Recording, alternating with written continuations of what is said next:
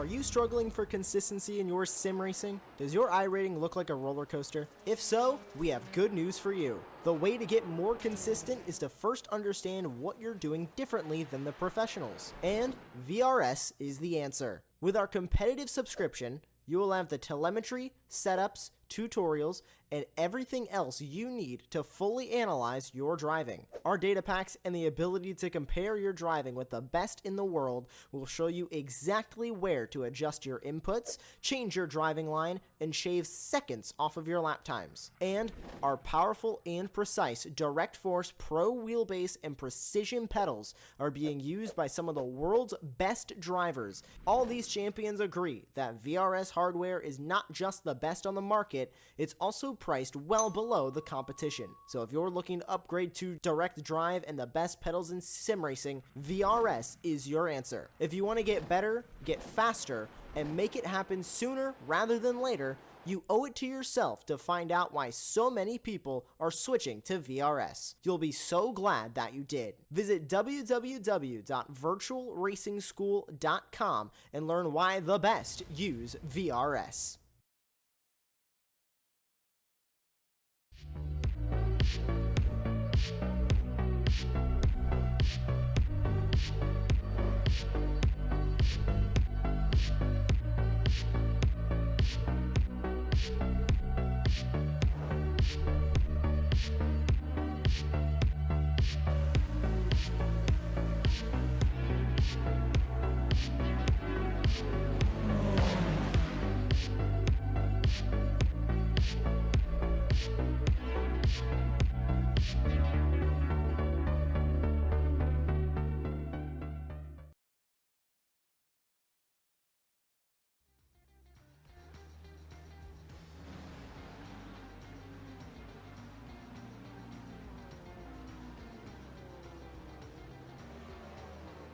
Hello everyone, and we are live from one of, if not the most historical, most sensational, most exciting circuits in the world. It's Cirque de la Sarthe, or otherwise known as Le Mans, for the iRacing Team Endurance Series powered by Champion Motorsport here on Apex TV.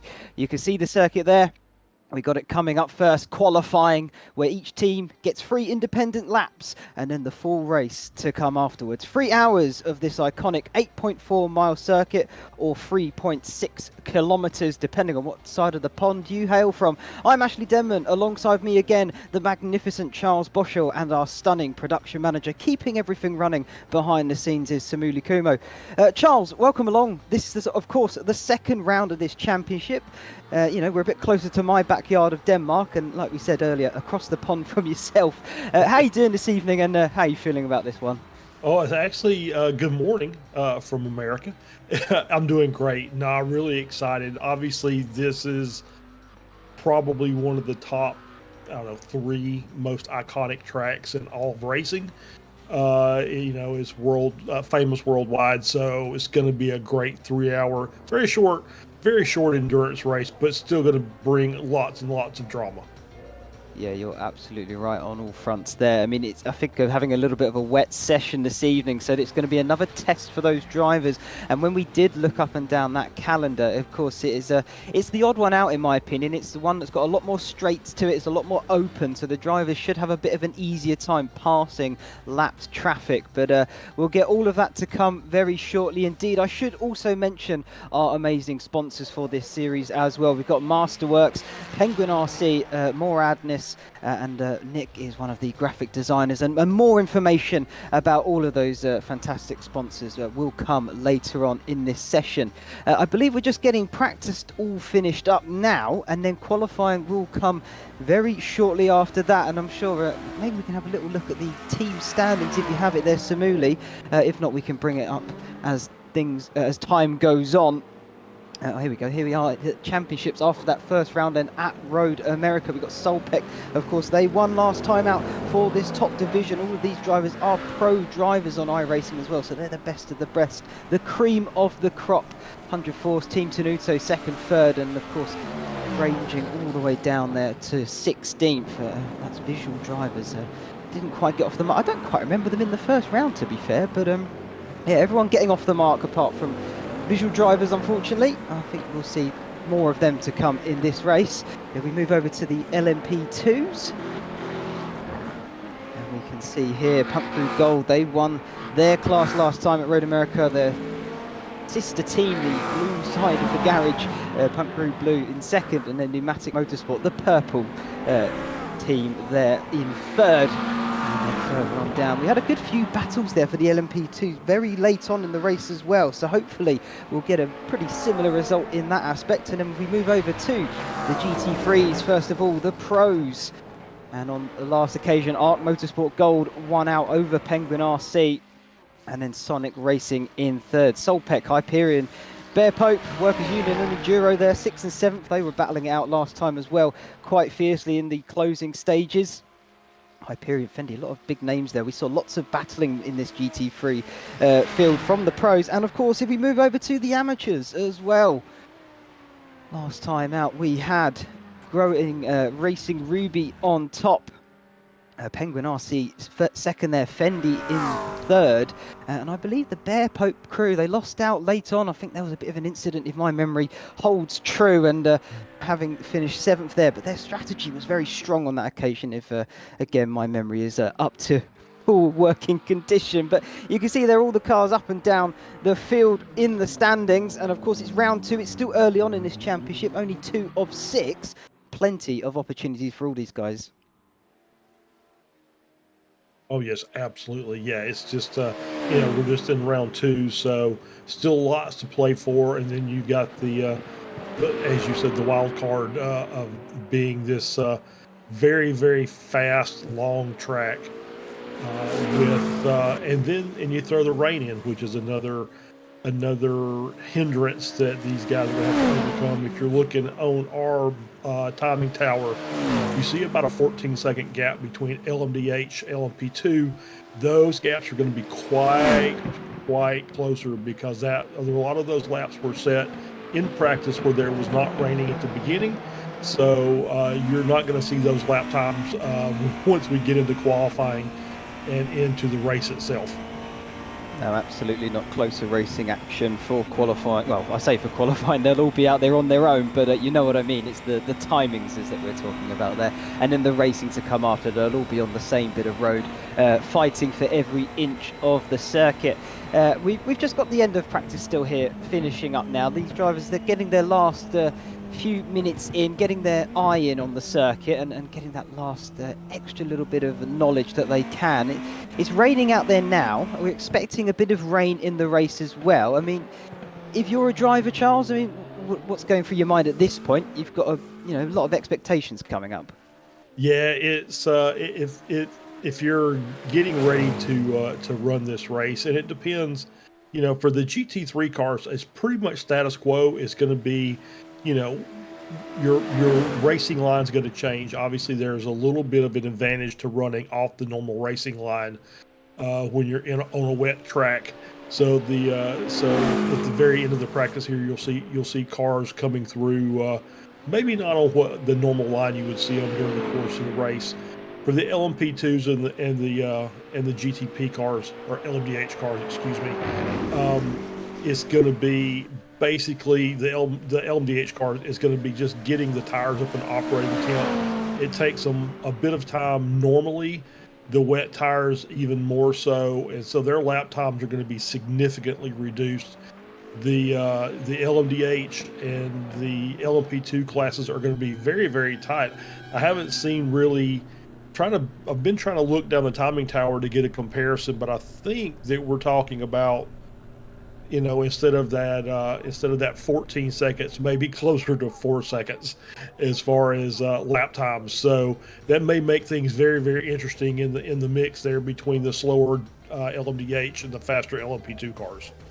Yeah, you're quite right there. Actually, I'd never even really thought about it in that sort of way, because lower end of the fastest group and then the top end of the second fastest group, they could start mixing and maybe even go wheel to wheel if it really is such a disparity in the time. But being so close, it just adds to it. that little bit extra, and yeah, the rain can really throw up a whole host of situations that you wouldn't normally get in dry conditions. And you mentioned there, seeing some of those GT3s particularly, they won't take the racing line. They'll be going what's called the karting line, where you're not on the fastest line, but it's the one with the most grip. It's a rather odd way that physics works, but it's just how things turn out. But many corners around this iconic circuit, as I mentioned earlier. I haven't actually got the number because I think there's probably far too many to count really in that sense, and I would imagine varying sources might have a varying number of how many there are, but there are some absolute famous ones. Tete Rouge, the Dunlop curve, we've got the Mulsanne straight, the Mulsanne corner right at the tippy top of the back end of that. You've got Indianapolis, Arnage, the Porsche curves. I mean, every corner, every sort of inch of this circuit absolutely streaked with history, and probably could tell you about 10 different stories themselves. Absolutely, yeah. This is one of, like I said, one of the probably one of the top 3 or 4 most famous tracks in the world of racing. We were talking before the broadcast, and I got a chance to experience it firsthand live in 2022 for the 99th running of the 24 Hours of Le Mans, and it's breathtaking once you get in here. Just from the size. I grew up, or I live essentially an hour from Talladega, which is the largest NASCAR track on the calendar. It's just a massive complex, but you can see the entire track. This is a whole different ball game, as they say. It is just. It took us an hour to walk from the entrance down to the end of the Dunlop curve, right before Tete Rouge, which is where we sat for about 7 hours. So it was a fantastic place to just watch the cars come in through the Dunlop curves, and then out to Tete Rouge, down for the Mulsanne. So it's just it's a fantastic place. And hopefully I get a chance to go back there, but a few more things on the bucket list yet to conquer before I get a chance to go back to Le Mans. Yeah, it's definitely on my bucket list. Unfortunately, I haven't had the opportunity to visit Le Mans it's in Le Mans, of course. That's hence the name. It's in Le Mans Sarthe in France. So, and you mentioned there the size of it is simply because the initial layout in 1923, when they first ran this race, is between 3 different villages. And that would have been Le Mans, Sarthe, and the Mulsanne, I believe, is the different village. It might even be Arnage. Arnage. Arnage, yeah, absolutely. Yeah, thanks for correcting me. Yeah, no worries. But yeah, that's such as to why the circuit is so large. Of course, it's been condensed over the years, due to safety concerns, all of that. The cars, of course, technology flying forward, and the speeds of which the machines could get up to was absolutely insane. So they had to rein it back in, and that's also why we have those chicanes down the back straight there of the Mulsanne. It's to slow the cars down, because up until I think about 1990, they were getting in excess of nearly 400 kilometers an hour. I think the top Porsche managed to do so. Absolutely insane speeds. Yeah, for sure. And yeah, it's a safety thing, because each team, if you give them a straightaway that's basically 4 kilometers long, they're going to see how fast they can make the car go down that straight, and that's going to sacrifice the rest of the track. So you would probably see insane speeds going down the straightaway, but then you would have cars that were struggling to get through corners like Indianapolis and the Porsche curves, just because they've basically trimmed out all the downforce of the car. So yeah, probably a smart idea to put some chicanes in there to slow the cars down, so that way the teams are not tempted to build a 300-mile-an-hour race car. Well, we saw it earlier in the year, really, didn't we? When one of the NASCARs came over, I think piloted by Jensen Button. We saw it down the back straight of the Mulsanne, absolutely trounced some of the other cars out there, which of course are specifically designed for this kind of endurance racing. I tell you what, the sound of it, that V8, absolutely music to my ears. I can tell you that. Yeah, for sure. Yeah, and that was one of the bad parts. Obviously, going to Le Mans any year is great.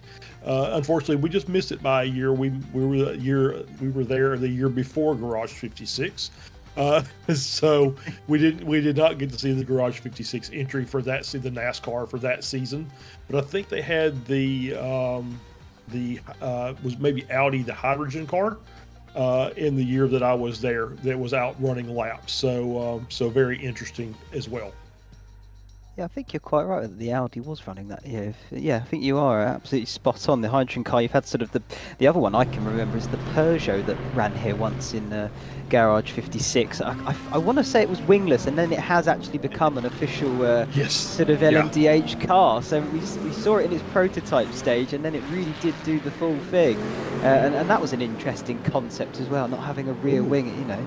But we've got a few cars moving out on the circuit here, still in under practice conditions. So they're, I'm guessing, just really trying to get their eye. And you can see the rain coming down incredibly hard. So that's going to, you know, especially for these GT3 cars, it's a very beautiful car there, the transitioning colours. You know, it's going to be tricky when you've got LMDHs coming up around you, diving up the inside potentially on those racing lines. Of course, they've got more downforce under them, so they can get away with that a bit more.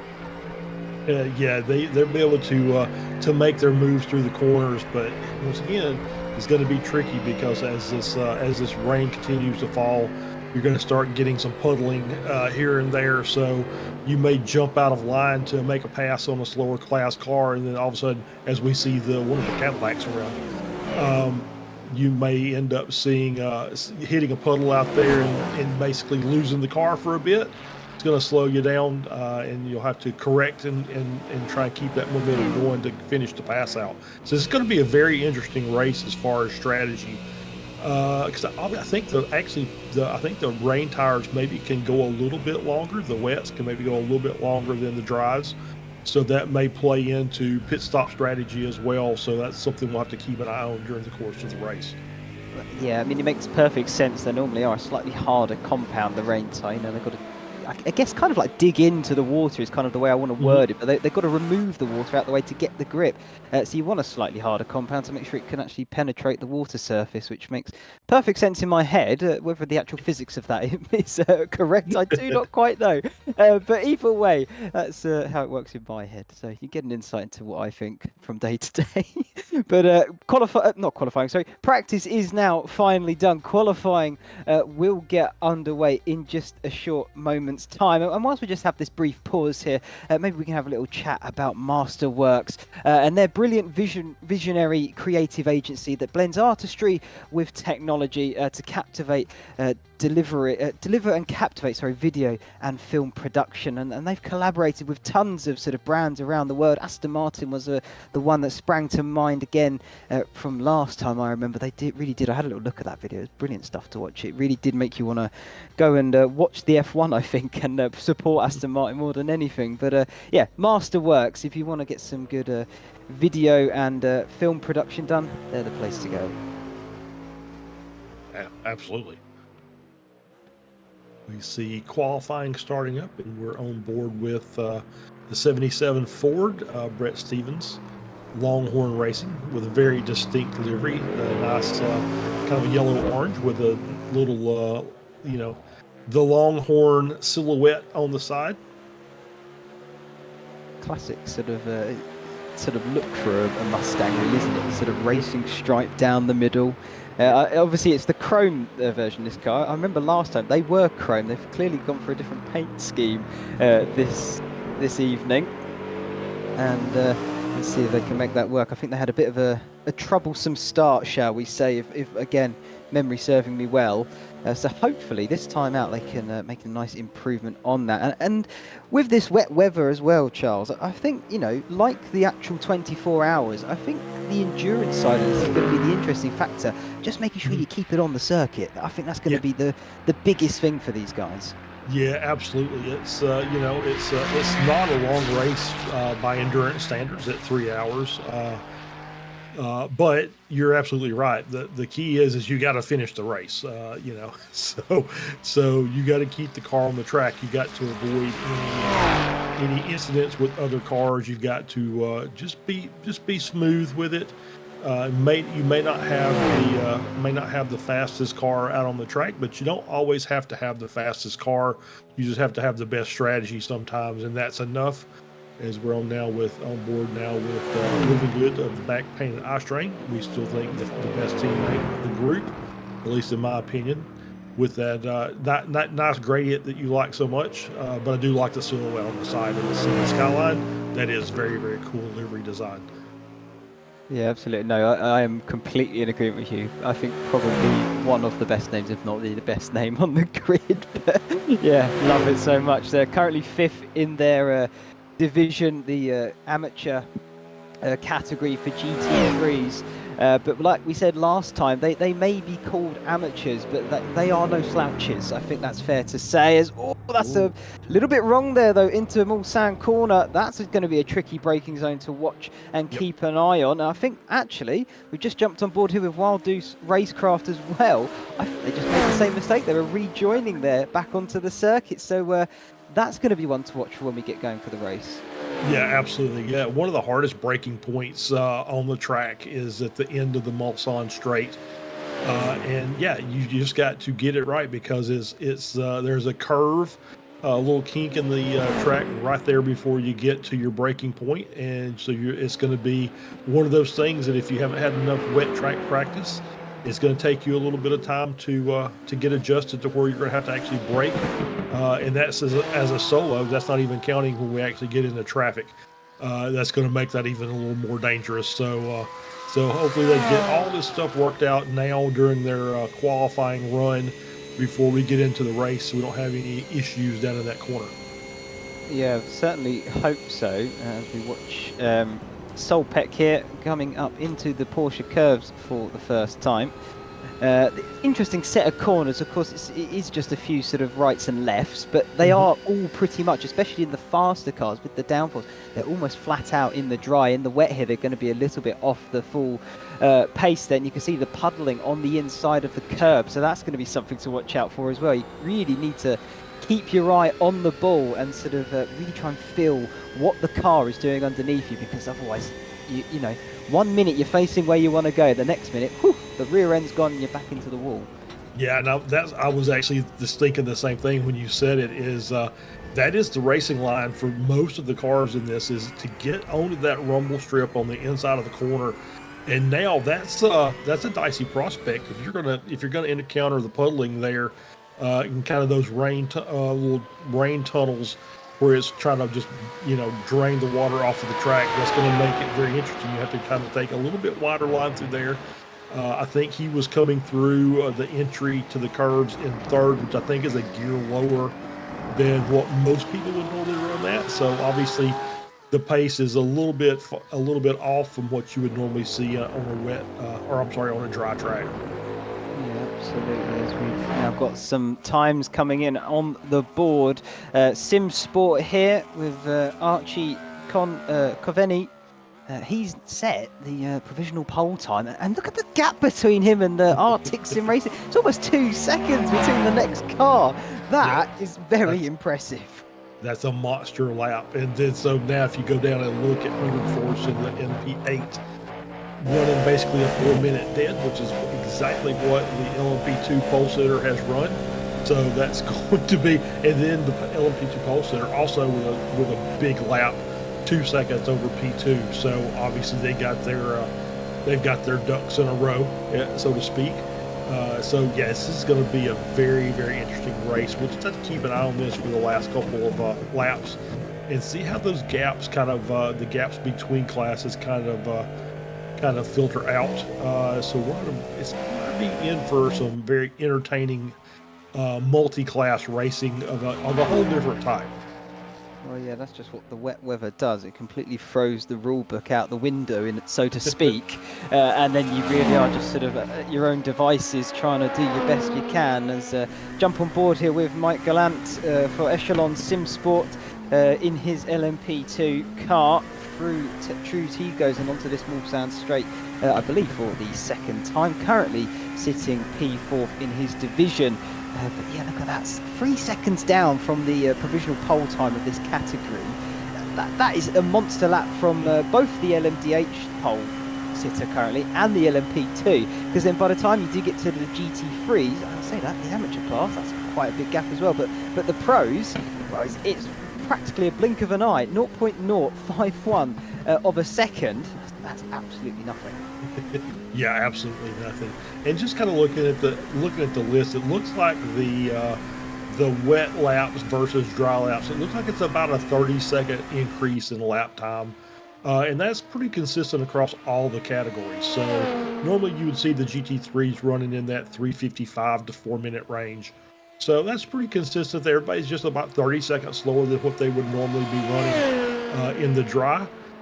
So I think what that means is once we get these last couple of laps, and I think those gaps are going to tighten up just a little bit in amongst these prototype classes. Yeah, I'd like to think that anyway, because I mean, if it was me myself personally as well, first lap is more of a banker. Make sure you get a lap on the board so that you are somewhere, even if it's not the fastest, you know, make sure you get on the board. And then for the second, or, you know, maybe try and pick up a bit where you've missed out in that first one, potentially. Final lap, go for it. Doesn't matter what happens. Just absolutely, you know, drive the hell out of the car, see what you can get. And if you make a mistake, it doesn't matter because you've already got a lap on the board. Yeah, that's like a really good strategy. It's the one I'd go for, that's for sure. Darren comes across the line. He now takes provisional pole then for Sim HQ Motorsports. He's in the white car, but his car is not that white, it's rather blue. But that's a nice little tartan pattern he's got there. It's very Scottish in a way. I don't think he'd appreciate me saying that because he's British and Irish, but it looks that, doesn't it? Yeah, it does. It does have that look to it. Punk Crew Pink now, they've retaken that. Well, I say retaken. They've now claimed that top spot provisional pole then in the LMP2 class. But we're going to jump on board here with Punk Crew Blue in their pink car. I think people don't quite understand the name of their team and the car colour. Seems to be all a bit here and everywhere, but either way, we're going to see some good action on this circuit. And the liveries are looking very nice indeed this week, I will say. Punk Crew Blue currently 13th in that LMDH category. 10 seconds down though on the pole time, which is currently held by Virtual Drivers, and that's a team that's yet to get off the mark with points. But looking at it, they could be up for a good result here. Currently provisional pole, and quite a few drivers have set their lap.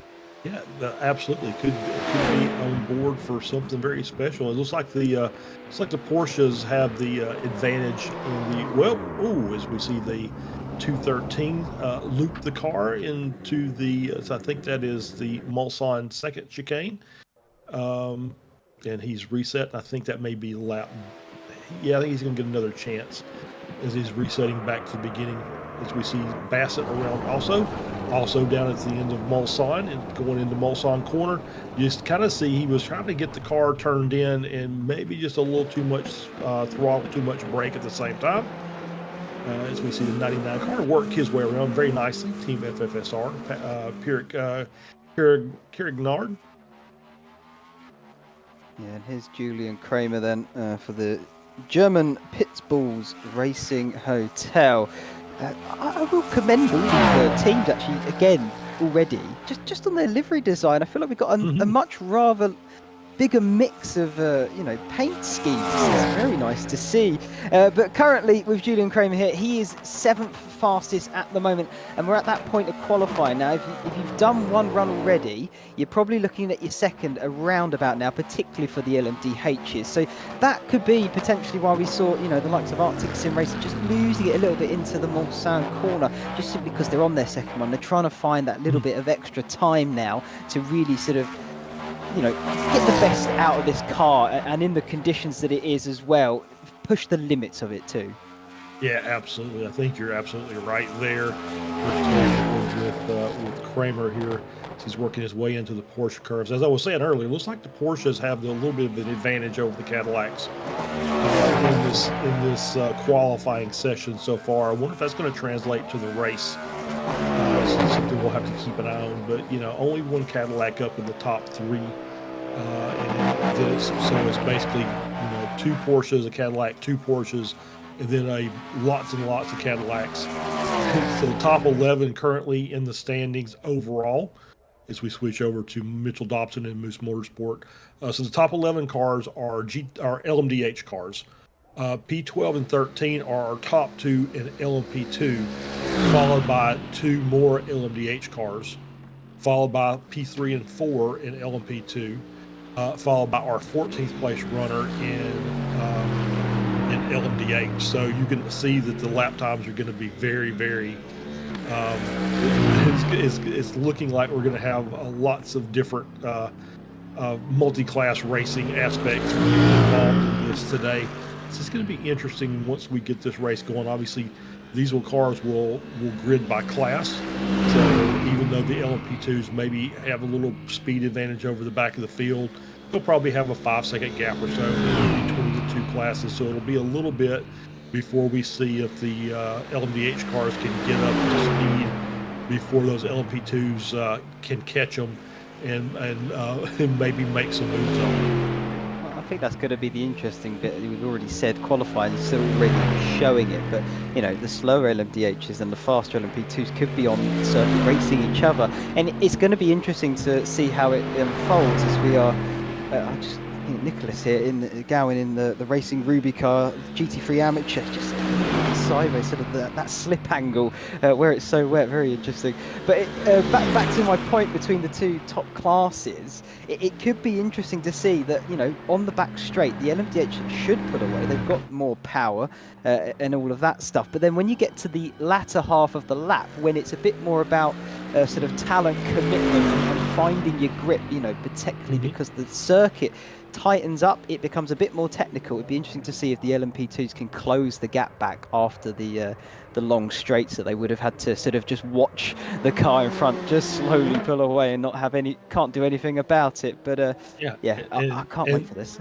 Yes, absolutely. And it's not to say that these and we're not really talking about the ability of the drivers who are on the lower end of the LMDH grid. It's just simply the way these cars run in the rain. We've seen it in official races where pretty much all iRatings are equal, or at least very close to each other, and you see it all the time. It's just the nature of how these cars perform in the wet. The LMT2s just do a much better job of working their wet tires into the proper temp and maintaining their downforce. The LMDHs are still a little bit of I don't know if it's just the nature of the car itself or if it's maybe something to do with iRacing. But I think we'll have some information as we go next week in the official sessions once the new builds come out, because there's lots of changes we can talk about during the course of this race that iRacing is going to pop out in regards to the LMDH cars as well as the tire profiles. Yeah, absolutely. Correct me if I'm wrong, Charles. I think they've got the Ferrari coming in as well, so that'll be nice to see another LMDH join the field. You know, you mentioned earlier we've got Porsches and Cadillacs. There is one Acura out there as well, so we have technically got 3 manufacturers in that top class. Of course, LMP2s, they're all the same car. It's down to your talent, your skill, and your setup as well. And then the GT3s, I think that's what makes the GT3 class special, is all the different manufacturers and all the different what's the word I'm looking for? Different, I can't think of the word, but you know, how the cars handle and how they perform. They have their own individual personalities. I think is kind of what I'm looking for there. So that's what makes GT3 special in my opinion. But you know, qualifying now is winding down. We can see the top cars then. The gaps have all closed up. There's only 3 temps between first and second in the LMDH. 8 temps is a lot closer than 2 for the LMP2s. And then the GT3s, Hyperion have a little bit of an advantage there. And that's a category that's a bit closer together with racing, where they are slightly slower speeds. So at 4 tenths of a second, it might not look like a lot, but that is quite a big advantage to the rest of the field there for the pros.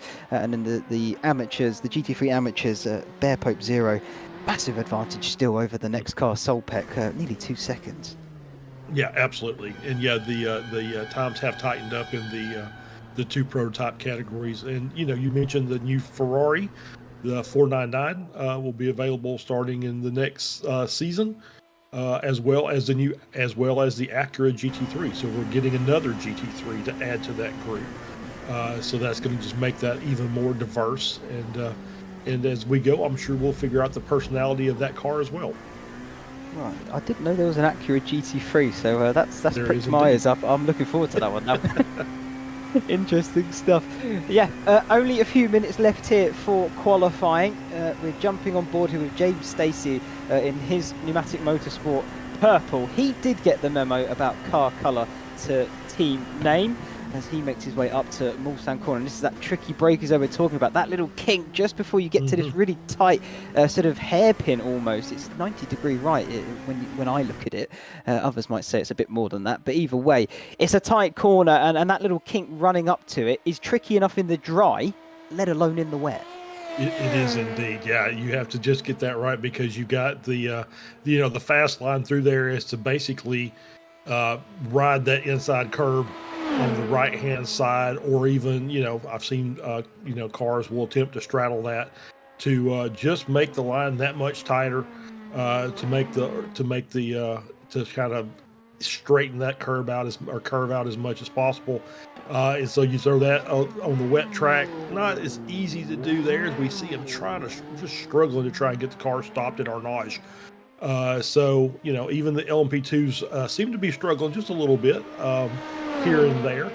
So we'll have to, another thing we'll be watching. But this is we're about 1 minute left in qualifying. So the cars that are basically, if they haven't got to Arnage yet, they're probably not going to be able to finish this lap up. So we may be pretty close to the end of qualifying and the beginning of this race. Yeah, absolutely.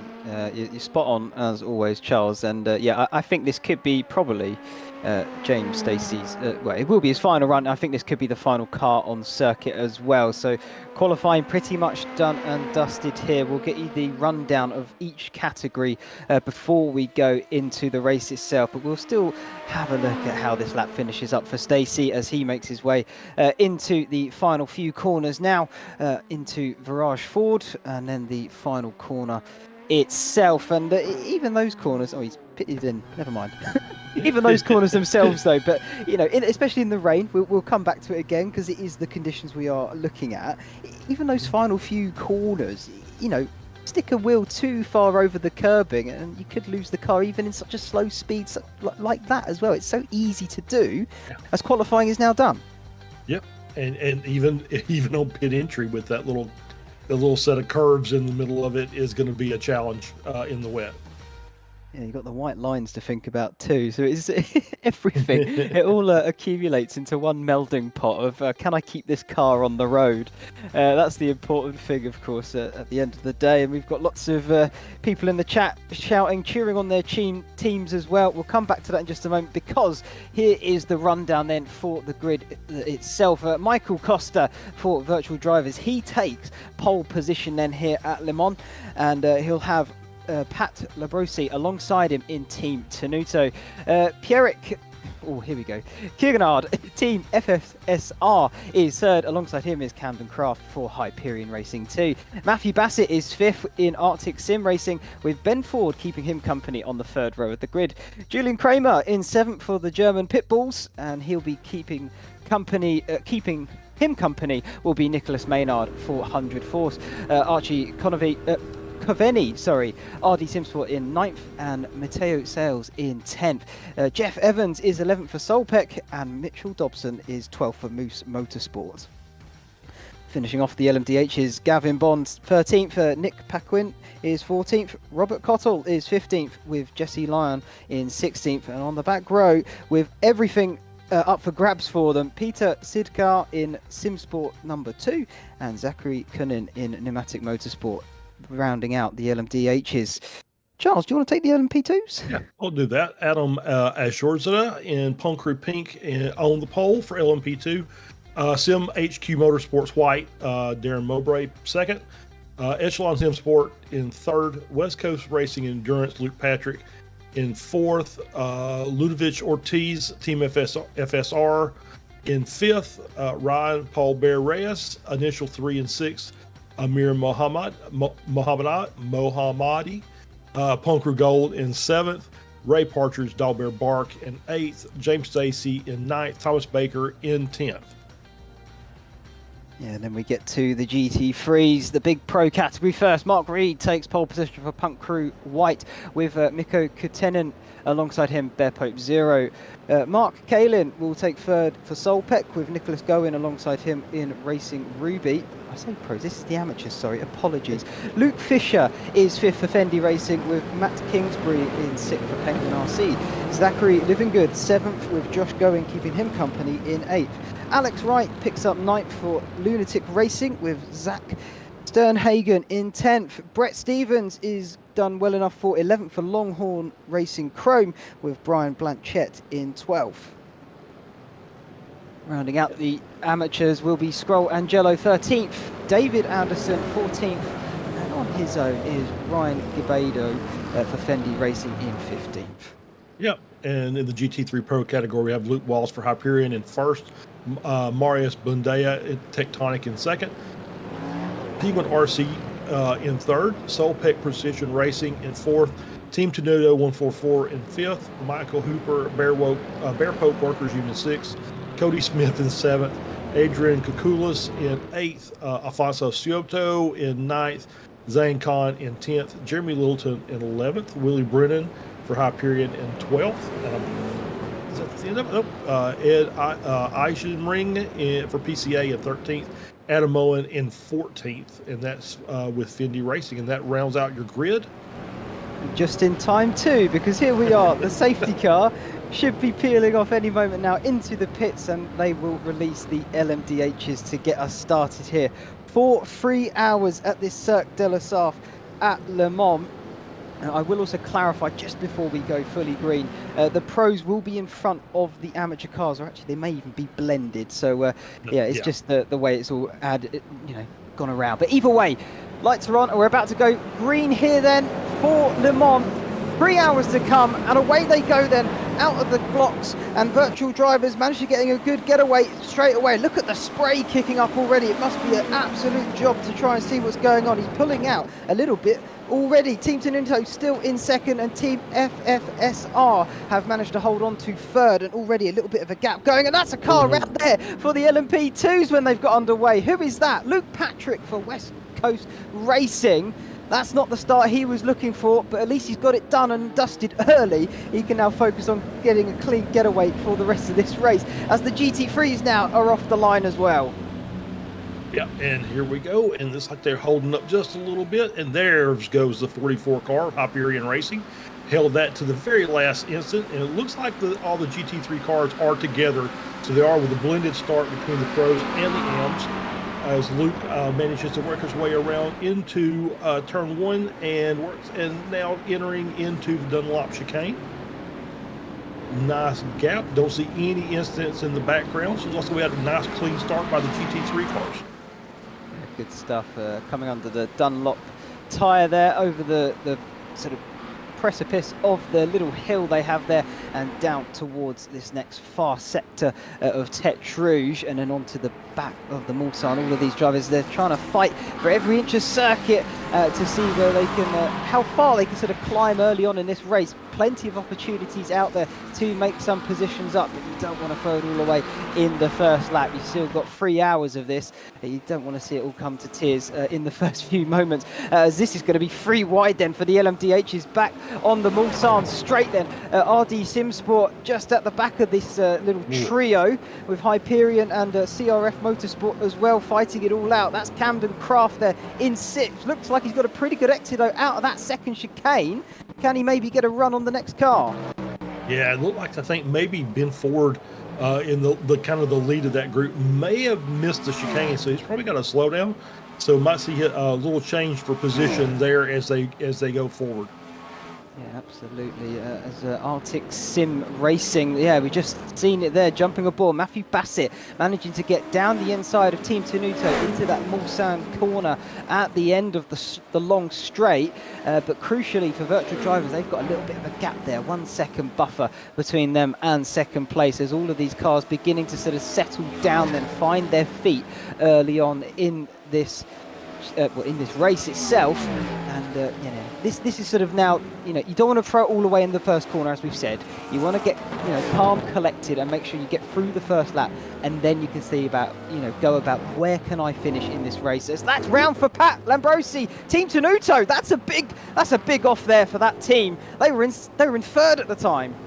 Yeah, absolutely. He's this is just a bad spot. He's right there in the kind of the middle of Indianapolis. We see the 40 car, Gavin Bond on the outside. Looks like he maybe had an overcorrection trying to avoid the car that was sideways in the corner. I did see a couple other cars. I think Julian Kramer and Nicholas Maynard also in the 101 and the 117 GTP cars also had an issue earlier that we did not see on screen, but they've dropped down the order as well. As we see, that's is that huge. Bassett around? That's it. Matthew Bassett for Arctic Sim currently was second. He's now dropping down the order with a spin in the Porsche curves. He's down into 6th place, and he's got the car going in the right direction again. That's another car. That's Mitchell Dobson for Moose Motorsport. It's a shame. He had such a good getaway. Climbed to 8th in the early part of this lap, and it's now gone all wrong in the Porsche curves for him as well. But he's still under his own steam. But I imagine a few of these cars are going to be picking up quite a bit of damage, as I think the LMP2s are starting to, you know, jump up on them and pounce. There he is, actually, Punk Crew Pink. They're already through on a few of the LMDHs. Yeah, absolutely. Yeah, just you can see that as we see the back on board there, that GTP car coming into the pits, he did have some serious front end damage. He's got to get that repaired. As we see the LMP2s working their way through the 4 chicane back to the start finish line. As with Punk Crew Pink still leading with Sim HQ Motorsport White in 2nd place, and he's all on the back of Punk Crew Red car of the LMDH class. Yeah, absolutely. A bit of a chaotic start here then in these treacherous conditions. I want to say I'm not surprised, but in a way I kind of am. These guys are very high-class racers. You know, it's the best of the best in some circumstances. And it's a shame to see some of them already having a few issues out there, as we just saw there, Punk Crew Grey getting passed by its sister team of the blue kind, as they make their way towards Tetrus for the second time. Thomas Baker here, Blue Chip Racing Black, currently in 7th for LMP2s as well. The LMP2 field have somewhat spread out a little bit already. They've already sort of settled down and got into a nice rhythm for them. So those battles are going to be going on for a lot longer. You know, a bit more patience is the aim of the game with this kind of racing, especially in these conditions. Yeah, absolutely. It just goes to show you what a good qualifying position will do for you. Virtual Drivers is already out to about a 6-second gap in the LMDH class. LMP2 leaders are up by 4 seconds, and the GT3 Pro up 2 seconds, and the GT3M up a whopping 10 seconds over the P2 in their class. So, you know, qualifying, this just goes to show having a good qualifying result will do dividends. It's just because basically you can see where you're going. I think that's the biggest thing, is you don't have to worry about, you know, 12 cars worth of spray in front of you trying to keep you from seeing the racing line. No, absolutely. It's all important getting your vision so you can see where you're going, like you've just said, Charles. It does pay dividends in the end, and you know, Virtual Drivers here, they've qualified pole. They've led the first lap, and they've now got a bit of a comfortable lead of 6 seconds, and it does look to be increasing as well. And that's that benefit of that clean air, clean vision in front of you. You haven't got the spray being kicked up into your face. I would imagine second place now, Team FFSR, are probably going to start having the same luxury, as they've got that gap between them and first, so that they haven't got the spray immediately in their face. CRF is currently third there as well. And again, you know, you only need about 2 seconds a gap, and then you do start to get that reduction from the spray effect. It clears up a little bit from there. So it's really when you get within sort of 1.5-1 second, that's when you really begin to suffer. Yeah, absolutely. And you know, it's an upside downside. The downside is obviously you can't see. The upside is if you can get within that 1.5 or so, you get the benefit of the draft off the car in front, which is going to make your lap time a little better, you know, and you'll be able to tighten the gap up that much further. But you're going to have to be very careful, as we see, and that's why you got a car sideways in Porsche curves. Just luckily luckily, the Arctic Sim Racing was not hit. CRF came through there, and it was very, very close. It's just, you just kind of lose the car in the middle of the corner, and you're sideways on the track, and here comes the next group of cars that are going to have to try to do their best to avoid you if they can see you. Yeah, absolutely. And I think with this series as well, each team will have one instant repair, if my memory again serves me well. And so that, if they do have a big off, as Nick Paquin does have a big off for Punk Crew Blue, currently down in 13th. Whereabouts is that on circuit? That is just as you get into sort of the Ford chicane towards the end of the lap. Actually, yeah, it is. Here he comes now. Yeah, so that was at the exit of the Porsche curves then. He's had a big off there. It doesn't look like he's got any damage on the car, which is nice. But yeah, nonetheless, you don't want to be heading off into the gravel at the very least, do you? Absolutely not. Yeah, as we see on your screen, incident under investigation between West Coast Racing and Team FFSR. We'll see what the results of that after the stewards have had their say, and see if there's anything. And yeah, that car does have damage. If you look at the rear of the car, both rear tires are exposed to the air, so he's obviously kind of clonked the back of that car up.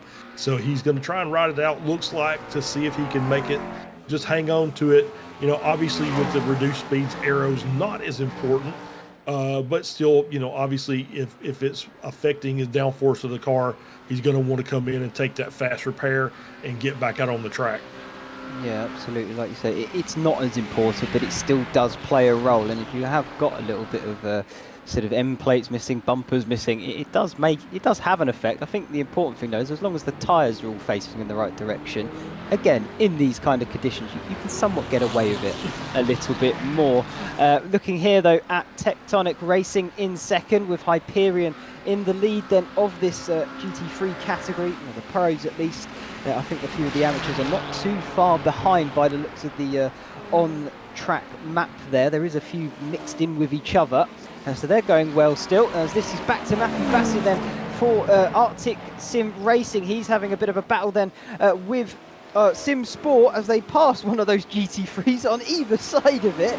Brilliant stuff from these guys, really trying to go for it and towards this small sand corner now. Who can get later on the brakes? This is going to be a test of skill then as they come into this right-hander.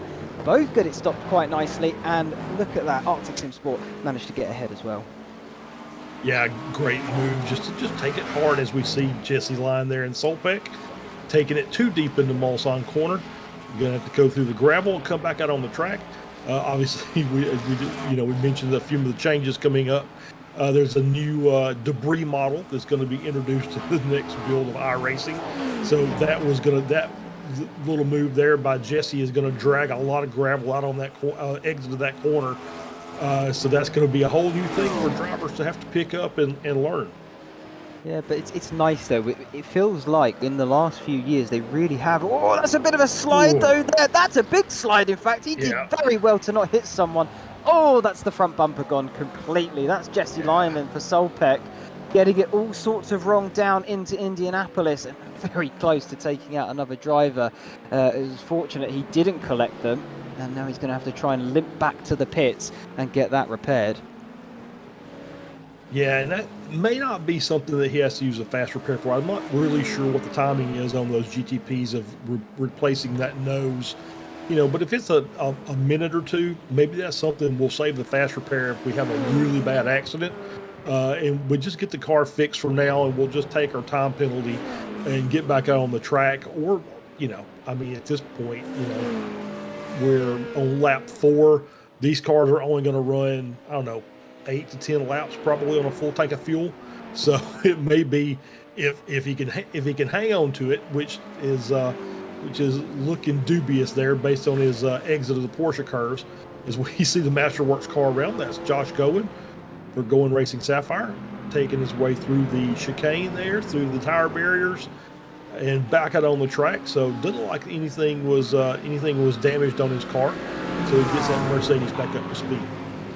that one just looked like he coming into the chicane. As you slow it down, of course, he wasn't going at tremendous speed. It just, the rears snag, or he clips a puddle slightly too much and just sends him round. But either way, Brett Stevens here, currently P5 in the amateur category, going well for Longhorn Racing then in their nice orange. Oh, you can see there the back end just trying to step out, but getting it back under control as Alex Wright is defending his position for 6th as they make their way down this back straight towards Indianapolis then for the 4th time. GT3 cars here, you can see them, quite a lot of them in the shot as well. Very close racing indeed. And yeah, the field not spreading out as much as I would have thought then for this category, even with the spray involved. Yeah, it looks like there's a lot of cars that are pretty equally matched as far as performance, both by the car and the driver. So they're kind of just grouping together. Obviously, on these faster parts of the track, the draft is going to really help keep those cars tight, even though they're probably struggling to see if they're running right behind a group of cars. As we're looking there at the 19 car, I'm sorry, yeah, P19, the 80 car looks like he does have the front bumper missing, so that's going to obviously be an aero performance issue. And it's probably good that he's kind of hanging in with this group and just kind of keeping the nose covered up. That'll help a little bit, but eventually he'll have to bring that in and get the car fixed.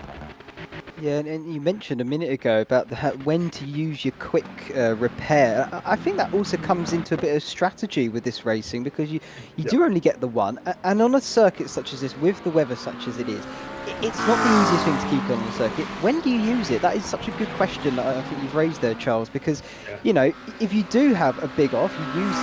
What if you have another? Or what if, it's such a small one compared to something that might come later? Exactly right. And that's, as you see in lots of cars. There's Kramer of German Pit Bulls Racing coming back on the track out of Mulsanne. And yeah, that's it. And you have to just kind of gauge it. Driving the car, because most of these guys are driving this car full time in officials or in league events for their teams. So they're going to have a pretty good idea of what a damage repair for the nose or for the tail is going to be. Obviously, suspension and wheel damage are quite a bit longer. If you mess up the gearbox or the engine, you're talking about half an hour plus of repair time. So that's when you would use it. Some of them are pretty easy. If you just basically take the car and roll it, that you're going to have to take that fast repair. But if if you got maybe minor wheel damage where your car's the steering's maybe off by a couple degrees, and it's pretty manageable, or you've got some minor aero repairs that need to be done, that may be one of those that you just go ahead and take it, because it looks like that there's going to be lots of people that are going to have to be using some repair time. So in the grand scheme of things, maybe not as much of a deficit that you might think. As that car coming through there through Indianapolis, it's just. That's so sketchy through there right now.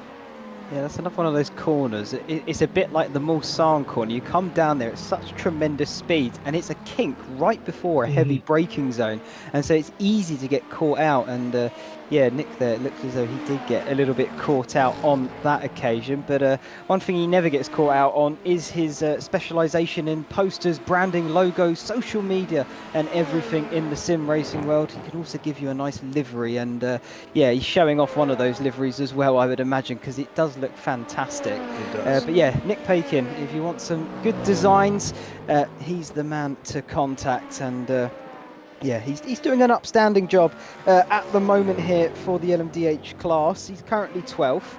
He could do with a little bit of improvement, but he's doing his absolute best, and that's what's important. And he's still on the track. That's also very important. He's still on the track, and it looks like the car, yeah, kind of like I said, you kind of see the back end of the car has got some damage to it. It's got the exposed rear tires.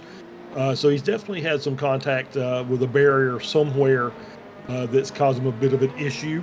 But yeah, he's managed to hang on to the car and keep it. Obviously, when you've got a little performance issue like that, that might have attributed to his sketchiness going through Indianapolis. Because you're right, it is a very high speed corner. There's a little bit of compression to it as well, so that makes it even look that much more tricky to try and get the braking and everything right going through there. Yeah, but it's one of those things in the dry. It's so satisfying. Like you say, it's a bit of compression. It has a tiny bit of banking to it, and so Yep. you can really throw the car into that first kink and then just get it stopped as quick as you can in that short area before the left-hander for the Indianapolis corner. But even in the dry, it's easy to make a mistake at. So the conditions we've got here, it's even easier to do, making that small mistake and error. And we've seen cars go off in that corner already a few times. Another one I'm surprised we haven't seen much action at, really, is this corner here, Tête Rouge. It's the one onto the main back straight here of the Mulsanne. And it's such a quick corner as well. It's really just a kink. You don't have to brake too much for it, but I'm surprised and, well, I'm rather impressed that we haven't seen any action go down there at the moment. So fair play to all these drivers out there, and I hope it continues because it is really impressive stuff. Yeah, and it's one thing we haven't talked about because of the rain, because they're not really up to their top speeds. This track lends itself to not getting a lot of what we call off track, so a lot of incident points for track limits. However, there are several places on the track where you can get a time slowdown that you have to serve, and Tête Rouge is the one. Because it is basically a one-line corner. You have to just absolutely nail it, both on entry and exit. You can't climb over the inside curb. You can't run the car wide on the exit. As we see a car just kind of getting sideways going through there. That's the Thomas Baker in Blue Chip Racing. Looked like he might have got caught out by the car in front's braking and just had to kind of hammer it. So that's, as you see there, that's probably an off track as well, or that's definitely an off track. It's probably a slowdown as well for just taking too much of the inside of the corner. So that is one thing that they have to deal with, and Tête Rouge is ground zero for the slowdowns on this track.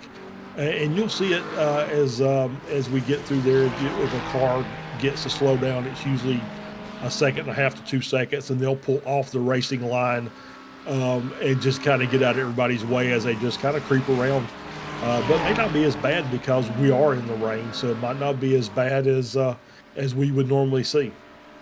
Well, no, because they will, of course, be taking it at slower speed, like you say, and if they do make that, an off, it's so wet, you pick up all the marbles as well. You really do have to take it cautiously if you do find yourself off the actual racing circuit, so that probably lends itself to maybe not seeing as many slowdowns in this race, but either way, we'll see how things progress as we get deeper into this race. Only 20 minutes gone, still the vast majority of it to go. And finally, the LMDHs have caught up to the back then of the GT3s. I think they've passed a couple already, but the real sort of front runners, mainly the pros and a few of the amateurs in there for good measure, finally getting caught up to with the differences in speed. So, 20-minute mark, so by my calculations they should do it 2 more times in the hour, there or thereabouts. Same for the next and the same for thereafter, so about 9 times they should be, or maybe 8 depending on the race length itself and what happens, but should be around that sort of length. Yeah, that sounds about right. That's some good quick math. So it's it's just one of those things that you have to do. This is the multi-class racing that we're used to. You get the faster cars looping the circuit, and they're catching up to the slower class cars, and just kind of working their way through. Obviously, makes it a little more dangerous with the track conditions. But Costa so far hasn't put a foot wrong. He's having a great race. He's out by 11 seconds over P2, and just slowly working his way through the GT3 class. Yeah, absolutely. He is doing a very good performance thus far. Of course, let me see there. Nearly 12 seconds he's managed to open up to the next driver. So he's got a nice buffer in his back pocket, and that will give him a nice bit of confidence as well, knowing that he has got a little bit of give if something were to happen, as he's now trying to file his way through the sort of slightly faster GT3s now, getting towards the back of the pro grid. But the nice thing about Le Mans, and we mentioned it earlier, it is the odd one out in this calendar.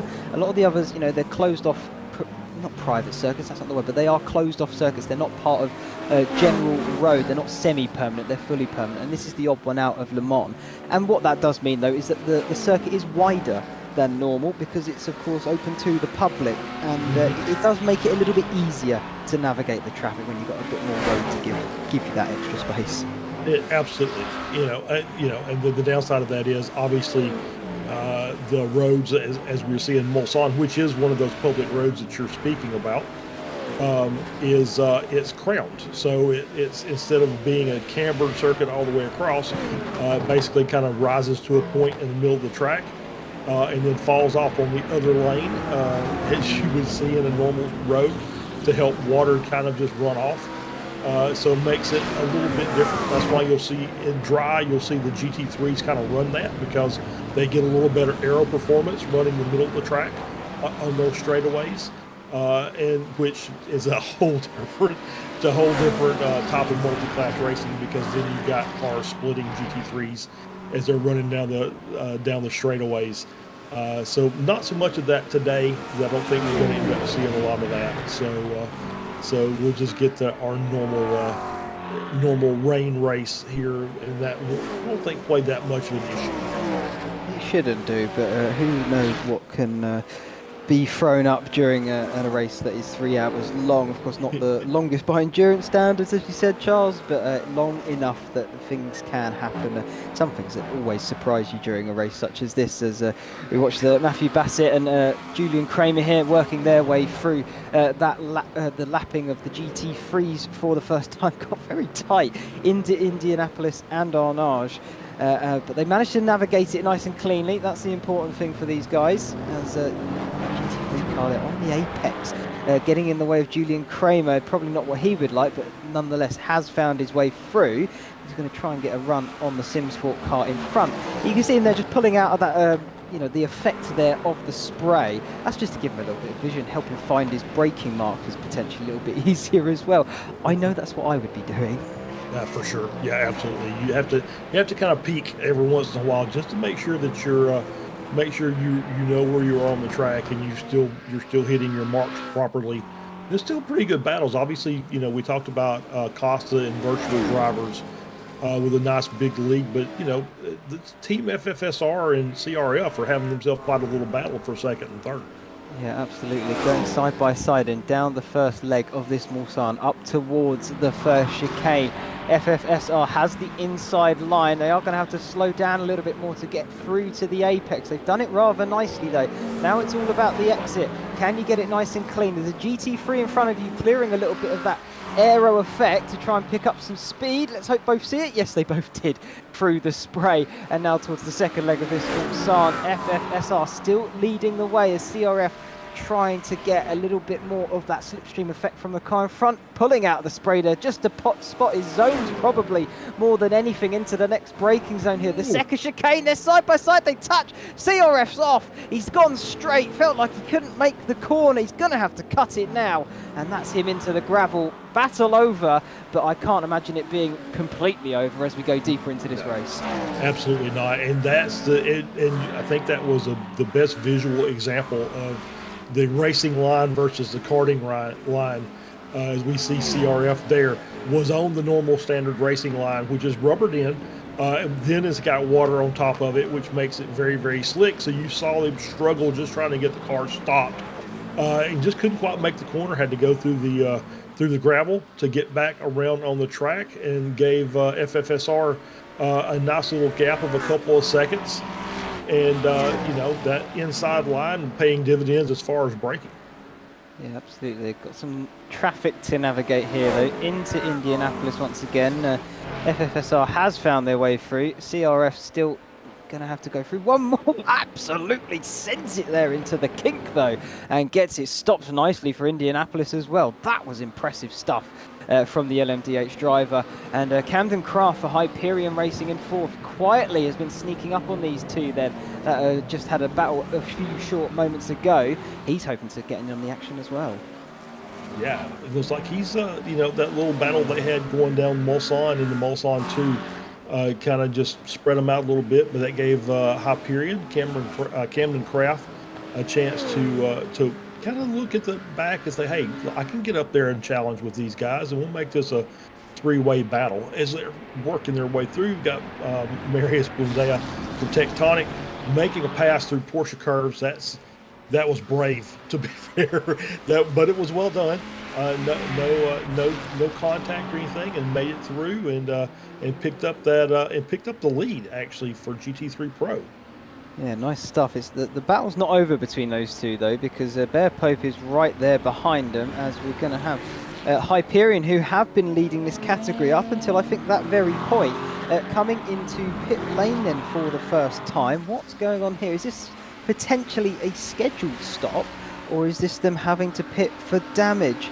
Let's have a little look, see how long this pit lane is going to take them. I'm just trying to find out what has happened to them. I can't quite see it on the timing screens I have here to the left, but either way, in the pits they go. They're going to drop down the order a little bit, and that does mean Tectonic have been promoted to the top of the GT3 category. Yeah, absolutely. Yeah, that feels like it's early for a fuel stop.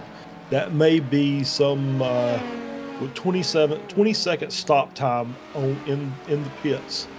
That may be a strategy call there to just maybe get out of the traffic, and maybe kind of reversing the fuel, kind of working the race backwards, as they would say, saying, okay, we know that we've got a partial stop at the end, so we're going to take that first, and then it's just full stops for the rest of the race. So that might be a strategy, and we'll see how that plays out. Spot on with that one, actually. It makes sense. They've come out onto the racing circuit once again. Luke Wallace in the car, and they are in 9th position for the pro category. I think a couple of the amateurs are in front of them as well in their own category race, but they will of course all still be racing on circuit for positions. But it does look like a regular stop though, like you've just said, Charles. I think yeah, you could be absolutely spot on, just working the race in reverse. Yeah.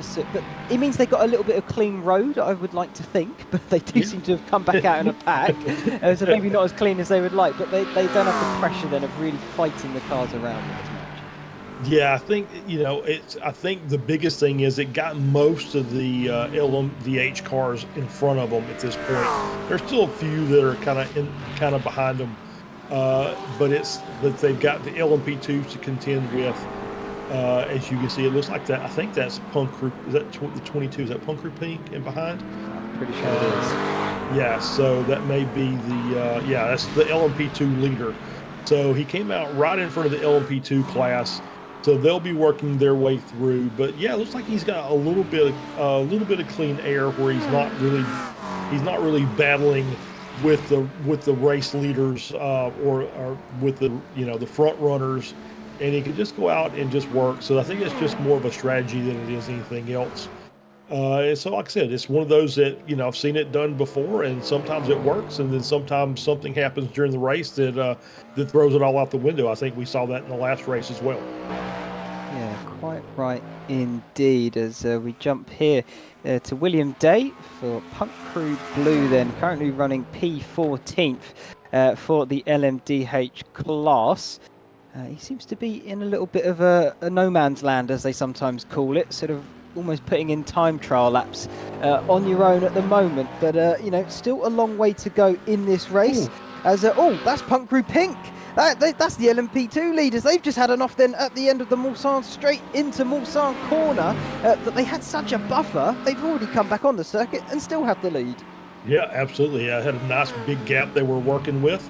And so it looks like he's in the middle of those GT3, so it might have been just a difference in braking between those two classes, and maybe caught him out just a little bit, so he had to go wide. Didn't like he hit anything. I would say we'd go back if we talk about Punk Crew that we had up earlier. Punk Crew Blue that we were looking at with William Day. That was the P14. They've already pitted, and I think that's a driver change. So they've already came in for a full stop, and they did repair the car. I did notice that the rear of the car has been fixed, so they've used their quick repair because it was a 54-second stop. So they've got that car straightened back out, and they've got a fresh driver in. So he's got a fresh car, fresh driver. And so now they could just go out and, they're still on the lead lap. They haven't lost a lap to the leader of the race. And so maybe he can run some good quick laps and pick up some of that time that they may have been losing during the course of that first stint. Yeah, Absolutely. I think it's the driver with Nick Paquin in there as well, as that's an off right. then for for Thomas Angle. Team FFSR, they were running P2, so that's a big Right. crash effectively then for the LMDH class. It looks like they've just got it a little bit wrong in the curves there at the back end of the lap. Luckily, thankfully, no one managed to collide with them as well. It does look like it's just a little half spin, but it's cost them big time now as they are down in 11th. Yeah, it's cost him a full minute on the track. So I don't know if he maybe, I don't know where he ended up out there off the track, but he's coming into the pits now. So there may be some damage on the car that they got to get fixed. So he's just said, you know what, we're coming into the pits, or this may be the beginning of the pit cycle for the LMDH class. Yeah, I'm just thinking that it might be the pit sort of window. I mean, maybe you would know a bit more than I in terms of sort of how long these cars can go on their fuel load, as this is a battle for P2 in this race. Hyperion, oh look, they've done a repeat. It's an absolute carbon copy of what we saw between FFSR and CRF a few laps ago. CRF though on the winning side this time around, holding on to P2 as Hyperion had to take the run off as they, like you said earlier, on that racing line, no grip on those tyres and just couldn't make the corner. But luckily, no damage to either car, still able to continue on racing. Yeah, absolutely. I think that maybe as these drivers go, it's okay. So now the next time I may stay on the inside line and just kind of lift and not try and force the issue on the racing line, because obviously you can't stop out there. It's just, or at least anywhere close to where you can make a move for a position. So that was going to be a good defensive corner. Just stay to the inside. You're going to have the advantage on brakes, and then we'll see what the outside car does. Hopefully they don't wreck and kill us. So that's kind of the thought process I would be thinking about if I was driving this race. So yeah, I think that the drivers, as you know, the more corners they take, the more they're going to learn, and they can hopefully pass to their teammates who are going to be getting in the car in short order. To go back to the pit cycle, I would think, you know, the LMDH cars normally run 45-ish minutes on a full tank of fuel. Would think because they're in the wet, they could go a little bit longer during the race, but I don't have enough experience running these cars in the wet to give you a definitive answer. So we'll start looking around the 42 to 45 minute mark and see what happens when these cars get to that point as they start peeling off and coming into the pits for fuel. Yeah, absolutely. I mean, I think you've answered a good question there of maybe they are also working this race backwards in a way, because, you know, if you're not getting to the hour mark, then you're going to have to do 4 stops, and this could be the first of 4. So, yeah, that could absolutely be what a few of these teams out there are looking to do. Still looking here, though, at Julian Kramer for P6. He was chasing the down P5 as we're going to jump to Ray Partridge, Dog Bear Bark, and actually we're going to jump over then to Mike Gallant, Echelon. They've had a bit of an off then in the LMP2 category. They've just lost a few positions, which are now right up the road. As that's another off for Punk Group Pink, the leaders of this class, having another off then at the Mulsanne corner, having a little bit of struggles in that corner by the looks of it. I think that's twice now in the last 3 laps. Another off, Darren Malbray, Sim Sport White, more cars going off. That's Dog Bear Bark again. It's all happening. There's another car, Echelon, Mike Gallant in the wall.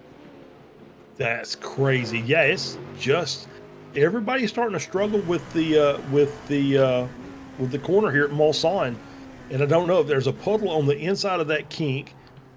That might have something to do with it. You can just see the car just not wanting to stop and turn. We'll get on board here with James Stacy and see what he does. Kind of stayed a little bit wider and just nothing there.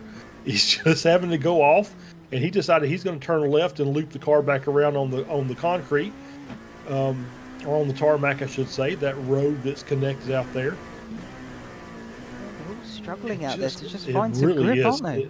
Yeah, it's just that one corner is just giving everybody fits. I wonder if maybe the rain, it did look quite heavy over at that corner. I wonder if it's slightly heavier than maybe the rest of the circuit.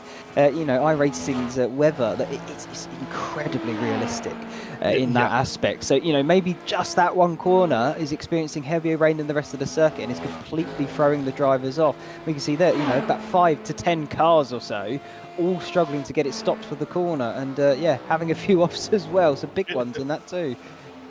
Yeah, I wonder if that puddling that's starting to happen on the inside of that little kink is starting to really unsettle some cars. We see them side by side coming through. Is that?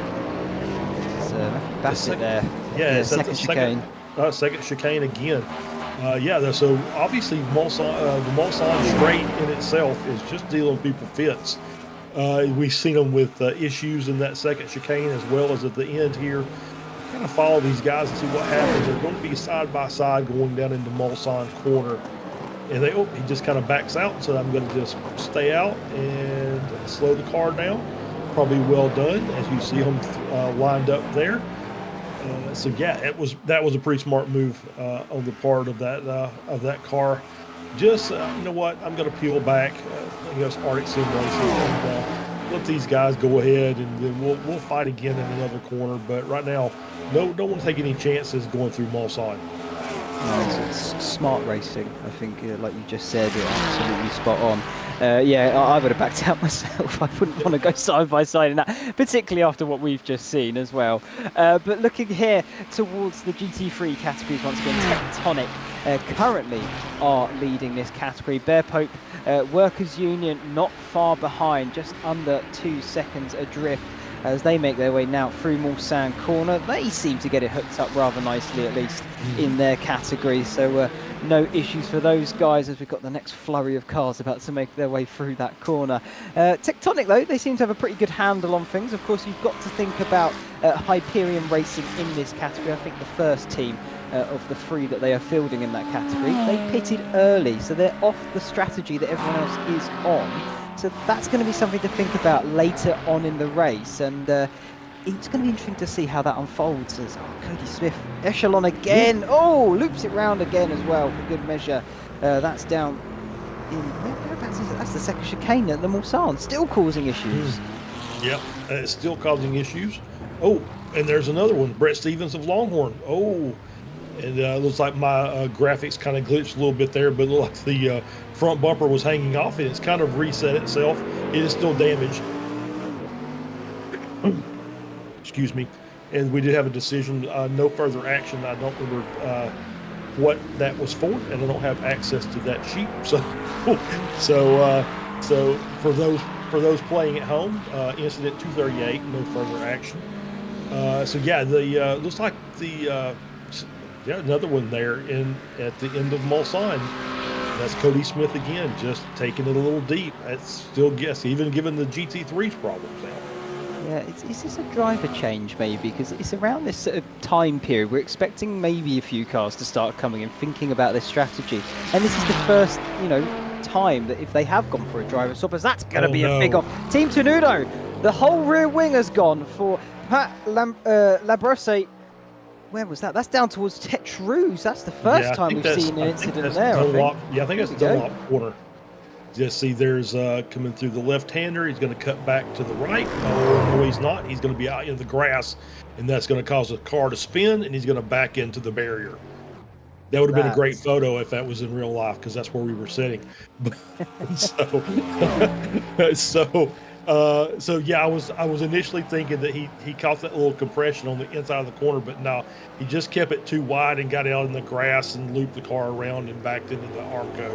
So he's going to struggle to get that car back around because he's lost a big chunk of his downforce with that missing rear wing. So it's going to be a little bit of work to get back to the pits.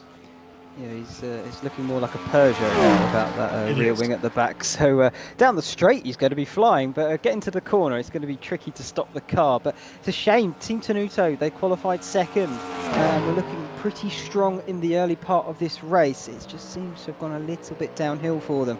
But still a long way to go, and anything can change in these conditions. So who knows what's going to happen. Let's just hope he gets back to the pits nice and safely as well. Still in 7th then. are Team Tenuto, and not out of it, of course. It's still on the way. But yeah, looking forward to seeing them come back at it. As we jump back on board though with Bear Pipe Workers Union, they've closed this gap then up to Tectonic then for the lead of the GT3 class. I wonder if I can pick up some slipstream then down the second part of this Mulsanne, or should I say after the first chicane, and maybe make a move into the next corner. We've seen a few attempts there in the top class. I wonder if the GT3s can have at it any better. Yeah, we'll see as they work their way down. Blindea for Tectonic. Looks like he's going to kind of do the standard straddle the crown of the track there to try and maximize his pace down the straightaway, and he's just kind of come through. But you could see that they basically stayed off of that outside line. They kept it pretty close to the center of the track. So I think they've learned already that's not the place you want to be on the outside there. So I think that there's not going to be much battling in that as more and more drivers figure out that you don't want to be out on that racing line going into that second chicane. Yeah, absolutely, and that just comes with experience and building up your confidence as well around this circuit with the conditions that we are under. And so, you know, as time goes on, each driver becomes a little bit wiser as to what is happening in the race itself, what's happening around them, where you can push, where you can save. And oh, that's another car in the background there going off at the Mulsanne. That's Blake Reynolds for Solpec. They were running in third. They've now dropped to fourth. Behind Team Tenuto then, that's the the McLaren right in front of him. It looks like a Corvette though, they've got a little bit of wings on the front of the car. It completely threw me for a moment then. Yeah, and Reynolds basically the same thing. It's just a little deep in that braking and had to just kind of stop the car and get it to turn.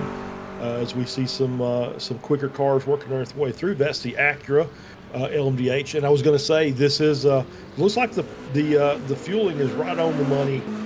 The lead group of LMDH cars are in the pits at the 44-minute mark, so it looks like they're pretty much running the standard times for the fuel stint thereabouts. So that's going to throw virtual drivers back up to the front, who's already pitted and taken his pit stop on the lap previous. So yeah, that makes a lot more sense now that you may have a couple of cars out there that's kind of reversed their strategy. So that's going to take a couple hours for that to play out, but we'll see if it does them well. As we all know, that's the 213 car around. That is virtual drivers. Just lost the car coming out of that through Tete Rouge. Yeah, well, we just saw it a moment ago. Team Tenuto having the exact same issue. I think that's coming out on the pits on cold tyres and just struggling to find the grip. You can see they're just not wanting to grip up, and then swiped out from underneath and into the back. That's huge. That's the leaders of the race. They've just had a moment, almost being collected by another car as it flies on past. There's another off. Jesse Leon for Solpec. And they've already caught. They've gone straight back to the pits. Yeah, he's towed that car immediately. He knew that was beyond repair. Yeah, you can see he's still struggling to get the car around with no rear wing as he's working his way through and coming through Dunlop. It just carried too much speed. Is into the tire barrier on the inside, and a quick tow back to the pits. Now we'll be taking their repair now as Zach Sternhagen for CMS Racing Titanium around as well. So the track is starting to fight back in a ferocious way. That was going into Porsche curves. Obviously, very, very, very difficult for the GT3s to get the cars slowed down enough to get through there with their limited downforce. Ray Partridge for Dog Bear Bark, no front end. So in the battle of Le Mans, looks like Le Mans is actually winning. Yeah, that Dog Bear Bark, Ray Partridge here. We're going to get a replay of what just happened. That was a very damage-stricken LMP2, and you can see the kink, and he's off the circuit there, so there's no grip, and straight into the wall. Couldn't do anything about it. Once you've gone off the circuit, you're just a passenger along for the ride. And yeah, Ray Partridge there struggling to get that car back to the pits. That's Nicholas Maynard for 100 Force, finished second time out in Road America, currently running P6 as they just went a little bit wide in that second Mulsanne chicane. It's still throwing up a lot of problems for these guys and drivers, as Cal Young trying to defend his position then from Arctic Sim Racing as they make their way up towards Mulsanne corner. That tricky right-hander, will we see them go side by side? Or yeah, quite smartly, I think, backed out of the corner just to make sure they get through. Adam Lundqvist, though, does take the position for Arctic Sim Racing. Yeah, nice move. It was very brave. As we saw, many cars just can't get the car stopped at that corner. So well done for that to make that move in that position. We see now side by side coming into the Porsche curves. They'll split a GT3 car. This might be spicy. Yeah, absolutely side by side. Crazy. And back to single file CRF. Nicely done. Committed. That is the one word I'll give it. Yeah, very committed. And you see now Hyperion off the racing line, trying to get the car slowed down, trying to get back in rhythm. CRF takes that position up into P3. Don't think that's the last time we'll see changes for position in this race. It's just been crazy. Solpeck now in the LDH category coming into the pits. Yeah, Jeff Evans there into the pits from second, and I really hope that's not the last overtake of the night, or it's going to be a very uneventful, Charles. Yeah, for sure. I'm sure we'll see plenty more action.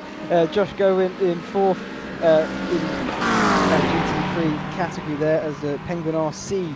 Michael Gonzalez is ninth. I think that was the different classes. I think that's Gowen was fourth for the amateur class, and Sonic Racing, Afonso Suto is currently 10th, following Penguin RC as they now come up to Mulsanne corner. Can they get everything stopped nice and neatly? Oh, going in the back, they're having a little bit of trouble. Just about managed to get it under control and found his way through the corner. Very nicely done indeed. But yeah, got a little bit squirrely though. Yeah, for sure. Yeah, Afonso is, I happen to know him. He does a little bit of racing for my team as well, and great kid, very young driver.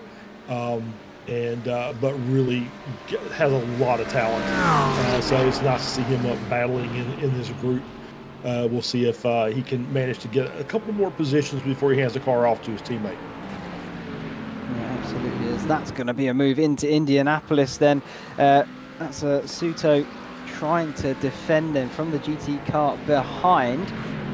As they now come through Arnage, still single file at the moment, just about fending him off for the time being. This is going to continue up then towards the Porsche curves. And we've seen there, we just saw a moment, well, a lap ago, the LMDH is going through side by side. Can the GT3s do the same? In my opinion, I wouldn't risk it. You really want to make sure you get a nice clean overtake that's not going to risk your car veering off into the gravel. But if you're so close and so much faster, sometimes you just have to send it and go for it. For the moment, they're still going to stick behind the Mercedes, following the racing the racing line in a way. As down the inside he goes though. That's brave from Suto. He's just about got it done. He stayed on the road as well. So did Nicholas Gowen for Gowen Racing Ruby. Very nice indeed. That was brave stuff. That was indeed. I think the 80 car there, the Mercedes, got a little wide going through that corner and just left the door open. And Afonso did a great job to make that pass. And make it stick and actually not make contact with anybody as well. So great move by Afonso. And yes, everybody's still racing. So we'll see if that 80 car of Gowen can get a little more pace. And I think he's still running without his front end. So he's still out there kind of struggling for overall pace. So they're just trying to get to the pit stop, I think, and so that'll be coming up in the next 5 or 6 minutes, I would think, for most of the GT3 class. Struggling a touch, shall we say, as the sister Sapphire car is now closing in the gap to the Ruby team. and so that could open up some more sparks. Yeah, also missing the front. Yeah, also missing the front, yeah. Somebody kind of caught that. It's like, yeah, so both those cars are identical at this point. Oh, no. Bear Pope Zero off in the gravel. Looks like in the Dunlop curves. Make sure you rejoin safely. That's one of the most important things when you do leave the circuit. Don't cause further incident as you join back. Bear Pope Zero just about managing that one nice and easy. As back to this battle then between the two teams, red and blue. Who's going to come out on top? Down the back of the Moorstrand straight they go, up towards the first chicane. Ruby still having the advantage over the Sapphire team. That's Nicholas going at the wheel. There's a little bit of a gap opened under braking then, and that will just allow Going just to relax ever so slightly then down the second part of this straight as the Sapphire team still try to close in on them, and that slipstream should allow them to do so. Yeah, absolutely. Looks like, yeah, they're obviously, even though they're both with a little bit of damage, they're probably going to be pretty equal as far as pace is concerned. And them being brothers, this is as much about bragging rights inside the house than it is as much as it is on the track. So this will be a pretty nice battle to watch as the race goes on.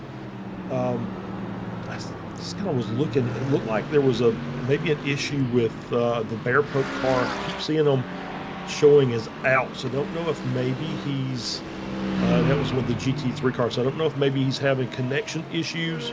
I think we've had a little, people struggling a little bit with the graphics demand as we see another prototype, the LMP2, coming out of the gravel there at the end of Mulsanne. That's the 121 car.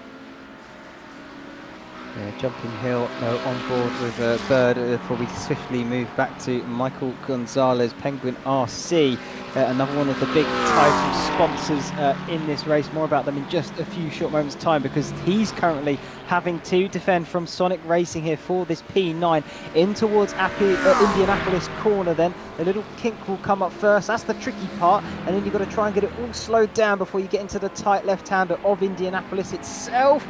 Oh, you can see there the Ferrari just wanting to try and slip out from underneath him, but Alfonso keeping it under wraps very nicely indeed. And now into Arnage for the right-hander. You've got a little straight here then towards the next set of corners. That's the Porsche curves where we just saw a few moments ago one of the GT3 cars absolutely send it. I think that was even Alfonso. It was, wasn't it? He got past, and he's now caught up to the next car.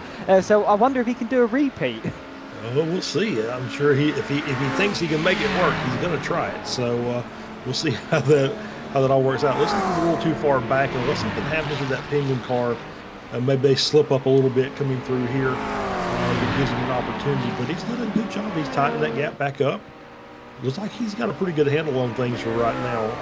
He's handling the spray and the wet track pretty well. We see some of the LMP2s trying to come through now. It's the 94. Yeah, they're going to have to be patient here. It's very tricky to try and navigate this the traffic in this part of the circuit, and so yeah, patience will be key. As no! Oh, what's happened there? We're going to need a replay of that one, because that is Alfonso in the wall. But before we get that, we're going to see Scott Angelo heading off into the gravel himself. He's going back. Oh, we will get the replay. Here we go. Samuli doing his very, very best.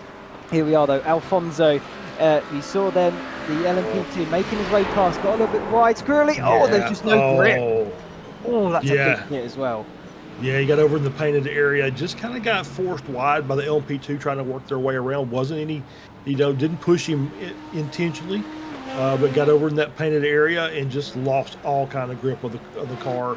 And he was, like, as you said, just a passenger at that point. And he's into the wall and a quick tow back to the pits. And so hopefully they've got their fast repair. And they can still make that happen, and they can get back out into the race. Yeah, that's what they're going to be hoping for. It's a shame because it looks like the battling was heating up quite nicely between those two teams. Yeah, go on. Yeah. Oh, I was going to say, if you're going to have a tow, that's probably the best place to do it, because it's a pretty short tow from the exit of the Porsche curves back to the pits. also thinking that myself. But yeah, fair play. You jumped in and got in ahead of me, so no problem, Charles. Yeah, you're quite right though. You're right on top of the pit lane there, so it's going to be a short trip back. And like you say, hopefully they have got that quick repair to get them back into the fight as quickly as possible. But Jeremy Littleton here for Fendi Racing then, currently in P5th and following Hyperion Racing number 3 for that 4th spot. Only just over a second between these two, so very close indeed is the gap. And this will no doubt continue on after the Mulsanne down towards sort of Porsche curves, the final few corners, the chicanes. Once again, there's a bit of a gap between them at this present moment. So doubt we're going to see a move here as one of the faster LMP2s just trying to navigate. Saw there, he hit that puddle, Charles. He had a little bit of a moment, didn't he? He absolutely did. I think that's caught a lot of people out as we see a car in the background. Again, coming back onto the track, Philip Keller, West Coast Racing Endurance. The 121 car, obviously just a little deep again. Has to go out into the gravel, bring that back on. And, you know, I think now we're probably glad that we're doing this before the debris model update. Otherwise, about half that gravel would be out in the middle of the track at this point, and being collected by cars as they're working their way through and just making more chaos. Well, they'd have to get a truck at the side ready to refill it at a moment's notice, the amount of gravel that I'm sure has come out of there. But again, it is no real big fault of these drivers. They're trying their absolute best. They're, of course, pushing the limits. And that is the key thing, is to, when racing like this, you're always trying to find the limit of the car, push it to it, and even sometimes over it to really maximise your time and positioning and all of that extra stuff as well that these drivers are constantly running through their minds. It's a lot to think about, and you know, you miss your braking zone by, you know, a foot even, especially in the rain, and you can find yourself off into the gravel. So I'm not blaming anybody. It's tricky conditions out there, and it's easy to do. Oh, absolutely, yeah. It's absolutely easy to do. You know, we're talking about, you know, the amateur racers. I will say amateur as I don't think we've got anybody in here who's a professional racing driver. So these are all, you know, for lack of a better term, gamers, right? So we all enjoy racing in the sim. And so, you know, these opportunities for creating a new skill, such as racing in the rain, sometimes it looks really, really good because you've got some really interesting battles. And then sometimes you can just see the downside of it, whereas, okay, I'm not really as comfortable through some of these corners, and I'm struggling. As you can see, a lot of drivers struggling with some of these corners on this track. It just gives you an appreciation for the actual people that do this and just how talented they are.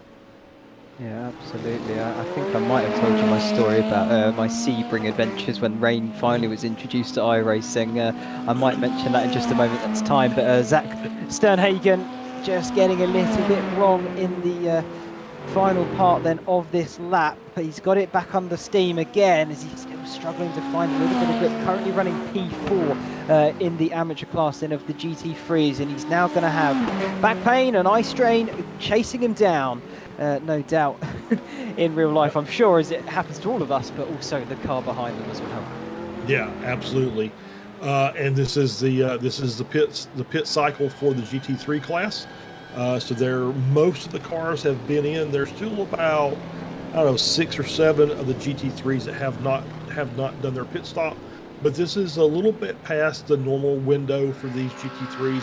Obviously, if they're doing fuel saving, they can get to the hour mark pretty easy. And, you know, with this being a wet race, it's pretty easy to fuel save. All you'd have to do is just be patient, basically, into the corners. And so this looks like a fairly normal stop. So it kind of makes you wonder about the people who came in, a couple of cars that we had come in early that took those quick, 20-second stops. If that's going to pay off for them, or if their strategy is now out the window, because most of these cars look like they're going to be able to get to that hour mark. So it's going to be basically a 2-stop race for the GT3s.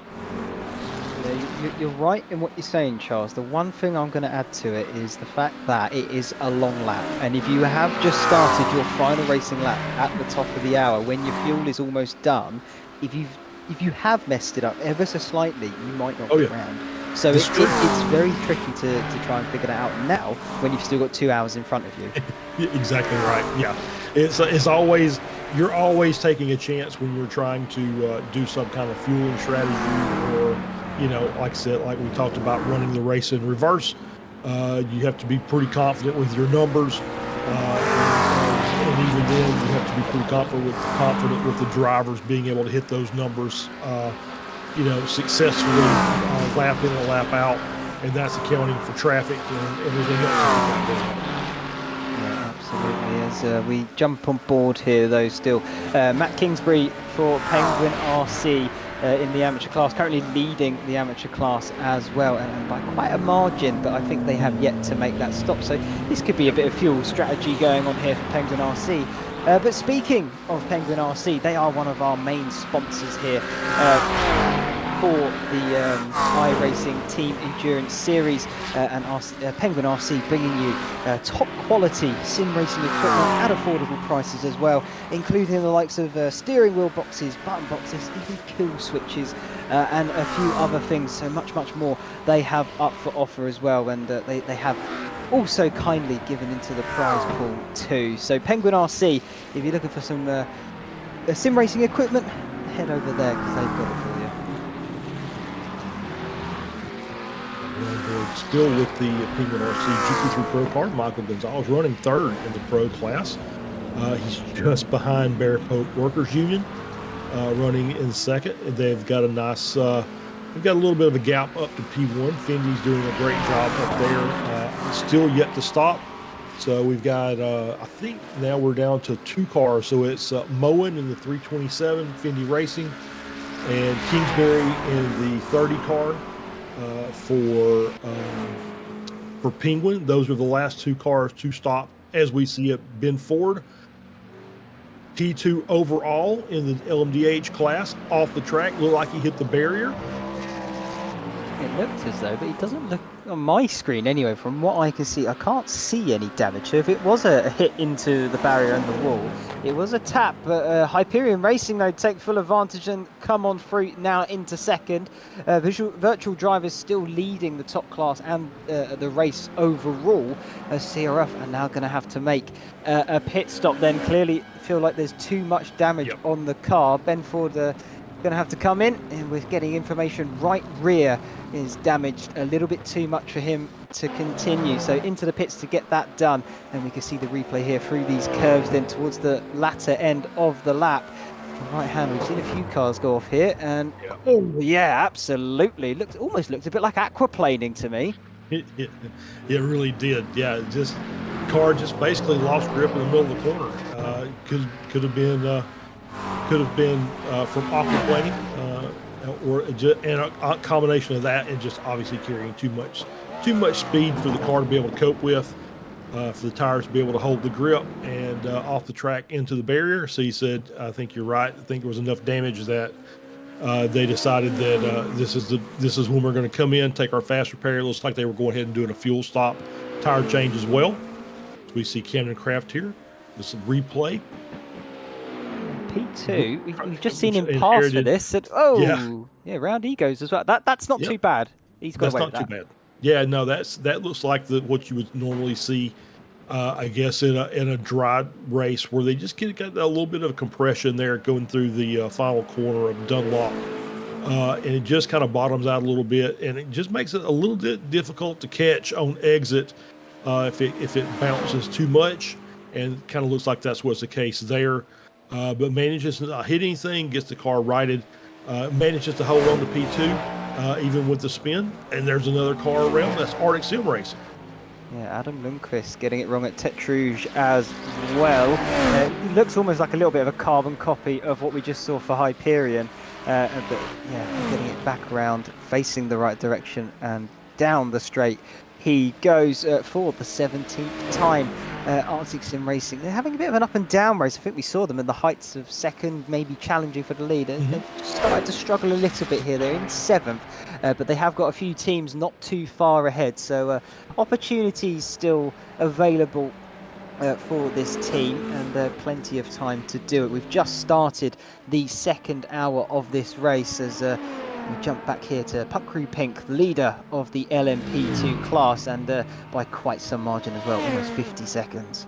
Yeah, he's had a couple of spins, so it's not like it hasn't been picture perfect for excuse me, for Adam in the Puck Crew Pink car, but he's done a good job to just maintain his gap, and when he's got the right line and he's mistake free, obviously he got really good pace in that car, doing a great job, extended that lead out to 50 seconds, and over SimHQ White and Puck Crew Gold, who's they're 4 seconds apart between P2 and P3, so there's still potential for a battle there. But unless something strange happens there, Puck Crew Pink's in a pretty good spot at this point.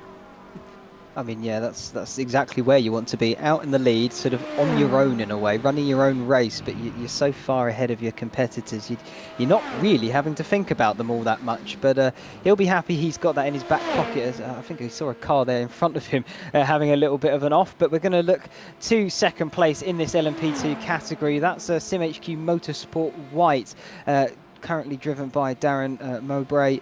And he's got a Puck Crew Gold behind him by not too far, I believe. I think that's the overall gap from the leader, so only a couple of seconds back to the next car. So he's going to have to keep his wits about him. He can't let off too easy, but he's got a little bit of a buffer as well. Yeah, and it looks like the LMP2s are going through their pit cycle as well for their second stop of the race. I see several of that class in the pits now getting their fuel and tires. So it's going to be... it's going to be interesting to see if everybody just keeps that clean, because that's another part of this that we haven't really talked about. I haven't seen any incidents with people entering the pits. It's like everybody's managing to keep the car underneath them as they're working their way through through the entry of pit lane, which is challenging even in the dry. You're just trying to get that speed right. Going through there is always kind of a constant battle. So it seems like everybody's done a really good job up to this point. So like I said, I think we've got 3 cars left in the LMP2 class to perform their second stop. Yeah, we've not seen many entry problems. It's more been the exit issues where they've put a new set of tyres on, maybe a driver change, and just struggling to gauge the conditions of the circuit as they come onto the fresh rubber, or for some of them, the first time on the circuit in the race.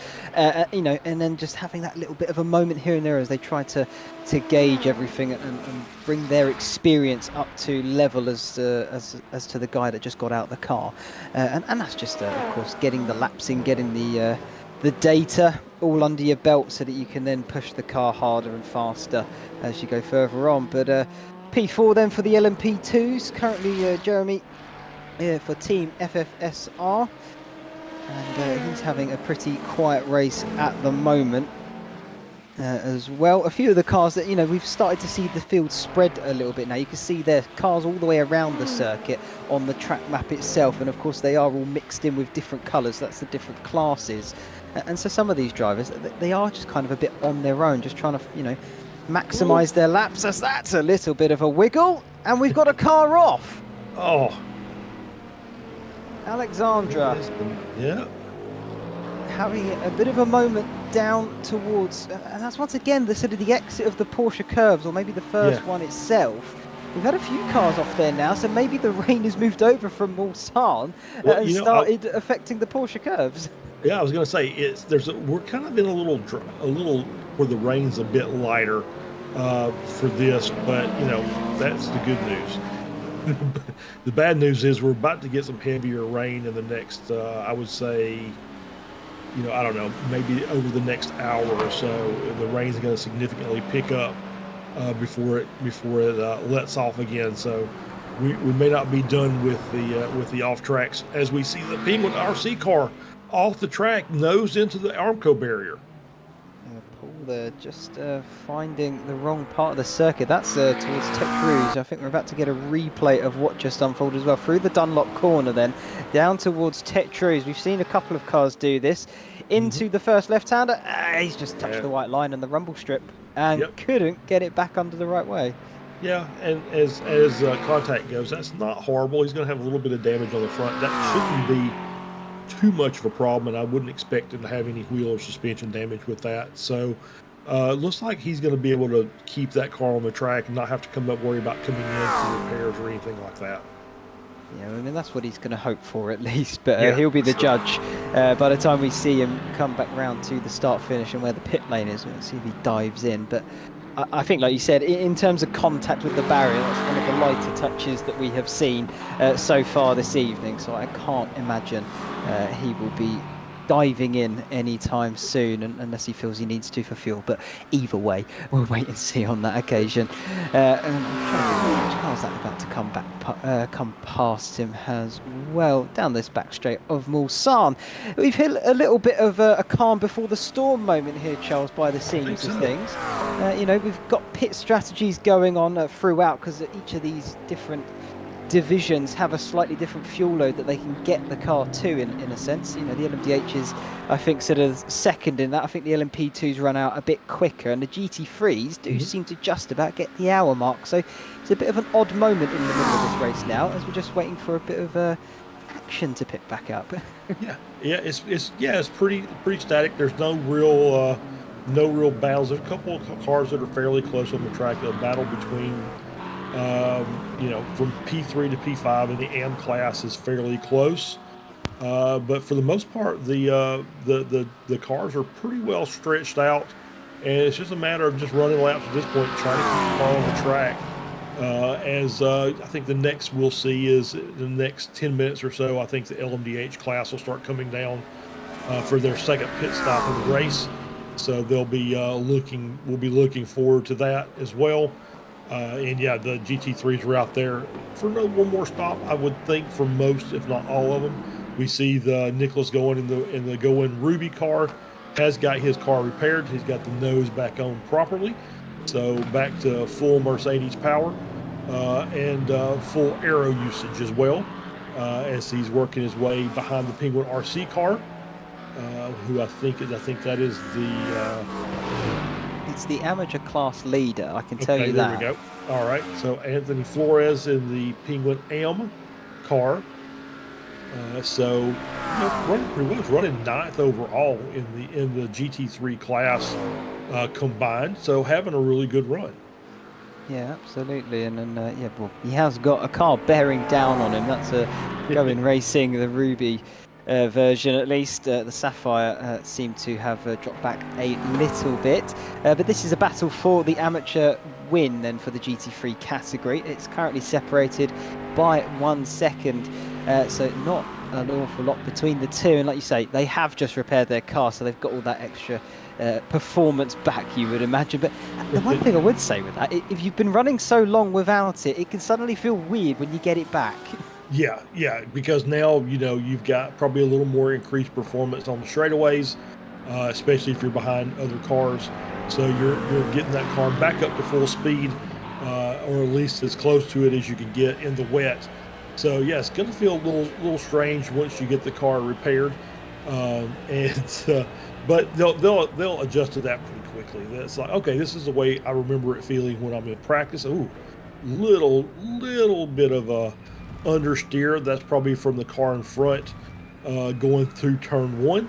The manages to kind of correct that very nicely, keep that nice and tidy going through the chicane as they're working their way now through the Dunlop curves. Kind of see him peeking out, just kind of giving himself a chance to see the track. And he's going to tell me taking that really sharp corner on the inside, and you can see that correction from that compression from that bump on the inside of the corner. So took as much of that as he could. You can see the puddles on the inside of the corner apex there at Tete Rouge. He did a pretty good job of just kind of get as close as he could without necessarily getting, wading through that puddle.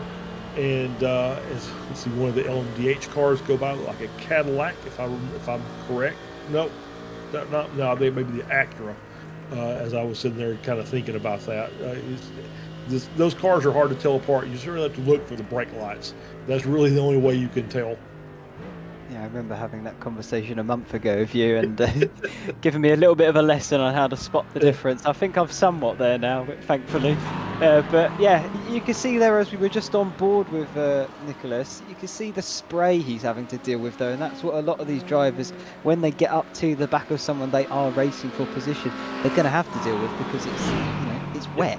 The tyres pick up and remove so much of the water. I mean, not as much as an F1 car, but even these road-going cars, you would have, you know, they really do absolutely chuck the water to the side, and that's what the spray is the tyre getting through to the tarmac, as that's Penguin RC making a mistake though into the chicane, having an off, thankfully not in the barrier, but that's promoted Racing Ruby up now into the lead of the amateur category. He's gonna have to take the runoff.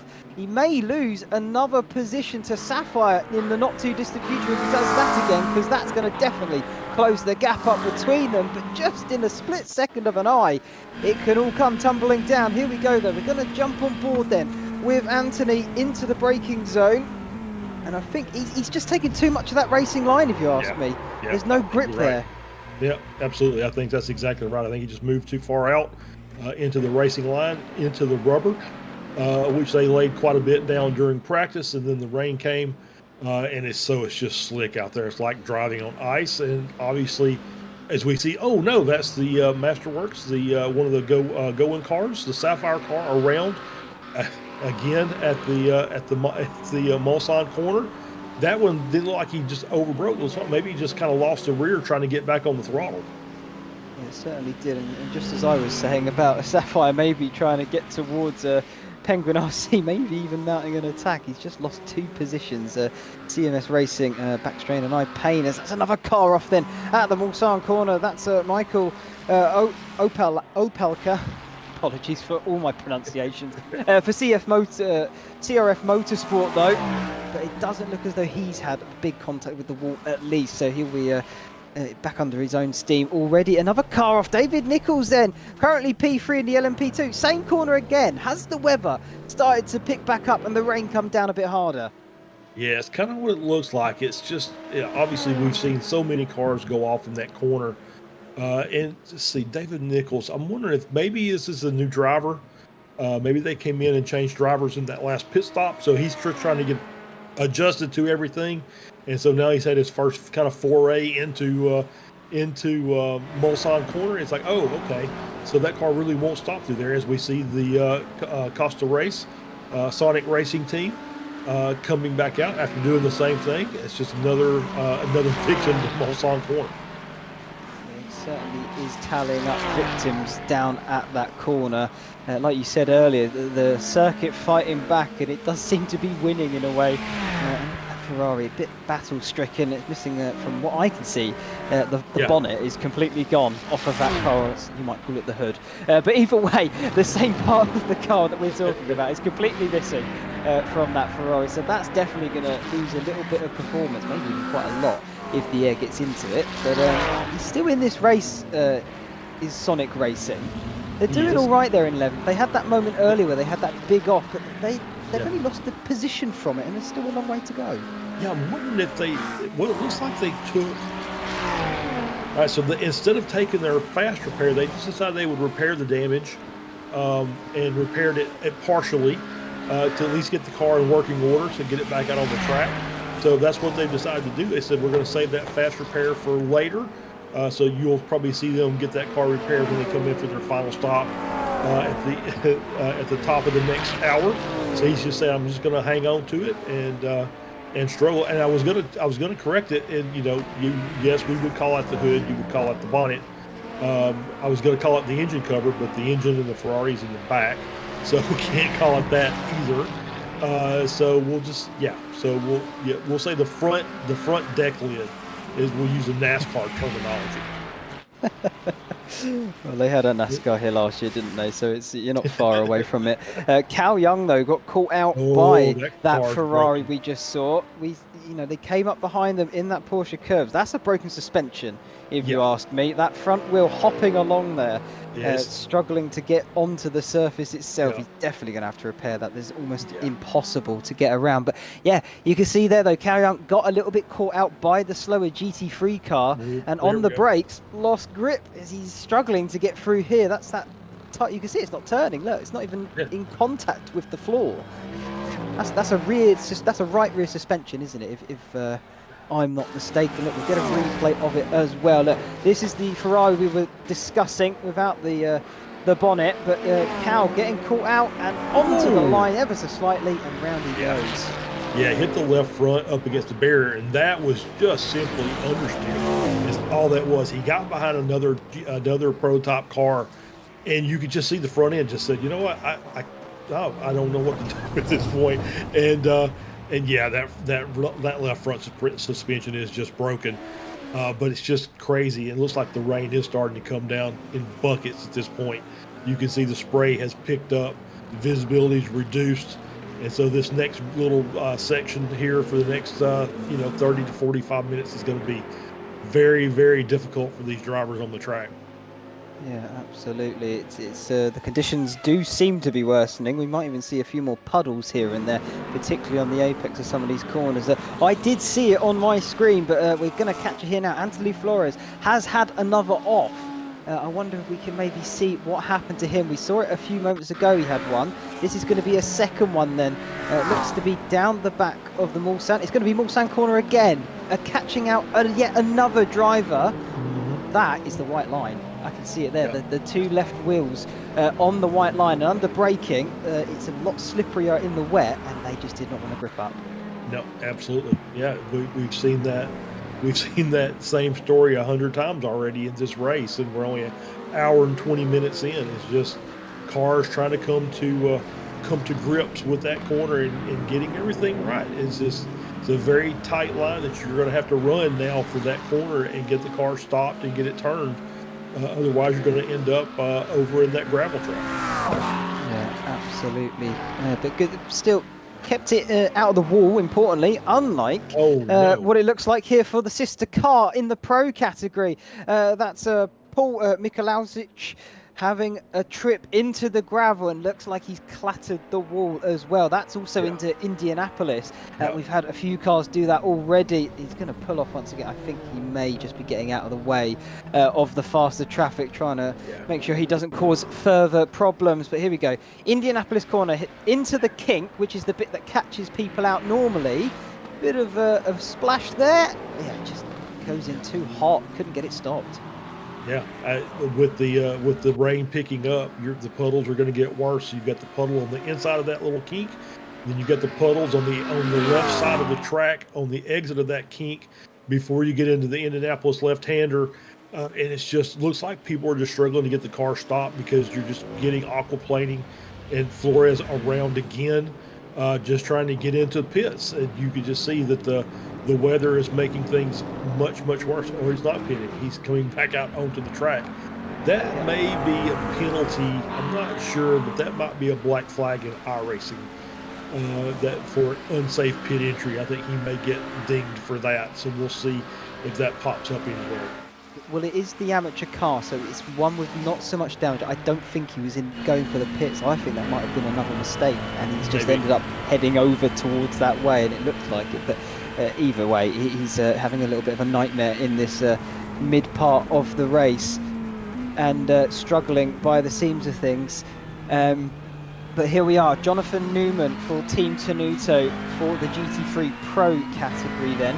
He's right up onto the back of Tectonic, who have now dropped to second. And Bear Poke Workers Union currently out in the lead then for this category, and leading the GT3 category as a whole, as they make their way on this short back straight then down towards Indianapolis corner, where we've seen a few incidents happen already. But maybe we might see a move happen instead. We'll see. He was definitely looking around like he thought he might want to have a try at it, but I think he's a little too far back and just says, you know what, I think I'm just going to ride behind. He's got a nice gap now. He's tightened that gap up to the 71 car in Tectonic. Nice outside in corner. Arnage got a good run, got a good exit, so he's got that really, really close. So we'll see if he tries to do something going into Porsche curves. This is very dangerous if he does.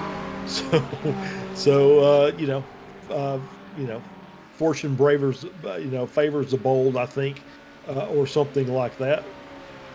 It does. You've got car behind them, trying to lap them as well. Of course, we want to see this battle unfold rather than the lapping car really sort of ruin it for us, but they're still going at it. The lapping car's going to have to wait, though, because these two are going at it through the Porsche curves. No moves side by side. I think that's probably smart play because you are playing with fire if you do attempt it. And now goes through the LMDH car onto through on Jonathan Newman, sorry, and now he's going to take the next one, and that's just split these guys up ever so slightly then towards the forward chicane at the end of this lap. It should close them back up again in a few short moments, but that's put a pause though on this battle for just a moment, and Team Tenuta just going to close the gap up again.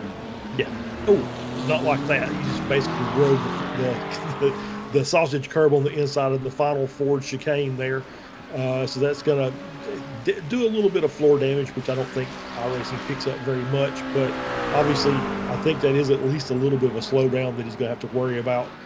So he's going to have to take some time to, as we see the 14 car PCA sim racing, it appears to be in the Mulsanne corner again. So looks like pretty standard as far as the off tracks are concerned. That seems to be our winner as far as no, that wasn't. Was that Indianapolis? I think that was Indianapolis going into Arnage. Oh wow. Okay, that's a little bit different then. Yeah, it's certainly that area of the circuit though. The Mulsanne down towards Arnage, it does seem to be claiming, well, even including the Porsche curve, seems to be claiming the car of a lot of these drivers out there, and that's what they do seem to be struggling with most. And I would say it is some of the trickier parts of the circuit. You know, the Mulsanne corner is a kink into a hard braking zone. Indianapolis is a kink into a hard braking zone, and the Porsche curves, they're so long and windy that you're really trying to feel the levels of grip that is in the car and in the tyres of the car, and that's why you see mistakes in there as well. Yeah, I think you're right. And I was just kind of looking, and the LMDHs have started their second stop. Top three cars are in. It looks like everybody's doing a driver change as well. So we're going to see that's going to be another factor involved in these cars as they come back out, getting back up to speed, getting the tires hot with new drivers who haven't been out on the track since all this rain started. So that's going to be interesting to see how these new drivers get along with it. And that car is obviously, we've seen their issue earlier. They're still running out with pretty significant damage on that left front. Yeah, absolutely. Well, we're about getting up to the halfway mark now, just under a minute to go until that point, and we've now seen a driver change then for the leaders of this race. Virtual drivers, I think they've led pretty much every lap so far, and now Renard takes the wheel then for probably the latter half of this race, as he now tries to find the limit of this machine in these conditions, and what he can do then. He's got to warm the tyres up first, so this first lap might be taken a bit easy. We saw them go off there earlier. You can see it, you can hear it in my voice. I'm getting nervous for them. I'm not even in the car, I'm just watching them go for it. But you know, you're tiptoeing around the first part of this lap once you come out of the pit lane, just to get the warmth into the tyres. It's so tricky to do. Well, we'll say this, as we were talking about that car, we talked about this earlier, that car stopped basically the lap prior to the halfway point, which means they theoretically will have to do some fuel saving in order to get it to the end with one more stop. Otherwise, they're going to have a splash that they're going to have to encounter, which I don't think any driver wants to do, to come in and take 5 seconds worth of fuel to go finish the race for the last couple of laps. So may see them not running their fastest lap times for the next little bit, just trying to extend that fuel out to get to the last 45 minutes of the race. So that's something we'll have to watch for as we get to that 2 hour and 15-minute mark. How many of these LMDH cars are going to have to come in prior to that, which means they're going to have to either do a significant amount of fuel saving, or they're going to have to pit for a splash at the end. Yeah, you're quite right, and that's going to be the interesting factor to come into play when we get into the closing stages of this race. I said it earlier, and I'm going to say it again now, because it is still so difficult to tell how these things are all going to play out. You never know if they are able to save that amount of fuel in the next coming pit cycles and things such as that. So it's so tricky, particularly when you haven't got all the extra information that they will be looking at, such as their fuel load and what they're burning off each lap. It's hard for us to sort of predict. So we can get a bit of an idea and a good guess, but until we see it... Oh, that's a big off though for Jonathan Newman, for Team Tenuta, the pro driver there. having a bit of a moment, and that's a big hit into the barrier down towards the forward chicanes. Luckily, the pit entry right there. Right He there. comes straight in, but I reckon he's got onto the paint. I'm going to say that's exactly what it looked like with the Sonic Racing team, or at least the result of it looks like he's just a little wide coming out of the Porsche curves. I think this is technically called the Corvette corner. And, oh no, he actually caught the inside, and then paint and grass on the outside. He managed to catch it off of the curb on the inside, but just was too far wide. Once he got off into that painted area and into the grass, just lost the car, and that was exactly what we saw with Sonic earlier. Yeah, absolutely. It's a shame. That looked like I think that was actually the battle for between them and Tectonic. So it's a real shame to see the team sort of crash out like that, because they were giving it their all and putting on a nice show too. But yeah, it's so easy to do. He did incredibly well to save it for the first part, and then the grass really sort of bit back and unfortunately launched the car into the wall. But we move forward. They've already come in and they're already coming out. That to me is a quick repair right there. Yeah, I think you're exactly right. I think it's exactly what it did. Maybe 31-second stop, so maybe took fuel. I think it makes sense to take fuel. Yeah. I mean, it does, because it's going to make that final stop that much shorter. So that might not be a bad idea. I don't know that he took. I guess if he took that much fuel, he probably took 2 tires. I don't think you could. Well, yes, for 31 seconds you could actually take all 4, because it fuels the same time that it does a tire change, and the tire change is about 25 seconds or so. So he could have done basically 4 tires, full tank of fuel, which is about half a tank of fuel, and then got his fast repair done, and he's back out on the track. So they'll get to run until that last half an hour or so, and then they'll come in for a splash, maybe do a fuel-only stop. Might be of a benefit to him. Still running in 6th overall. Yeah, absolutely. It's still a length to do here then, and yeah, they'll be on the alternate strategy now, so we'll have to see how that plays out for Team Tenuto, but still running in a good P6 though, so not completely down and out in their category, still going to pick up some nice points. As we jump here to the amateur category, Fendi Racing, they're trying to make their way past Penguin RC then for 5th position in the amateur category. You can see the McLaren ahead of the Ferraris. That looked like a little bit of a wobble there for Fendi Racing out of the Dunlop corner, taking a tight line. That's very risky and brave indeed. Normally there's a puddle in there, and if you catch it too hard, we saw it earlier, it can easily put you into the barrier. But David here, Holthammer, he's really pushing that car. He wants this position. Yeah, he really is, and yeah, you're right. He has taken a very tight line, and he's right on the back of that McLaren, and which normally induces quite a bit of understeer when those GT3 cars are riding like that, and I think it's even more pronounced in the wet. So he's done a really good job just to keep that car on the track in that twisty section there at the beginning of the lap.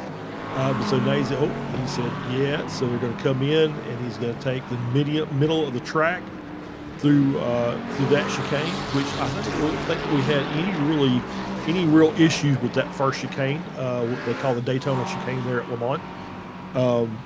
So I think this is the one we'll have to see. As we said, they've got some new drivers in there now, so we'll have to see how they tackle this second chicane and then Mulsanne corner. Absolutely. Yeah, you're quite. I don't think we've had too many. Maybe the one, but nothing too sketchy at the first one. It's been this one, and then the next corner after that, Mulsanne, where we've had the most issues in this race. And so coming through probably the trickiest part of the circuit, then you could argue, based on the conditions. You can see there them getting a little squirrely on exit as they try and get the power down underneath them to boost themselves out of the corner and onto this next straight. And probably the hardest corner coming up now. Mulsanne got the kink, then the heavy braking zone, and you're coming at it at the top speed of your vehicle. So getting it right is very important. You can see there the kink, getting it all slowed down. That's a little look from Fendi Racing. Got it stopped rather nicely. Looks like it's going to get a clean exit as well. This could be a chance down towards Indianapolis, and we've seen a few things happen down there this way as well. Yeah, absolutely. That was a nice aggressive entry into that corner. Got the car stopped, covered all that you know distance, and he's right on the tail of that McLaren for Penguin. And so we'll see. He's looking to the outside here, maybe a little outside in going into Indianapolis into that kink. We'll see if he manages to hang on to it. Looks like he's doing a great job with it so far, though. Yeah, he's now got the LMDH behind them, keeping company. Wow, that's an aggressive move there to try and get past. Pulls immediately to the left. It's going to take the racing line, and it happily does move through. That's Team Tenuto trying to work their way through these GT3 traffic. This battle's still going to rage on, though, down towards the Porsche curves, because that's not slowing them up too much. Penguin RSD still with the advantage there for 5th. Fendi Racing still with it all to do to try and get the move done as they ride towards the Porsche curves. Then tricky part of the circuit as well. I feel like this latter half of the circuit is the tough part, and the first bit does seem to be a little bit of an easier time for these drivers. Through the first set and now into the second part of these corners. That's an interesting line. That's a lot of speed for David as well. Just got it stopped. Yeah, I think he realized about halfway through that corner that's a little bit too quick, and it excuse me, just kept it wide, slowed the car down, it kind of reset here. Lost a little bit of time, but still well within contact range of the car in front. Yes, absolutely indeed. Eli Singh for Pung Crew Gold, currently second then for the LMP2 category, with their sister team, Pung Crew Pink, further up the road. As we're going to get a replay here of what's just happened to Eli. Was it an off? Because I think we just missed it as we jumped aboard. Oh, getting it a bit wrong under braking. Yeah, he's going to take the run off there through the gravel and back onto the circuit. No harm, no foul. In my opinion, there he's just outbraked himself ever so slightly, so he'll continue on. Yeah, pretty much that. He had the right line. He was on the sticky side of the track as we see the 57 car, Longhorn Racing, getting himself righted and back out on the track. That's going into the Ford chicane. The 80 car as well, going Ruby. Yeah, that's Nicholas Goen. That's P2 for the amateur category. They've now dropped to 3rd then, because back pain and eye strain coming on through to take that 2nd spot. That's going to be quite big for the championship going forward, because Racing Ruby having a very good run last time. They took the win for the amateur class, and they're having a good run here again, but just losing out for a small moment there. I think, Charles, I think we've got a few people wanting to have a little word with us waiting in the interview room. I think Nicholas Maynard, one of the drivers, and Greg Conaway. Who do you want to have a chat with? Let's bring in Nicholas. We'll bring him in first. And then we'll talk with Greg. Absolutely. Let's bring him into the room here. Make sure I press the right one. Here we are. Nicholas, welcome into the commentary booth here.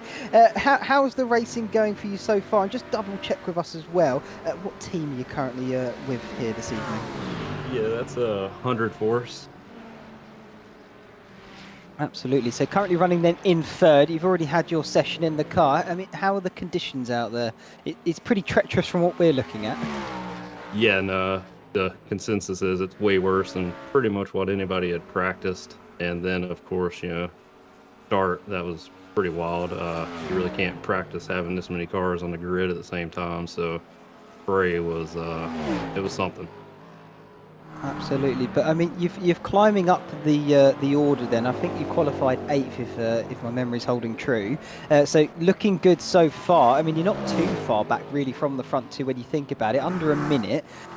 It's a gap, of course, but it can be close. Yeah, no. One thing we've seen so far is anything can happen. It's just trying to stay clean, minimize the mistakes, and hopefully something outside your control doesn't happen. It's been a wild ride. I can fully imagine. Did you give any sort of advice to your teammate as you came in to hand the reins over? Yeah, don't crash. Yeah, that's pretty much it. Just, I don't care if you're slow, fast, whatever. We just don't need to crash. Well, he's getting through on one of the GT3 cars here, navigating his way through some traffic. He seems to Oh be gosh, pretty you on guys it in seen terms of that? pace. Yeah. I was hoping y'all didn't see that just now.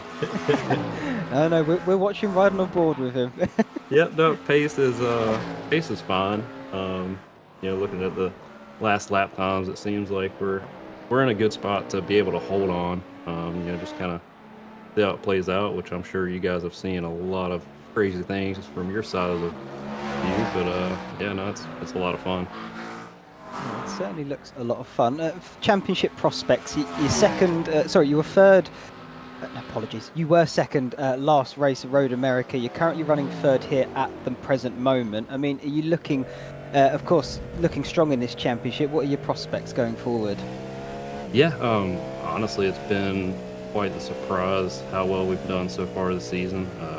Going into Road America, looking at the strength of field or strength of drivers on some of these other teams, we were just, hoping for top 8, top 5. That would be awesome, but to wind up where we did, kind of put some perspective to us. And going into this race, put a lot more pressure to see how well we would do. So we practiced hard, and it's paying off. Especially for a couple of us lower rated drivers.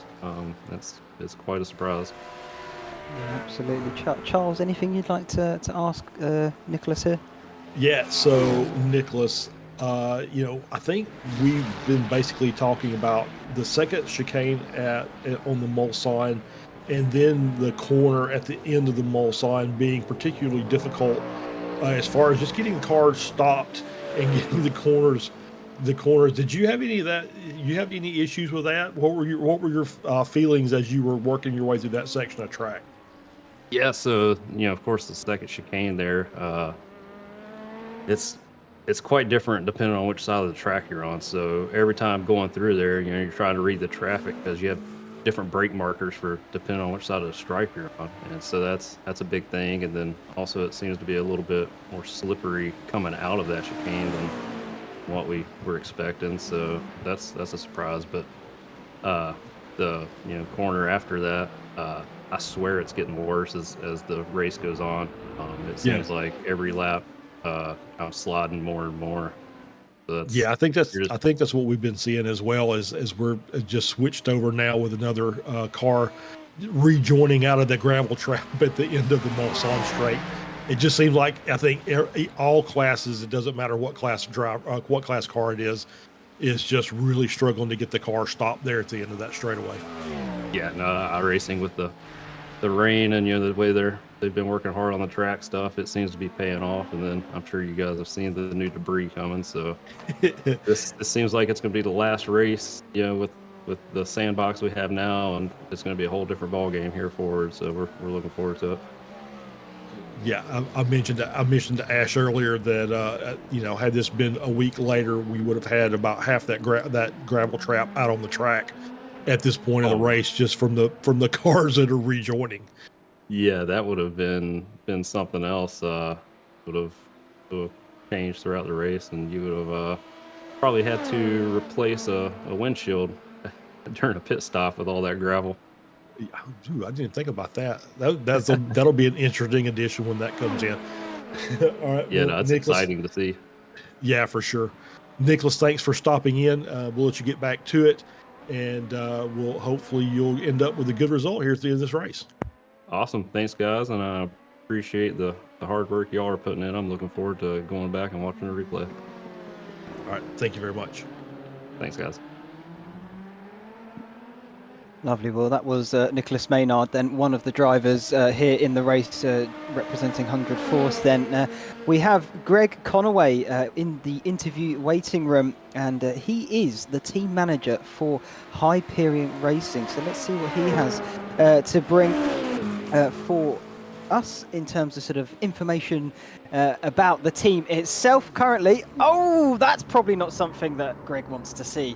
But keeps it out of the wall very nicely. That's currently running P2 Hyperion Racing in the LMDH class. Hello, Greg. Thanks for joining us as well.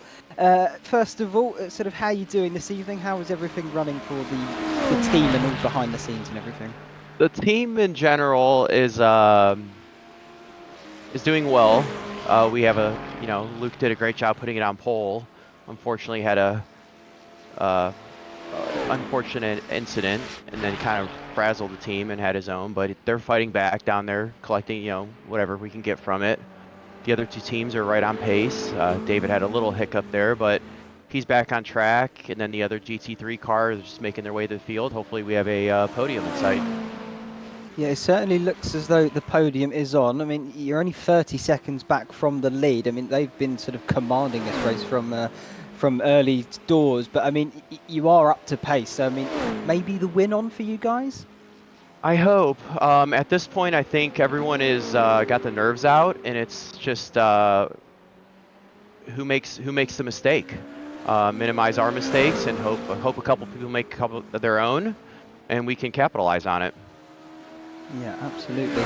I'm looking down at the GT3s, currently at P6 in the standings for the first team, and then you have your second GT3 Pro standings. They're currently 10th. I mean, at the moment, you're running 5th here for the third team. I can't quite see where the first team is, but I mean, with the points layout the way it is, what are your sort of expectations for this series as well by the time we get to the final round?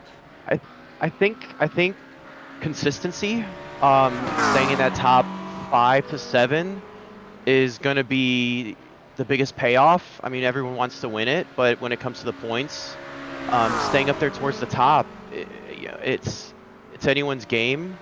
So that's what we're going to focus on. Obviously being up front at the end of the race, but if we're not up front, being within an earshot of it.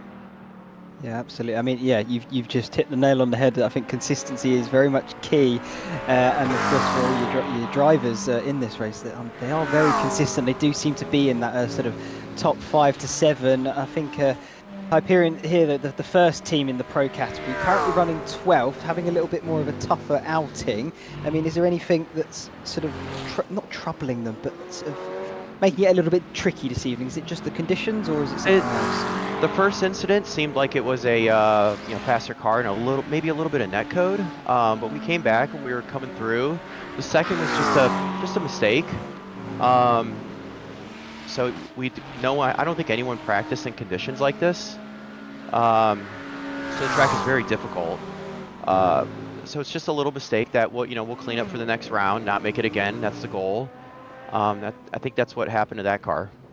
Yeah, absolutely. I mean, I said it earlier. I don't think the mistakes that do happen out here, it's of course it's down to a bit of driver weather, but the conditions are so treacherous that it is so easy to make. So of course we're not really pinning the blame on anybody out there, because they are at the end of the day trying to survive. I think first and foremost. So yeah, you're spot on, Greg. And Hyperion, they're very much in it to win it, and they're doing a good job so far, particularly in the LMDH class. So good luck to you, and I'll see if Charles has anything to ask.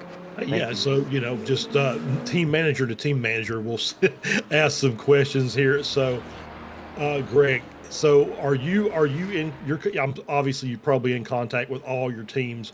How much feedback are you giving these guys during the course of the race? Are you pretty hands-on, or are you letting the teams kind of handle themselves? I let them handle themselves.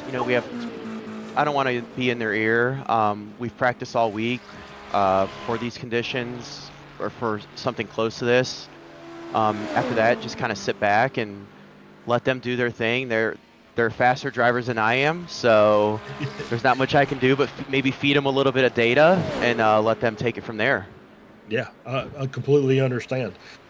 So yeah, that was my biggest thing was, when it's when you're managing and you've got a couple of different cars out there, sometimes it's you can give them too much information and maybe just get in their heads a little too much, and that kind of throws things off. So it's always like to hear what other managers like to do when they're in situations that I find myself in more often than I want to be. Yeah, absolutely. Can't fill their ear too much, or else they're already fighting the conditions, other people. The stress level's high. There's no easy position here, so right. There's no reason to feed more into them. There you go. Well, yeah, I mean, whilst you having a little chat here, it does seem like your team is slowly closing in on the leaders again. The gap is steadily coming down. But thank you very much for joining us here, Greg. It's been a pleasure to have you on, and we are looking forward to having a good race from here on out. And good luck to Hyperion from here on out as well. Yes, thank you, gentlemen. Thank you. Lovely. Thank you, Greg. Well. We've had some lovely interviews there from one of the drivers and one of the team bosses as well. Gives you a little bit of an insight into what does go on them behind the scenes in a way. And Charles, you clearly know a bit more than I do in terms of team management on that front. But yeah, it's nice to get that inside sort of look, a little peer behind the curtain in a way. Yeah, Greg and I are in the same boat. As we're probably the worst of the drivers in our team, which is why we're in management as opposed to actually out there on the track. I completely understand, and being a little silly about that. But every team manager has got good organization skills, and can give enough. I guess what we say driving tips or maybe race management strategy tips to their drivers to help them perform their best. And that's always what I like to, if I can get a little bit of information to help me in my management style, then I'm all for that. So it's good to have Greg come in and have a chat with us.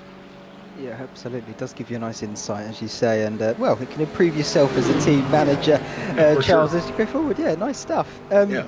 We get back to the action now. We've got going Racing Ruby trying to take back that P2 it lost earlier on in the race as they go down the inside then of a back pain and eye strain, but that Ford is not going to give it up that easily. Still fighting it through the first chicane then on the exit now though, and that Mercedes just about able to power out of it ahead onto the second part of this Mulsanne straight as lap traffic coming by as well.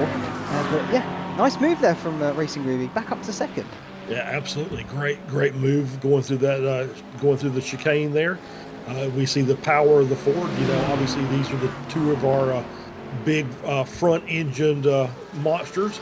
Looks like the Ford has a better line going in there, but Ruby able to just hang on, get the car stopped, and maintain that position coming through the second chicane there on Mulsanne. Absolutely, and of course Ford known for its racing pedigree, particularly around here at Le Mans. Goes back to the days in the 1960s with the GT40 program, and they absolutely dominated the whole film around it as well. The 1966 Le Mans, the top named drivers as well that they managed to incorporate under that project. So lots under that name as Living Good Zachary here just gets it a little bit wrong into the entry there of the Mulsanne corner, but just about manages to sweep it all up and collect it.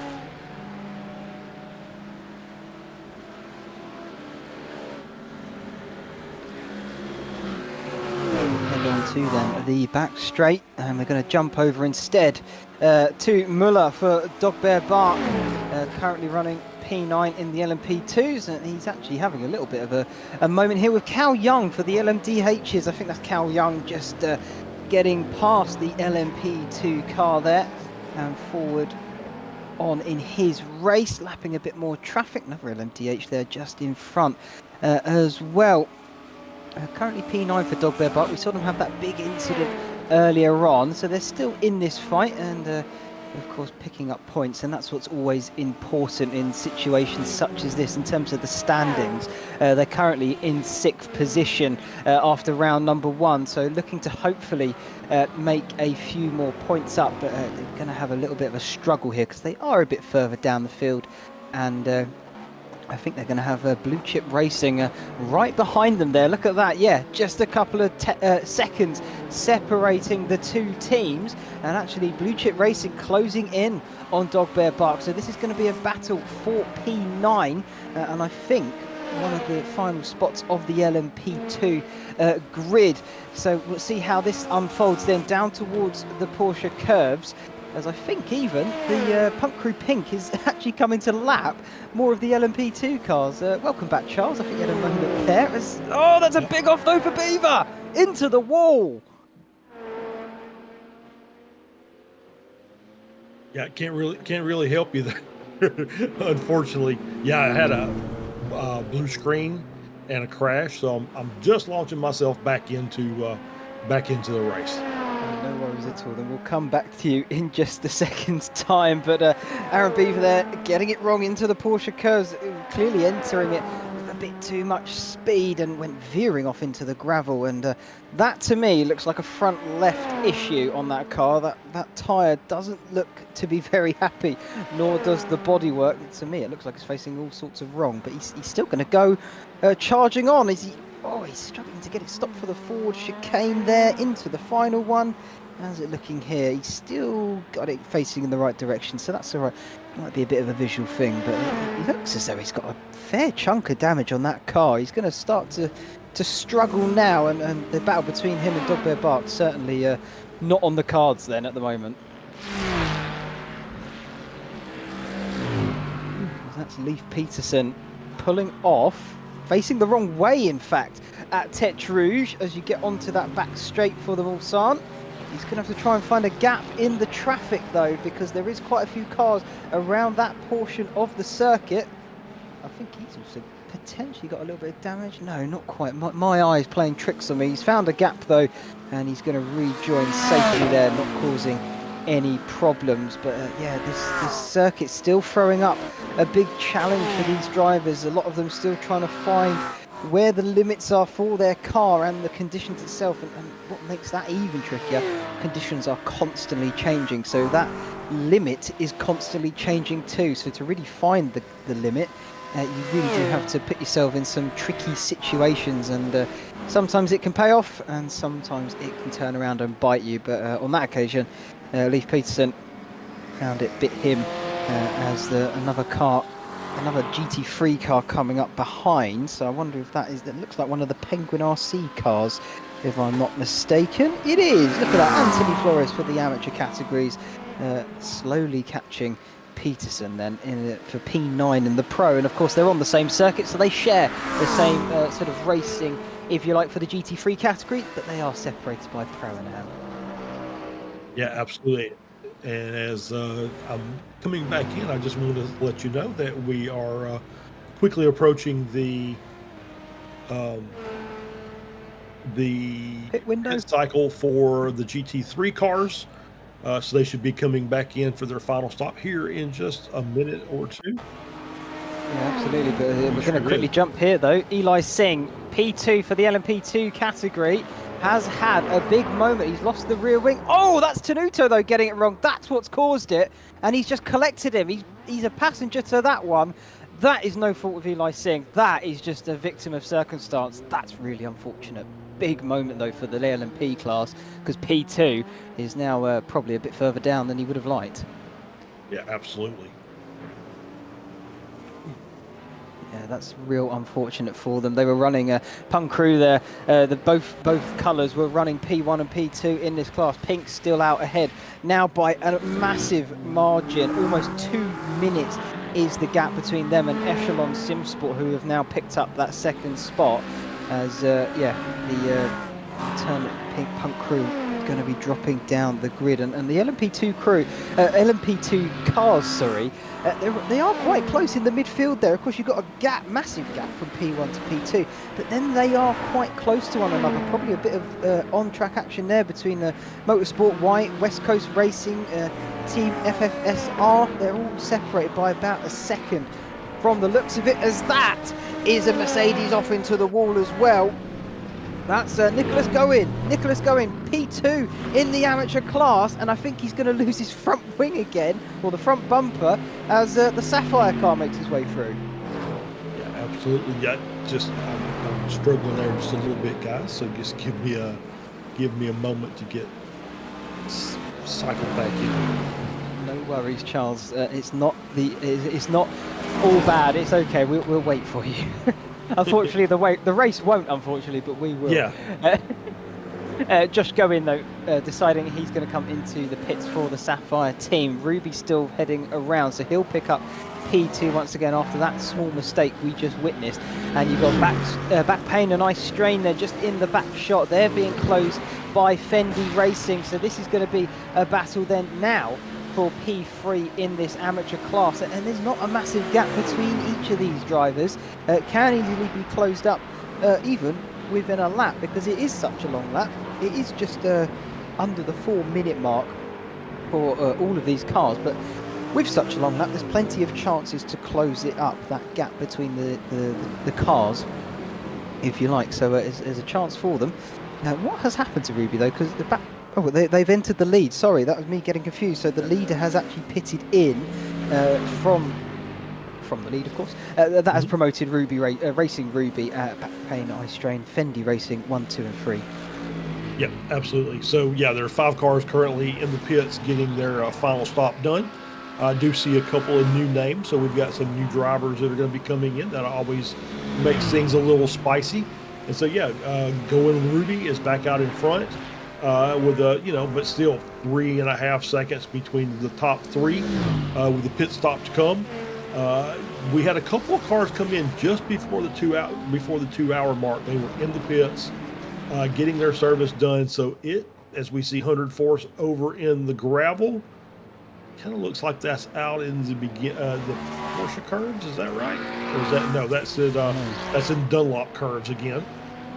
So a little bit of slick conditions there. So there are a couple of cars that came in before that 2 hour mark, so they're going to struggle to try and get to the end of the race without. We see the 58 car slideways. That's Connor Webb in the CMSRacing.com titanium car. And that was probably a little bit harder than he wanted to hit that tire barrier. But he is back out and turned around and headed in the proper direction. I might have to steal that from you, Charles. Slideways, because that is exactly what it was. Sliding sideways. Brilliant combination of the two. Brilliant, love it. Unfortunately for Chip Michaels, though, he is going to drop down to 5th as Racing Sapphire comes through. I think that might have been a visual bug there, that the rear wing went absolutely flying. I don't think he hit it that hard, but we'll see under braking here if he's still got plenty of traction. Certainly seems to have. Does Connor.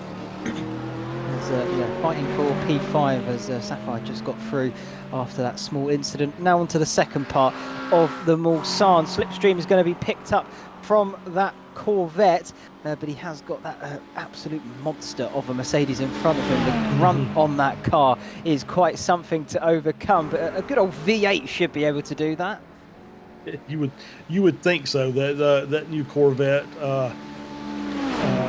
GT3 car is quite powerful. It doesn't have as we see the Mercedes over on the right side of the track there on the racing line, the normal dry line, just struggling to get the car turned into the corner. And so the Corvette able to hold off and keep that position.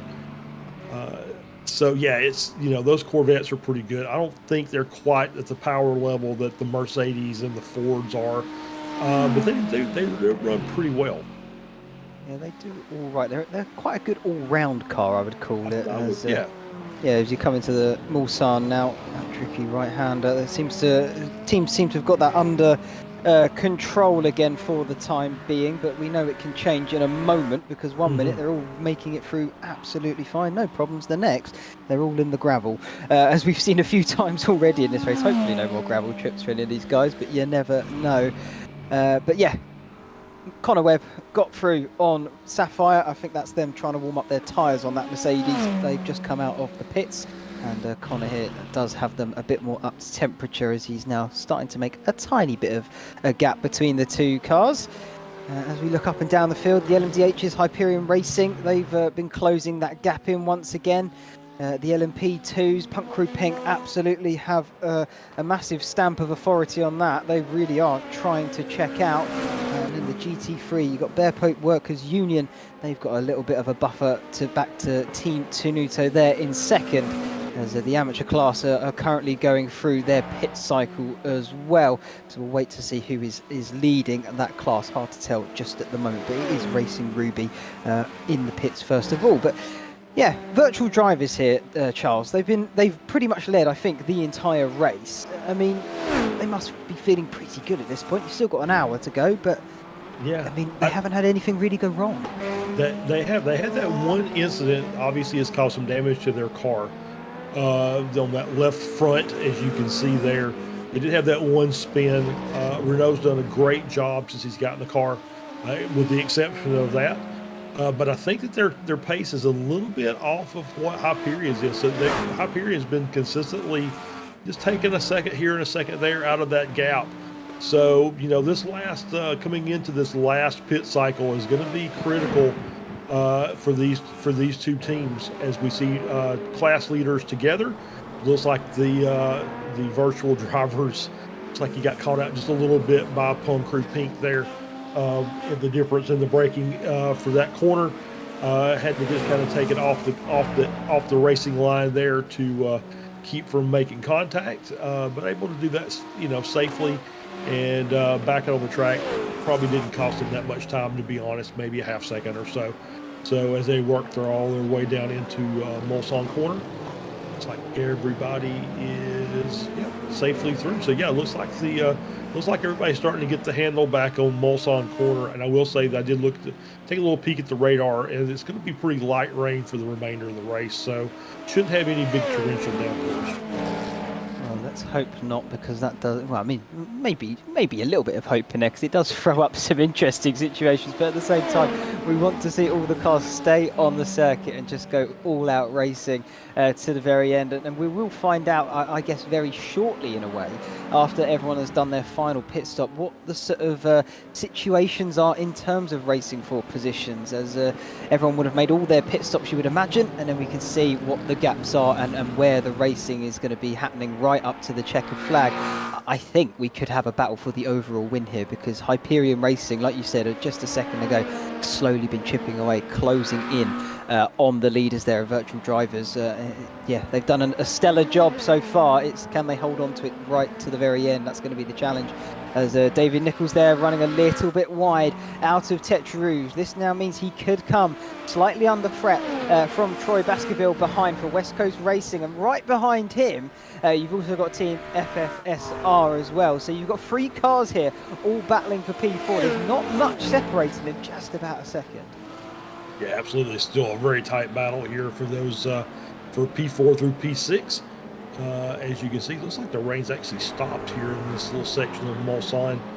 Maybe a little bit of sun peeking out. It just kind of looked like it got really light, as far as a little really bright there, as we see the rain pick up again a little bit coming out of the chicane. So, you know, see some shadows on the track as well. So maybe this track will dry out a little bit. That'll make the racing pick it up and make it that much better.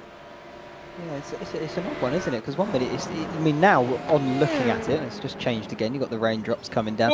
Oh, that's a big moment, though. That's a huge moment. What has happened there? That was one of the LMDHs, I think, has just got massively caught out. We're going to need a replay of that one, because that looks huge. What did just go down? As Team Tenuto getting a drive through. That's car number 233. Just happened. Ludovic Orvitz, though, he doesn't seem too phased by it. He's making moves here into the next corner, getting past lap traffic. This battle is still on here, though, between 4, 5 and 6, but that would have caused a little bit of an upset to the eyeballs, at least, as they made their way into the second chicane there, as Motorsport White has let them through, and now Team FFSR, they were 6 a second ago, they're up to 4th. Yeah, absolutely. I think he was the 3rd car in that instance. I think he just might have got a glancing blow. It kind of looked like there was maybe a Sim HQ or West Coast Racing. One of those 2 cars got involved with an LMDH. I believe it was a Cadillac. Oh no! Speaking of involved, there is West Coast Racing. Who is that with them? Again, I think that looked like another LMDH car. I think that, you know, trying to lap the traffic in a way, and of course these 2 classes are going similar sort of speeds in a way, so it's not as easy as the GT3 where you can just absolutely send it down the inside. You shouldn't have a problem, but here we go, we'll find out. In towards Indianapolis corner. Yeah, look at that closing speed again. That as he just massively caught out the LMDH behind. Big hit into the rear bumper.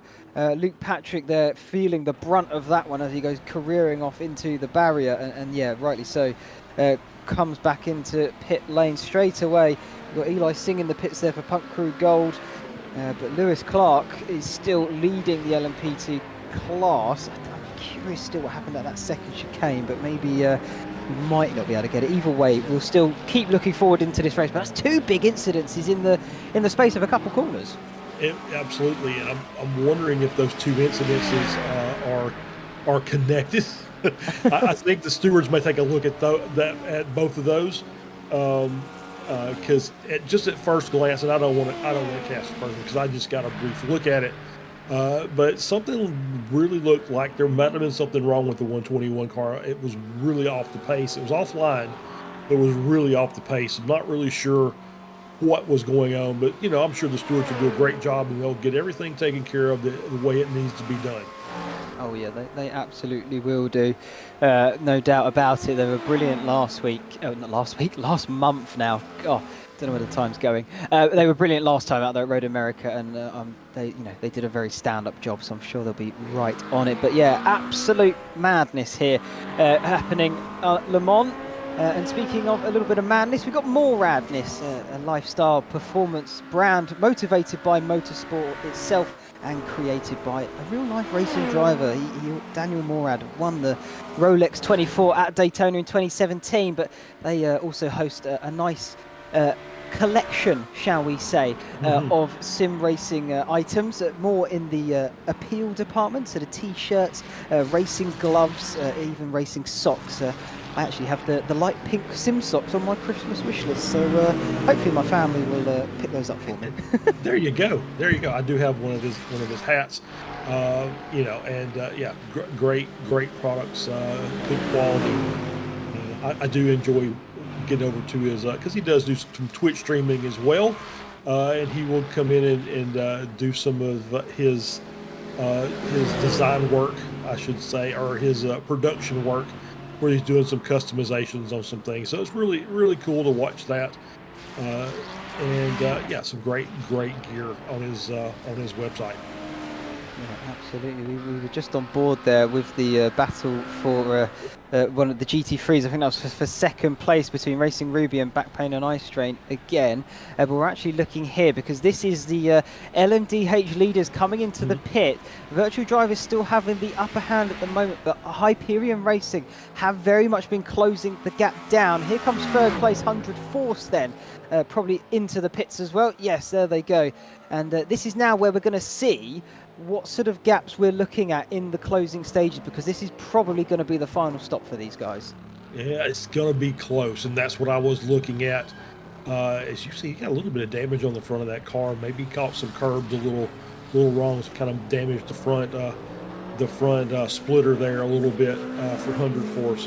But yeah, we're still short of that 215 mark, which is what we were looking at as far as the marker to be able to finish on that lap with one stop. So it's going to be close as we see the sun kind of peek through there a little bit. It's going to be close to see if these guys can make it, or if there's going to have to be some fuel saving done in order to finish off this race without stopping again. Yeah, I feel like if you're saying 2:15 is probably the mark, I feel like there's going to be a bit of fuel saving here over the next stint. And that's going to just add to the racing itself and probably shake things up a little bit.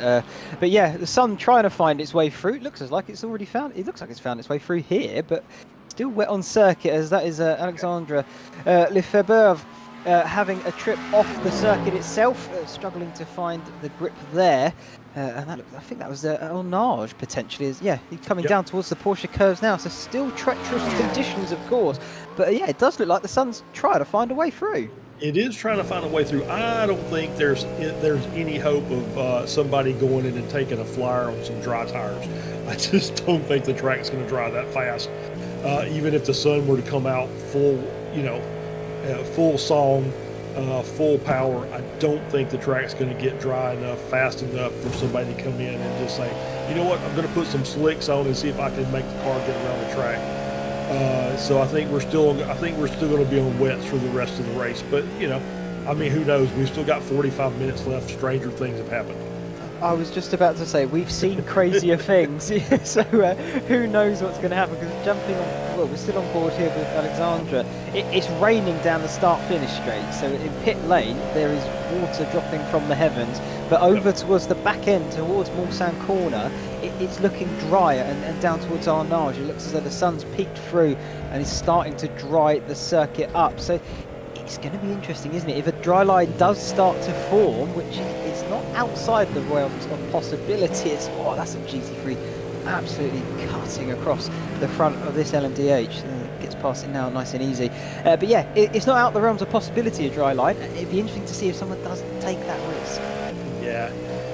Yeah, I mean, that's, like I said, that's always a possibility. I can't see it happening. I just don't think that the sky is going to cooperate that well for us that we're going to be able to get, because this is such a massive track. We're talking about 8.5 miles, 13 some odd kilometers. So it's very much like a Nürburgring, where you got, you can have rain in one sector and it be completely bone dry everywhere else. Not to the same level as Nürburgring because of the mountains that Nürburgring has around it, which really kind of helps control and guide that weather through certain areas. Yeah, so once again, we'll just keep an eye out and see if a dry racing line starts to form, and if anybody, anybody decides they want to get brave and give it a try. Yeah, let's see how things unfold. We've still got a little bit of time left in this race, just over 40 minutes to go before we see the 3-hour mark, at which point they'll have one final flying run until the checkered flag, once we see that white one come out. Virtual drivers still leading the overall category, and of course the LMDH is in that as well, and Hyperion are still chasing down very closely. That gap dropping lap after lap by the seams of it. It's just over 11 seconds now, so that's going to be interesting to keep an eye on, because it was 17 when they exited the pits, so that's come down quite rapidly if you ask me. Punk Crew Pink though, they're probably the driver out there, or the team out there, probably not really that fussed about what happens here, because they've got such a margin, such a gap to the next car. Yeah, he's done that whole team has done such a great job of getting the car, keeping themselves out of trouble. They did have a couple of little incidents here and there, but it wasn't anything that damaged the car. Had a couple off tracks, couple of half spins, but managed to just keep the car running running straight and being safe, and that's been the name of the game, and that's really paid off for that team. And it's a two-minute lead. You can afford to not take chances and just run your racing line. If you're a couple of seconds off of your normal pace, that's probably okay. We don't have that much time left, so they can afford to lose a second here and a second there in order to get that car home safely. Yeah, absolutely. I mean, if you think about it, we've got about 11 laps left. If my quick maths on it, if it is on it, it's about 11 laps from what I can tell. Even if you do lose, you could even lose 10 seconds over 10 of those laps, and that would then close the gap back to nothing. I don't think they're going to lose 10 seconds a lap, but they could do it if they wanted to. That's how big of a margin that they have here, and they would still win the race. So they really do not have any pressure on at the moment, and they've done an absolute stellar job to be where they are. Let's just hope they can keep it to the very end. They don't seem to have set a foot wrong, and I hope, fingers crossed, touch wood, everything that goes forward in fortune, that they don't have the commentator's curse from here on. Yeah. It kind of seems like that's what we did to Afonso earlier. We were talking about how good of a driver he was, and then the next thing you know, he's in the wall. So I kind of feel like with the commentators, we've already kind of got one of those out of the way. So hopefully we won't have any more of those. So we'll just, like I say, just keep an eye on the rest of this. Team Tenuto here with almost a 20-second gap over Tectonic. That Solpec, we'll have to see. Let's see if they're. Solpec looks like they are gaining a little bit on Tectonic, a second or so over the course of the last lap. So that might be a battle for a podium position. One more step up for Solpec if they can get caught up. So we'll have to keep an eye on that and see what happens. Looks like Findy's doing a pretty good job with that GT3 AM class. It's got a nice 10.5 second, 11 second gap. But that P2 through P4 within 2 seconds of each other, so that might be a nice little battle there before it's all said and done. That's the two Go-Win cars, Ruby and Sapphire, and then back pain and eye strain in the middle of that pack. Yeah, just having a look at that Ruby car as it went through, it almost looks Christmassy in a way, the way the livery's sort of set out and designed, doesn't it? It kind of does. Yeah, it gets you a bit in the spirit, I think. Either way, it looks lovely on circuit, but yeah, that team does have a little bit of work here and a little bit of pressure on Going's shoulders, or it was Going, sorry. It's Maltsev in the car, Eugene at the hands of the Mercedes, and yeah, back pain and eye strain in the Ford Mustang, chasing them down for those two last podium spots. But Going Racing Sapphire not out of it, like you've just said. They are right in the mix too. So this is a three-way battle then for the two final podium spots, providing Fendi Racing out front hold it all together. It's only 11 seconds though. It's not a mountain to climb. It's an uphill battle, but it's doable. Yeah, absolutely. I was kind of watching the timing tower, and it's like Longhorn went off the track and I think towed. It's kind of what it looks like. Mark Johnson in the 57 car. So maybe we can see if we can get a replay of that and see what happened. But it looks like they had an incident. Looks like solo incidents. I don't see any other cars that are, towing or off the pace anywhere, as far as I can tell. Yeah, well, I think that's down to the fact that we're seeing fewer of these incidents. It's a good thing, because it can mean one of two things. One, the drivers have started to get their eye more and more in. That they're picking up the knowledge, the data of how to handle these cars at the circuit and what the conditions are provided to them. Two, the track could be drying out slightly, because I don't really see any rain out there at the moment, and it does look as though the spray is a lot reduced. And who knows? I think we could be on for a very slight dry line by the end of this. That would make things a lot more interesting, for sure, because obviously the wet tires don't perform as well on the dry track. So you'll see cars that start struggling through corners where they were normally getting their way through there pretty well, and then having to search for water to cool the tires off to put them back in the optimal performance window. As opposed to them being overheated. So it's just another thing that a driver and team are going to have to keep an eye on for the last 40 minutes or so of this race. Yeah, just another thing to just throw in the driver's way to make things a little bit more difficult than they already have been so far in this race. This is a good chance though. This is going to be really difficult with that faster car coming through to lap them as well.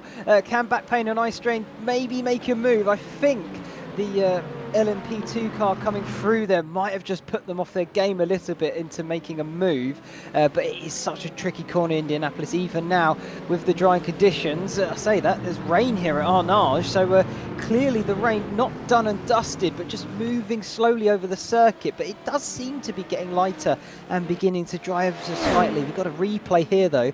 What happened to David Way in Hyperion Racing? This looks to be the first chicane down the Mulsanne straight. Ooh, that's an interesting one.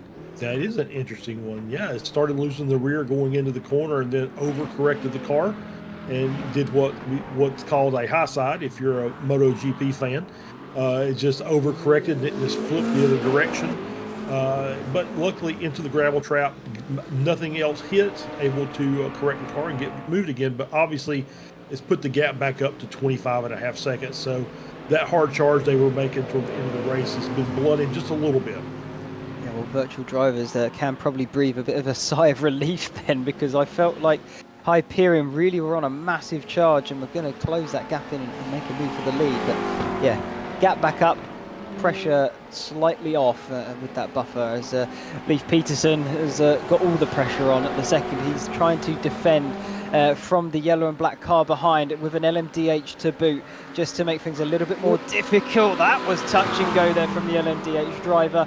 Leif Peterson, though, he's going to have to relinquish that inside line. Through goes what looks to me like one of the McLarens then into the Ford chicanes. It is Bear Pope 0 then, Miko Kutunen. I can't get that right. Miko, I think we'll stick with that, shall we? Connor Webb, though, he's having trouble.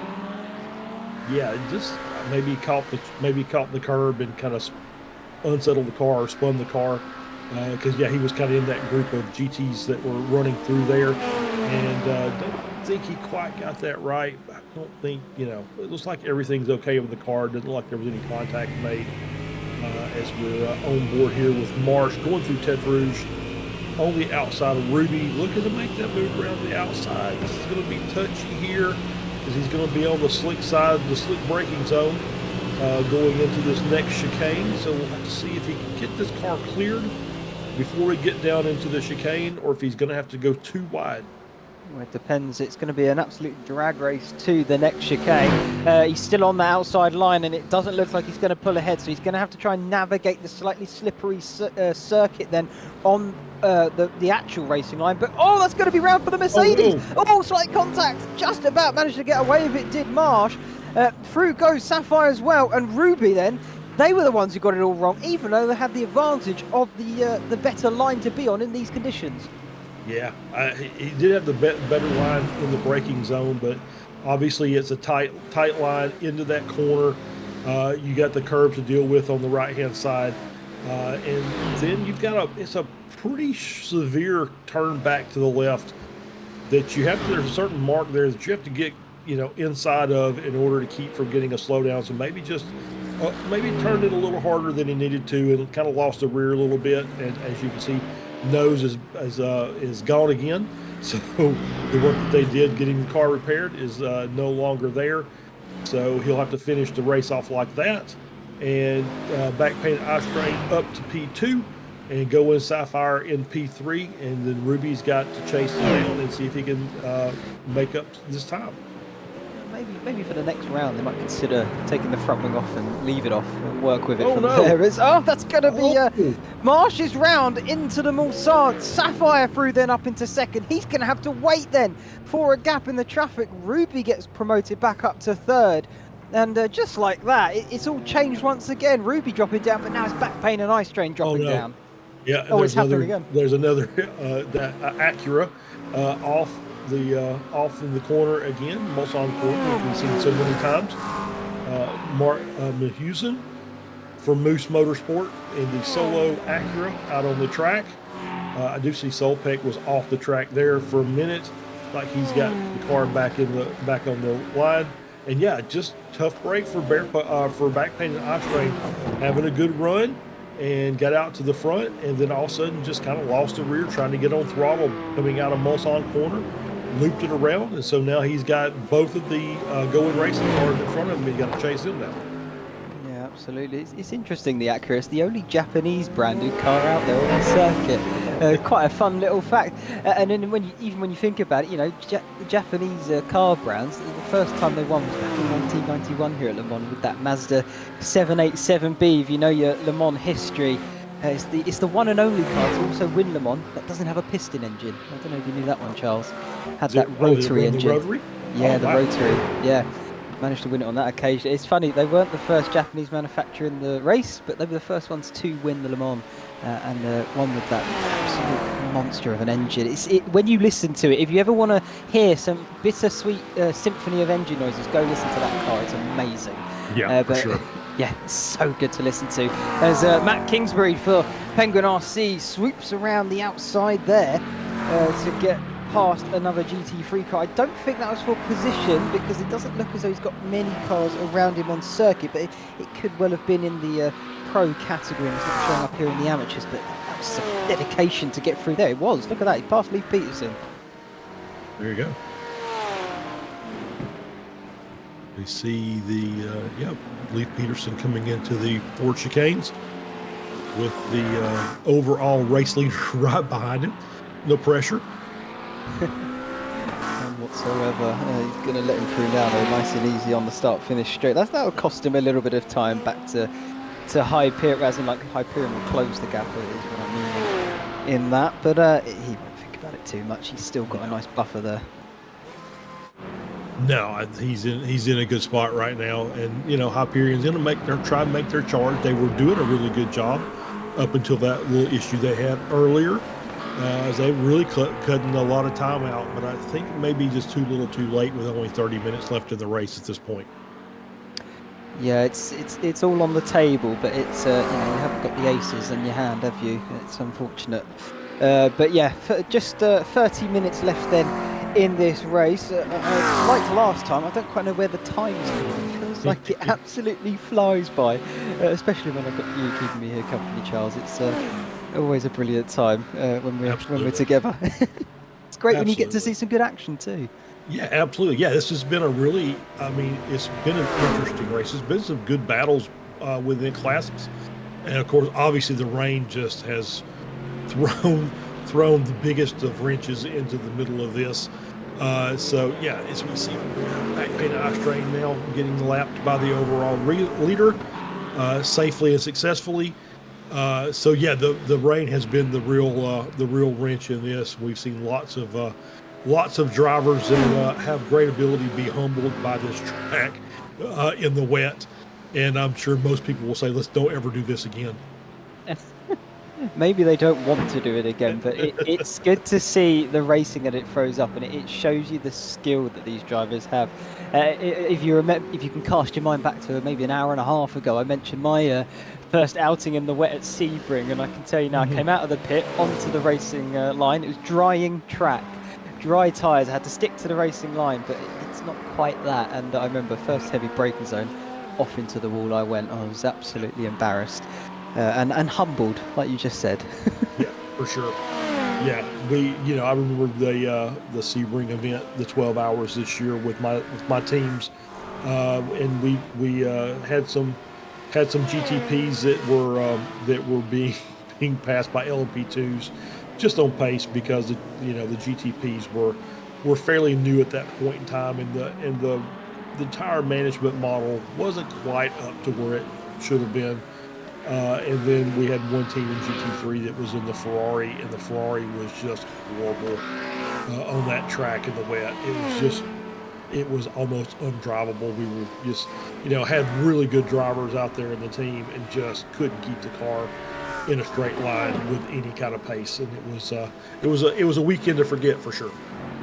Yeah, I think I was in the Porsche on that occasion, as I was for a lot of the endurance I did earlier on in the year. But yeah, enough about us, I suppose, Charles. It's more keeping up to date with these guys that are putting on the race for us now. And Punkaroo Pink still extending that monster of a gap that he has back to P2. That's Echelon SimSport.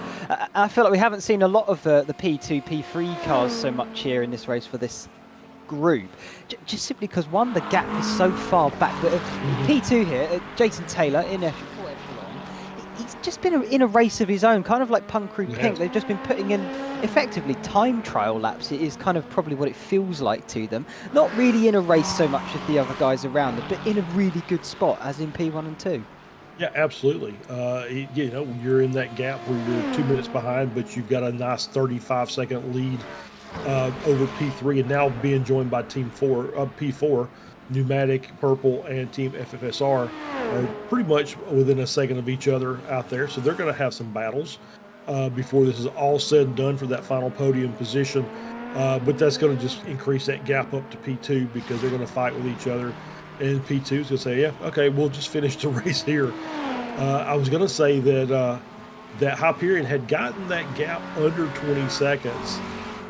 Virtual drivers, I think, had made a mistake somewhere or just had got caught up with somebody, but the gap's now back out to 21. So the gap has been reduced, but there we go again. Just see it, the braking zone there in the Mulsanne second chicane.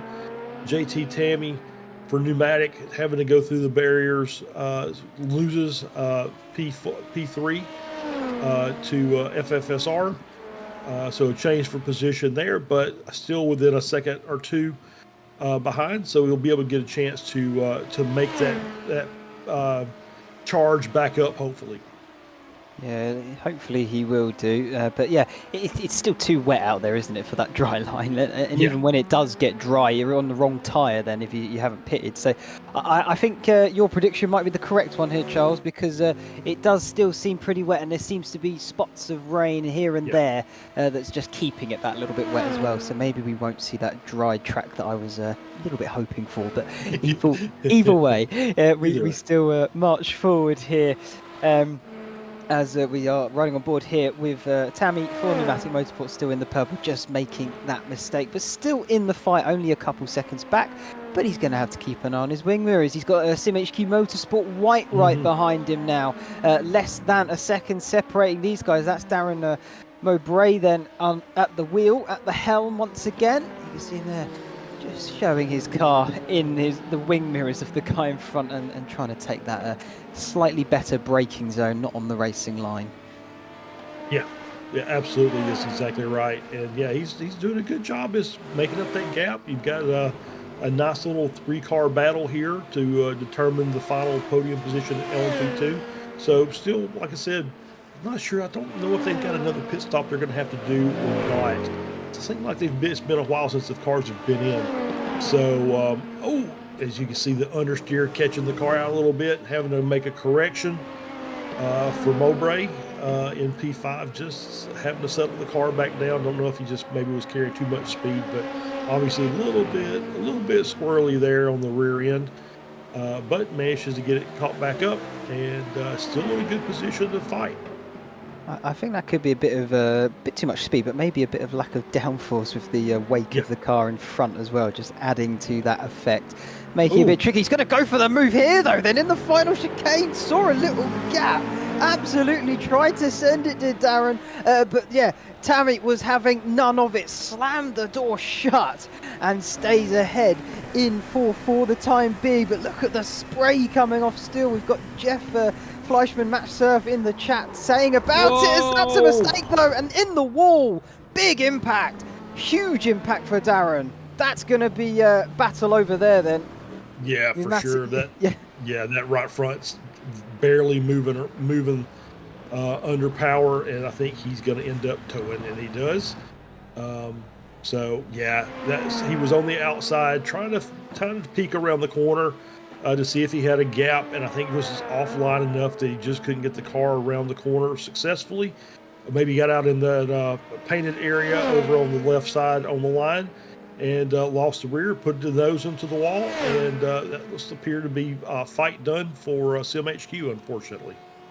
Yeah, unfortunately, battle over for them, and Pneumatic Motorsport Purple will breathe probably quite a large sigh of relief because, yeah, they were closing in, trying to make that move work, and we saw Darren in the final corner really did try and get a move done on them. But we'll move over to the GT3s then. The Pro category, Tectonic currently leading, chased down by Solpec Precision Racing in that Corvette. So it's a battle of Europe versus America here, Charles. Which corner are you backing? I have no dog in this fight. I'm just watching this race and enjoying it. So it's it's going to be the battle of these two. Obviously, Alexander is doing a great job up front.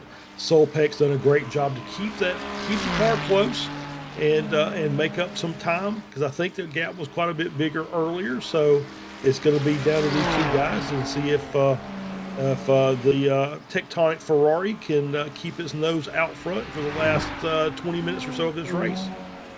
Very political response from you, Charles, but a fair one nonetheless.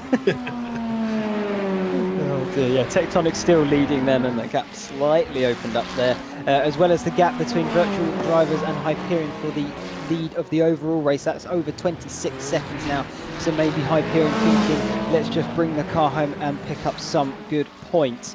But yeah, it's still all happening here in the closing stages. Just over 20 minutes left then until we reach the 3-hour mark, and then we will have one final dash to the checkered flag. It all depends on where the overall leader is on the circuit by the time we reach 3 hours, as this is Team Tenuto and Bear Pope Workers Union going at it for the final podium spot then in the GT3 category. And they're just 5 tenths separating these guys as they're coming up to one of the trickiest parts of the circuit. Yeah, this is going to be the battle here for the final spot in GT3 Pro. Just like that McLaren looks really stable through here. It looks like Sammy's doing a great job of managing the car through the Porsche curves. Haven't really, I don't remember just really see anything except that we talked about maybe the wings on the front making it appear to be something it's not. But other than that, I think they've done a really good job, and it's going to be a battle we'll have to keep watching. That might be the battle for the final position there in GT3, as we see this battle right here between Go and Ruby and Penguin RC. Penguin RC making the move around to take over P3 in the GT3 AM class. Yeah, that was a nice move there by Penguin RC. Made sure that Ruby had that racing line, which is the slipperier of the two at the moment. But I think he's is he letting back through there, or is that another car going slowly? That's it. Yeah, it's just the car going slowly. They're just allowing pro car. Yeah, exactly. Yeah, absolutely. But yeah, Racing Ruby losing out there to Penguin RC, and it was a very nice move as well from that McLaren car as they make their way up to that final podium spot then for the amateur category. But of course, we can see there, Racing Ruby still got that damage to the front of its car, and that's got to be costing them a bit of lap time. Yeah, absolutely. You can kind of see it as that battle between those two cars actually brought the back-painted I-Strain car from P5, brought him up. He's only got a little under 4 seconds now, so making up that time by himself, probably getting a little bit of a draft off of the Penguin RC AM car. So it's going to be, I don't think this battle's over just yet. I think there might be a little bit more to do here between those three cars. Yeah, absolutely. There's not much between them, so you're quite right. And of course, traffic still plays a factor in this as cars come up to lap you and things such as that. So it's all still on the table with the gaps as low as they are. But speaking of low gaps, looking back here at the pro category, Tectonic and Solpec once again less than a few tenths separating to the two. The Corvette huddled in the slipstream and the spray of that blue Ferrari then as they make their way on this Mulsanne straight down towards the second chicane. Under braking they go. That's the Ferrari cutting a bit fine over the rumble strips there on the apex of the corner. Does keep it under control though, and now it's all about the exit and the drag down towards Mulsanne corner. Who's going to come out ahead when we get to the next set of braking zones? That's going to be the ultimate question. Tectonic still the lead car, but the gap coming down. They're going to go side by side then. Who's going to be the latest of the late breakers, especially in these conditions? I think Tectonic might just hold it out, but no, Solpec's going to try it round the outside. Can they hold the position? I think Tectonic's got it just at the moment, and Solpec going to have to rethink that one. Good defensive driving though. Yeah, it was. And you know, the thing is that's on the racing line. So actually I think Solpec had the better line going down into the braking zone. But Tectonic, great job on the brakes, able to get the car stopped and around the corner without sliding through like we've seen with so many other cars.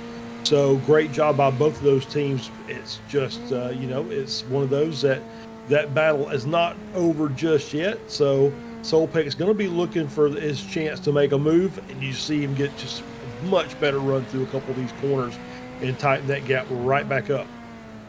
Yeah, it's interesting to see Solpec clearly has the confidence a bit more in the car, running that racing line, what you would call a racing line.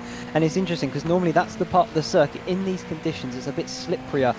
With the track rubbered in, the water gets on the top, and rather than gripping up, it absolutely becomes a bit of an ice skating rink.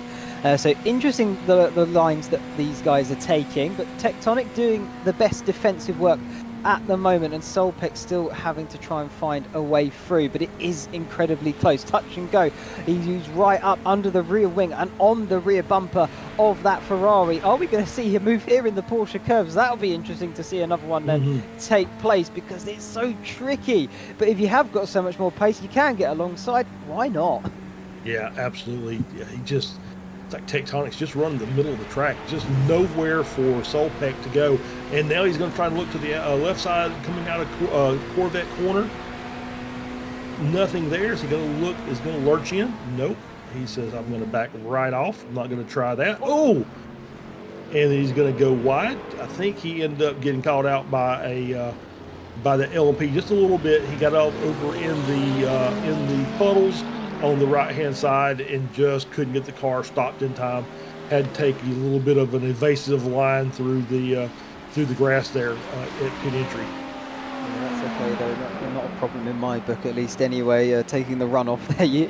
I'd rather you do that than completely bin it, and fair play, he did keep it under wraps and under control. So good driving there from Blake Reynolds, keeping it in one piece, and that Corvette facing in the right direction. But that has got to be one of the widest Ferraris I think I've ever seen in sim racing, because my word, what a defense he's putting on.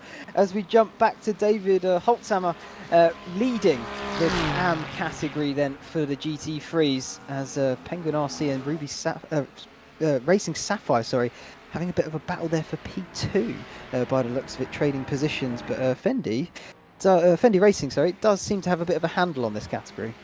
Yeah, absolutely. They've moved out into P2, dropped Sapphire down to third. Still a nice gap, 6 seconds or so back to Goodwin Ruby.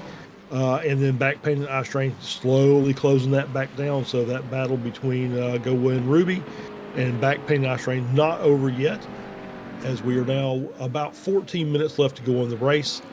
The gap up in the front to the between virtual drivers and Hyperion is about 23.5 seconds. So Hyperion is making inroads, but not at the rate. Oh no, back painted Ice Train around again. That's in Indianapolis. Yeah, Vince Marsh getting it a little bit wrong. Maybe we can see a replay of that one in a short moment, but that's going to put any doubt of him getting P4 then probably in this race. Here we go into Indianapolis through the kink of the right-hander. Does he get wide on the rumble? No, he doesn't. On the racing line? That's locks the brakes so slightly, just a tiny bit too much speed into the corner, and that's when the rear steps out on you. That's it. That's exactly what that was. It's easy to do. I think every sim racer, even probably real life driver, has had that spin happen to them. It's an easy learning curve to pick up, and I'm sure Vince Marsh will do his best not to make the same mistake again. He's still in fifth, is Vince, and he's now put himself a little bit under pressure from the Corvette of CMS Racing behind, but he's still got a buffer there, and P5 is still a good result for this team. Ooh. We had a change for the lead in the GT3 Pro class. Tectonic, and side by side there between Bear Pope and Team Tenuto. Bear Pope looks like they've got that position secured. Move up into third, and we've got Blake Reynolds and Tectonic side by side coming down the second straight. Yeah, it's not over yet, is it? They are still side by side. Tectonic just about getting in front of Solpic down towards Indianapolis, one of the trickiest corners probably on this circuit we've had this evening. Can Solpic go down the inside? Has a little look at it, but no way through, says Tectonic in the Ferrari. And now they're going to make their way towards Arnage. You've got cars backing up behind them. A few LMP, LMDH cars there, going to try and make their way through. Probably, no doubt, will do it on this straight nice and easy, but they're still going to be having it side by side on the exit of Arnage. They're going to still be side by side up towards the Porsche curbs. This is going to get tricky now with cars trying to lap them at the same time. Keep it all together, boys, because you want to make sure you finish this race. That's getting close for comfort. Oh, the Corvette sliding into the braking of the Porsche curves, just about managing to hold it all together. That's some car control from Blake Reynolds. Absolutely fantastic car control from Blake Reynolds. And now he's just looking to get back to the lead in this class. He certainly is. Going to try it through these curves then. Round the outside of the Ferrari he goes. The Corvette swoops through then to take the lead of the GT3 class. And Tectonic doesn't have an answer to that one for the time being. He's flashing his lights, probably in a bit of anger there, as one of the LMDHs also trying to find their way through. But Solpec then is now your GT3 car class leader. Yeah, and I'm not sure. Tectonic's way off the racing line back there. I'm not sure what's going on. He just basically, it's almost like he's just to say, you know what, let all these cars get through, and then I'll try and see if I can get back on the racing line and track him down. But he's going to have or was that a different car? Maybe that was a different car that was a lap down I saw that was off. So Tectonic's still hanging in there, as just letting the GTPs work their way through the LMDHs. I'm sorry, that's the overall leader. Virtual drivers, gap now 16 seconds over Hyperion, so that gap has fluctuated significantly, has tightened back up again, maybe due to the fierce battle amongst the GT3s here. Yeah, I think he's just got held up behind the GT3s, but it is massively closed the gap up between them and Hyperion as they now make their way through on the pro class leader here for the GT3s. So two leaders of each of their classes respectively on the same part of the circuit. Virtual drivers still leading overall, and Solpec now your leader of GT3 Pro. Yeah, it's got a little bit touch and go there is, oh, that's a mistake though. That's P2. That's David Vey for Hyperion Racing. Which corner is that? That's Tetruzzi's made a mistake on. That's going to massively open the gap up. I think that could be just race done right there. Yeah, I think you're right. I think that's obviously didn't like he hit the wall with a lot of force. Maybe just kind of glanced off. But yeah, it's opened the gap up. I don't think there's going to be any way unless, once again, strange things happen. He's coming through and he's got a battle in front of him. So he's trying to work his way through there and takes it to the inside. Oh, I think he might have had some help. That might have been that car, maybe the McLaren, maybe just kind of turned in, thought he was clear, but wasn't. And I think maybe caught the back of the Porsche LMDH car. Yeah, it's such a shame because it's big in the terms of the race here that has just happened. But it's one of those things. It's very easy to do. We saw it quite a bit at Road America last week. Of course, the circuit was much smaller. It was much tighter and narrower as well, and it happened a little bit more frequently just due to the nature of the circuit. That's, I think, the first one we've actually seen here. So well done, because we managed to get pretty much the entire way to the end without it happening once. But it wasn't meant to be, of course.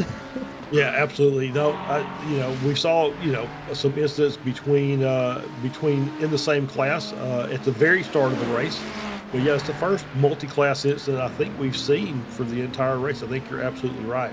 We'll say this: we've got about 8 minutes left. Obviously, we think that the race from P1 to P2 is over.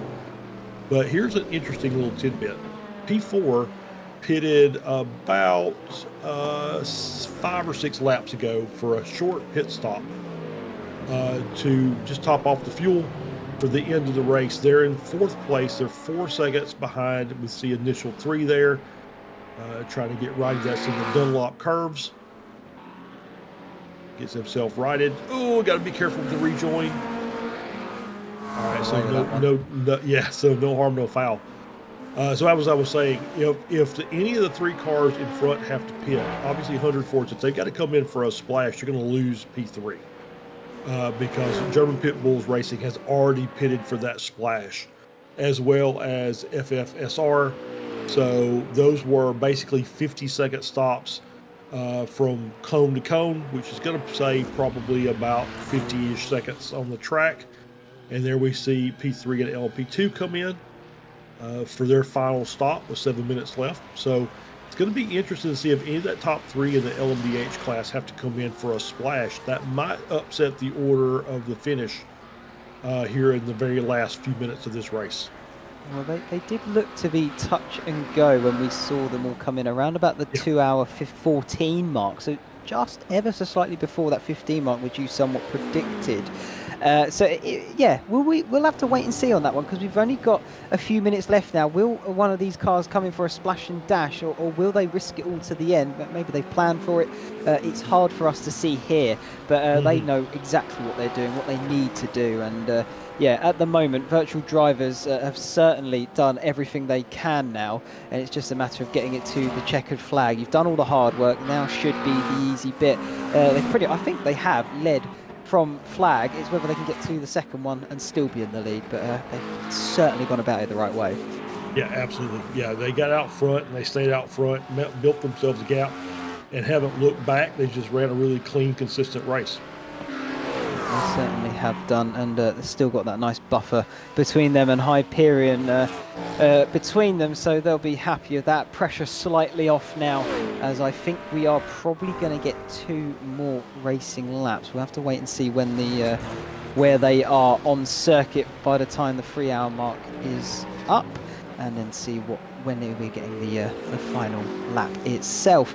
On-track action, though, in terms of sort of battling, things have petered out a little bit then in these closing stages in terms of the actual category wins. But what we are looking at here is Penguin Racing trying to have a go at one of the pro cars then in the closing stages. And that is into Indianapolis then, up towards Arnage. That's Adam Moen for Fendi Racing, currently P8 in the pro category, and Penguin RC behind them trying to make a move later on in these stages. This is sort of a testament to the amateur drivers. We call them amateurs. They're not really though, are they? They are No. still massively quick. Yeah, when we talk about pro and am, when I do a broadcast, I always kind of say they're less experienced. That's really the key. Is they've got talent, and they wouldn't be on these racing teams. The team managers have. As we see Noah Hinton for 100 Force. Oh, that is a big off, Oh, and that is no. crucial in this race then for 100 Force. They're going to have to tow the car. That's 100 Force. That was their podium chance gone up in smoke then. Through what I believe was the down towards Tex Rouge. What happens here then? Under braking, it's going to be the white line. Yes, it is. White line catches them off guard, and there it goes. The rear wing, rear tyre to boot. Oh, it's so easy to do. Yeah, and I saw the puff of engine smoke, meaning that car's done. And they had such a great race going. That we talked to them earlier. Trying to keep it smooth and consistent, and you could just see one mistake, and it's dropping them from P3 to maybe as we see Matt Kingsbury around over in kind of in the no man's land between pit entry and the Ford chicanes. I wonder if that's something between him and the pro driver that he was racing with just a moment ago that we saw. Maybe we can get a replay of that. Yeah, Fendi Racing, here they are, Adam Moen. Still P8, still going around, no problems there. So I wonder if there was a slight coming together in towards the Ford chicane. We might get a replay of that one in just a few short moments' time. But, oh, here we go, replay time. What have we got here? Penguin Racing. He's slightly further up the road, so it could just be a mistake all on his own then. Into the Ford chicanes they go, clipping the apex just a bit too hard. Yeah, that's it. Just a little too much speed. Gets on the curbs. And then we come back to see Fendi spinning and kind of making contact with the wall. I believe that's in Tex Rouge also. Again, easily done. Look, they're back on circuit together with each other. Penguin going to have massive pace advantage though on the exit with the momentum through the corner, so he'll pick that position up quite happily. I'm sure he's happy. He's probably happy in a way to see that he sort of lost it in front of him, but at the same time, you still don't want your competitors to completely crash out. You want the racing to be done on the circuit itself as another car comes around to lap them. But we've got just 2 minutes left here, Charles. Really not long left in this race. I mean, it's been absolutely chaotic, mental madness and everything else. It's still not quite over just yet, but it's been some racing. Yeah, it has been, as we see. Oh, look at this, Hyperion Racing in the pits. Here we go, this is what you were talking Fast about. repair, yeah. They couldn't quite make it, so they had to come in for that last lap splash. So they're in the pits. Virtual drivers, I'm going to assume, is in a position that this is their last lap. And so now you've got a gap.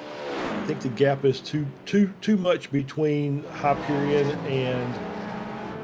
Oh, okay. So incident 243 decision. Stop and hold 60 seconds to ARC Motorsports Gold and Dog Bear Bart for egregious unsportsmanlike conduct leading to contact. And I think that was the incident we saw over on Mulsanne in the second chicane, as well as going down into Mulsanne corner. I think those are the two cars that were involved. Could be wrong. If I am, I'm sorry. Not trying to call out the wrong person, but obviously some disagreements on track that had to be settled by the stewards. Yeah, absolutely. Now into the final minute. So this is going to be white flag territory. By the time Renard here sees the start-finish line, it will be the checkered flag with it to finish this 3-hour race. And virtual drivers then will probably lead from flag to flag. Only a few corners left. He's got a massive gap back to Hyperion Racing, who have had to do that splash and dash, so he doesn't have to put the car on the line, risk anything. He can cruise it back home and take that top spot, which looks exactly like what he is trying to do. They're not going to send it on any GT3 cars unnecessarily now in these closing stages. And what a drive from this team that they really did right from the off. They've just had control over this race. Absolutely, yeah. Fantastic drive by both drivers. And yeah, they got out front, they took the lead, they built a gap, and they just never really looked back. And yeah, he's just in cruising, and if he's close, this is probably a good benefit for him. He can just lift and coast into these corners, not really have to worry about fighting the GT cars, and come home and just hope he can make it. He needs to get at least up through the Porsche curves under power in order to be able to coast the rest of the way. So we'll see if he can get there. I'm sure he probably can. He wouldn't have risked a dominant race win for a splash of fuel, I don't think. I would like to think he's got it all under wraps in terms of the fuel load. So here we go, though. He's only got a few corners left. You could probably count them down on one of your hands. That's how close he is now to that checkered flag and the overall race win here for the second round of the iRacing Team Endurance Championship. Keeping it all neat and tidy for this win, and gets them off the mark as well, I will add, because they've come into this race with no points from the first race. I'm trying to remember. I don't even think they were in the first race, to be honest. I think they're a later entry, and they've come into this and absolutely not trounced the field, but they very much had a handle on things as they come now into the Ford chicane. Then only a few corners left to go. Big splash of the old puddle. Final corner then for virtual drivers, and it's been a perfect race for them, flag to flag in first position as they take the overall win here then for the second round of the iRacing Team Endurance season or championship, and they'll be very happy with that indeed. Yeah, absolutely. I'm sure they'll, missed the first race. That's all right. We'll just come out and win the second one. So a great start to their campaign, and that's going to close up the points significantly to the cars that they were out there battling with. It was the Hyperion coming back into the pit lane. Not really sure why. I'm not too sure myself. He'll still finish the race in second though. But not too sure what is going on here, but either way, he will finish the race there in second. Here comes Punk Crew Pink, though, another team that have just absolutely dominated this race. Look at the gap back between them and the next car. 3 minutes. They've almost lapped their entire field, I believe, of that. Only second, third and fourth not coming under the threat of it, but very close towards the end there. Probably only needed another half an hour and it may have had it done. But here comes then the leaders for the GT3 Pro category. Solpec getting the win from Tectonic Racing to take home the top spot of their division. And I think Fendi Racing for the amateur category is going to come home and take the lead and the win there. Only a few corners left for those guys as well, as everybody's starting to find their way over the start-finish line. The checkered flag fallen and race over. That's Tectonic there finishing second. David Way coming back out onto the circuit, demolishing the car for good measure, just for a bit of fun. Yeah, I'm kind of wondering, just as we see Fendi Racing coming around to end the race here, coming down second straight into Indianapolis. I'm just kind of wondering, maybe he got a pit speeding exit, and maybe that was a drive-through that he had to serve or something like that, and just came through on the last lap, which won't clear obviously the drive-through. It's an iRacing mandated thing. It'll just add 40 seconds to their race time, which I think still going to put him in P2. I don't think that's going to hurt him as far as their standing. Going to be touch and go though, looking at that gap. Yeah, so it's be close. Interesting to see. But yeah, German pit bulls, they did come home in third, as we are waiting for the last few cars then to come home. We're watching here Fendi Racing for the amateur category, as we've still got action going on actually. This is Hyperion Racing and Echelon Sim Sport then for the P6 position in the Pro for GT3s, as it's still going right down to the wire. Who's going to take that 6th spot then? Into the final chicanes they go now. The Ford one first of all. That's going to be tight on the braking, but I think Hyperion's just going to about hang on to it. There's no real way through there for Echelon. Giving it a good bash though. But no, Hyperion will pick up 6th. Echelon will come home in 7th. But yeah, they still wanted to put on a show right at the end.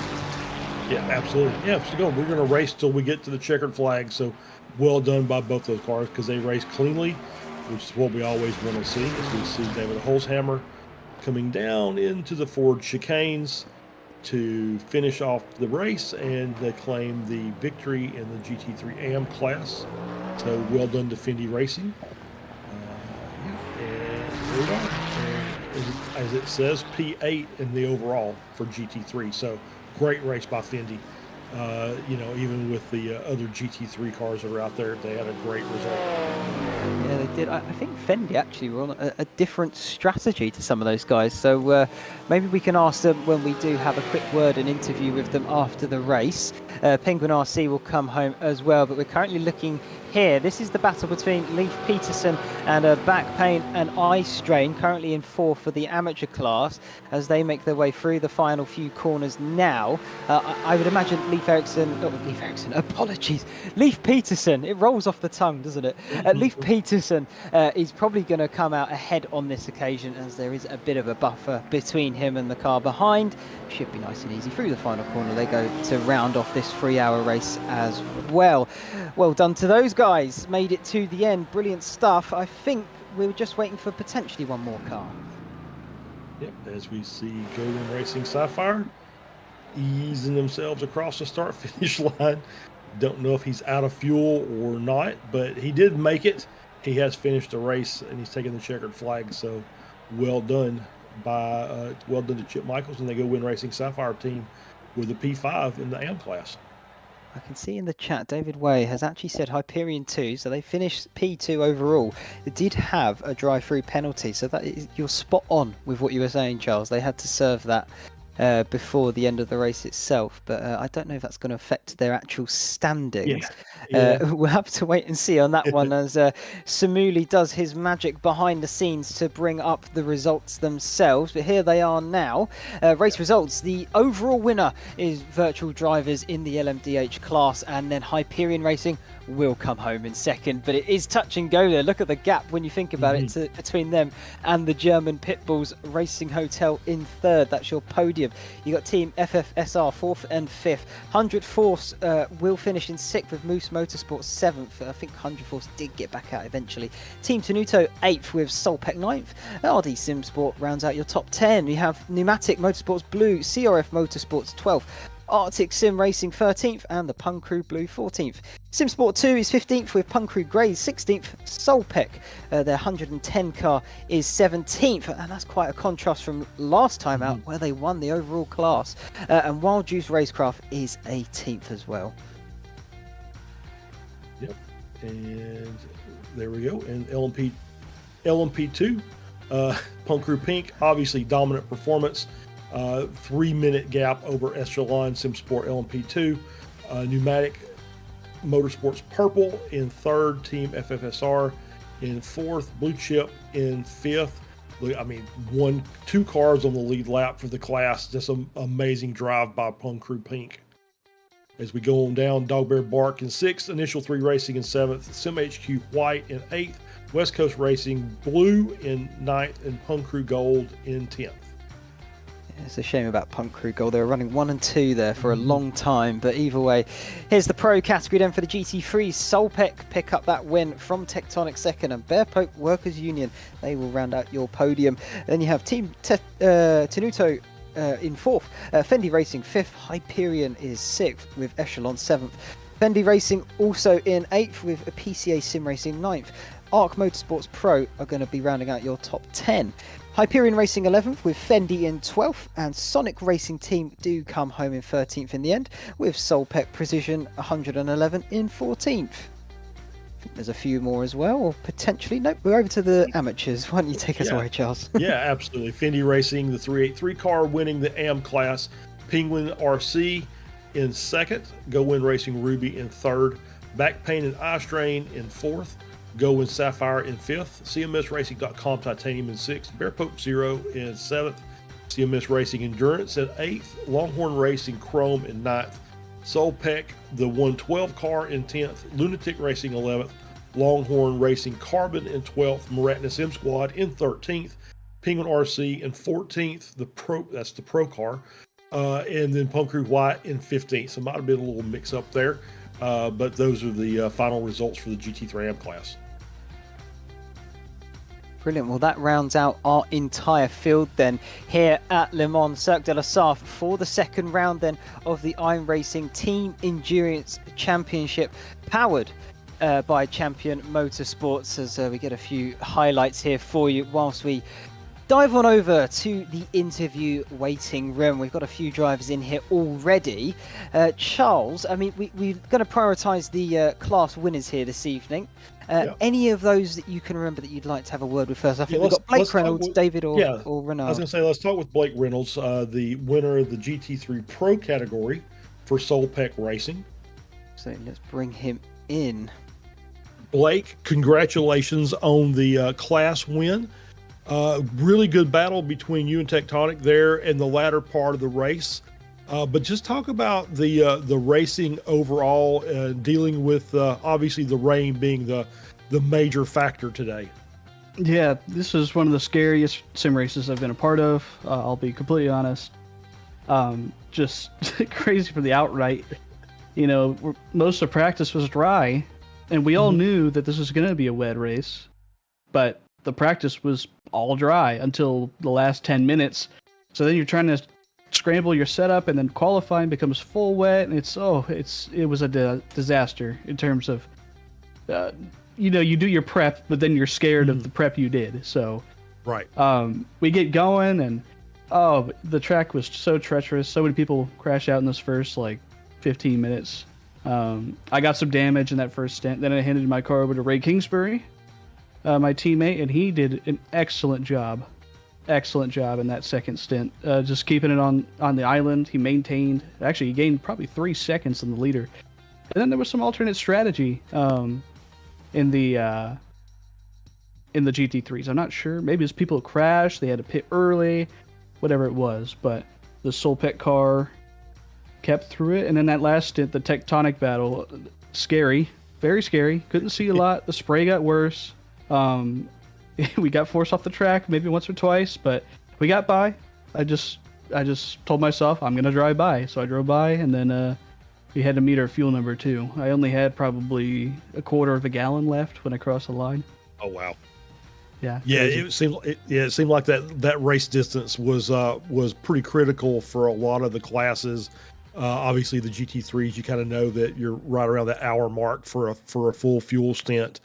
And so you did a great job of at least managing that. So I asked Ray, your teammate, congratulations, Ray, by the way. So I think the biggest area we saw that people were having problems was the second chicane of Mulsanne, and then in the Mulsanne corner itself. It just seemed like for the chicane, the racing line was not the line you wanted to be on. You wanted to be to the inside, and then it just seemed like everybody was struggling trying to get the car stopped to get around Mulsanne corner. Yeah, I don't know. We were pretty good there, but we really set our car up to kind of brake well, and because we knew it was going to rain, we knew what to expect. So I think the Mulsanne chicanes were fine for us. We had to brake a little left of the line, kind of right down the middle of the track, and then Mulsanne corner was pretty sus. I know Blake ended up passing for the lead, with a few laps to go there. And it was not really on purpose, maybe. The car just decided it needed to go straight, so we kind of figured that out. But yeah, exactly. If you avoided the puddle, you were okay, but there's a puddle right off the inside curb, and you couldn't really see it that well. But we kind of figured out how to drive around it, and when you're driving in traffic, it was much harder. So I think that's probably what was catching people out, because you needed to be between that puddle and the racing line. Otherwise, you were going for a ride. Yeah, so, yeah, it was tough. We saw lots of rides going down through there, and it was every class. It didn't matter which one. It just seemed like everybody was struggling. Ash, you got anything? No, I think you've pretty much covered all bases there, Charles. I will say congratulations on your win, boys. Very well done indeed. And you put on it was against Tectonic, but it was a bit of a titanic battle at the end there, so well done. Yeah. Brilliant. Yeah. Thank our sponsors, Solpec, Abruzzi. There you go. They're racing in IMSA Global right now. They're really cool. Yeah, that's it. Thank you for broadcasting. Penguin does a great job sponsoring. Gotta thank Penguin. Absolutely, yeah. Thanking all the sponsors, and well done, guys. Brilliant stuff, and got all the thank yous in there too, so good stuff indeed. Well, thank you for joining us, and we'll say good luck for going forward as well. And yeah, enjoy the next round. Let's have a look then who else we can bring into the interview room. I think I'm going to bring in the overall class winners here for the LMDHs. We got Michael Costa and Renard as well going to be joining us here for the winning team then overall, and of course in class. Well done, guys. First of all, Michael, I'll come to you first. In general, how was the racing for you out there with the conditions as they were? Thank you first. It was stressful, to be honest. First, I want to say thank you to all the traffic, because they've been relatively predictable, which does help in those conditions. Out of this, it was quite changing. There was a good time mid-race where the track was a lot slower and the lost carrier. But overall, it was okay. We saw we had pace, so in the end we didn't have to take too much risk and risk the race, and just take it to the end, more or less. Yeah, absolutely. I mean, you started on pole, you went flag to flag in the lead. I think we did see one moment sort of mid-race where a bit of a slide kicked in. What was going through your mind at that very moment, I guess? Was it yourself or was it Renard? Maybe whoever it was in the car can answer the question. That was me first of the second run, first lap, and I lost it cold tires at the exit of Tertre Rouge, which I didn't get, and then my teammate told me after I actually catch it, and then lost it back because I got on the curb. Well, first we checked straight away the car. I had the steering a little bit not straight, but performance was okay. So we choose to just keep going, and in the end the lap times were still there, so I refocused relatively quickly. Yeah, absolutely. You certainly did get it back under control rather quickly, so well done to yourself. Renard, then, latter stages of the race, we had Hyperion chasing you down for a lot of it. Of course, the times kept fluctuating up and down, but I mean, was there a point in that where you thought maybe they were going to get you? I'll just translate for him because he doesn't speak English. Oh, okay. Renaud, est-ce qu'à un moment t'as cru que la Hyperion pourrait nous rattraper ou pas? Non. On était vraiment sous notre rythme possible, et c'était uniquement de la gestion de course et essayer de faire le moins d'erreurs possible. Donc voilà. So no, not really. He felt we were quite under control. We're managing the pace and also the fuel, because we are not certain if we wanted to do the splash or if we could save it. So he felt relatively under control. Nice. I mean, that's good to hear. Apologies, I didn't realise we weren't all on the same sort of speaking platform, so apologies for that one. But no, very well translated, I will give you that one. That's nice. I'm happy to help. Brilliant stuff. Thank you. Oh dear. Well, I mean, of course, you know, managing all the conditions. How was Renard feeling it, particularly maybe down at the Mulsanne, as we've asked the GT3 Pro car earlier? I mean, conditions down there were quite treacherous this race. Yeah, for sure. Renaud, Mulsanne notamment, tu te sentais comment avec les conditions? C'était très compliqué, hein. Surtout le plus compliqué, je pense que c'était trouver la bonne trajectoire en ayant des autres voitures devant avec le spray. Et il fallait être très précis pour ne pas bloquer les roues et tirer tout droit. Il fallait vraiment faire très attention. Yeah, so the trickiness was mainly coming from traffic and managing to get the line, because the line is quite narrow. It's very easy to lock up if you're not on it. So it was mostly one traffic and with all the spray to make sure to be on the line to avoid any lockup possible. Lovely. Well, thank you for translating for us as well, Michael. Always. And last thing, anybody else that you would like to thank? Well, the other teams, obviously, because especially the Hyperion, we couldn't really rest, because whatever the gap is, if you know there's a team chasing you, you can't really chill. And then our team really, the people especially that help us working on that race, I'm thinking to one specific person, Thibaut, and whoever did that amazing setup. Hopefully it can work for us again. Absolutely. Well, well done on your overall win, and well done on your class win as well. And thanks for joining us here in the commentary booth. And yeah, looking forward to seeing you next time out at Portimao as well. So good luck for that Absolutely. one in the future. Thank you very much. Thank you, Thank guys. you. Thank you. Brilliant. Right. Well, Charles, I think we'll bring in then. Should we bring in David? For David the and amateur? Luke. Yeah, David and Luke. Absolutely. Let's bring those in for you to have a nice chat with. All right. Say, David, Luke, congratulations on the GT3 AM victory. Just go over your race in general. How much did you guys enjoy the rain, and how much were you struggling? Yeah, it was a good race. We had a pretty rocky start. I don't know if you saw, but on lap 1, we got caught up in that incident on the first straight. Luckily, we got a black flag for a meatball, and we had to limp back to the pits. But we used our fast repair, got back out on track, and then just started putting in the lap times. Yeah, so a lot of the teams talked about how I guess the official practices for the race didn't quite mash up with the actual race itself. Did you guys put in a lot of time in the rain just trying to get the car, get comfortable in the car, and how close was it to the conditions that you saw during the race? Yeah, we basically just always went with the worse conditions. So we were pleasantly surprised with the race now. So yeah, that was our approach basically. Yeah, altitude training. Yeah, exactly. Altitude, exactly right. It's exactly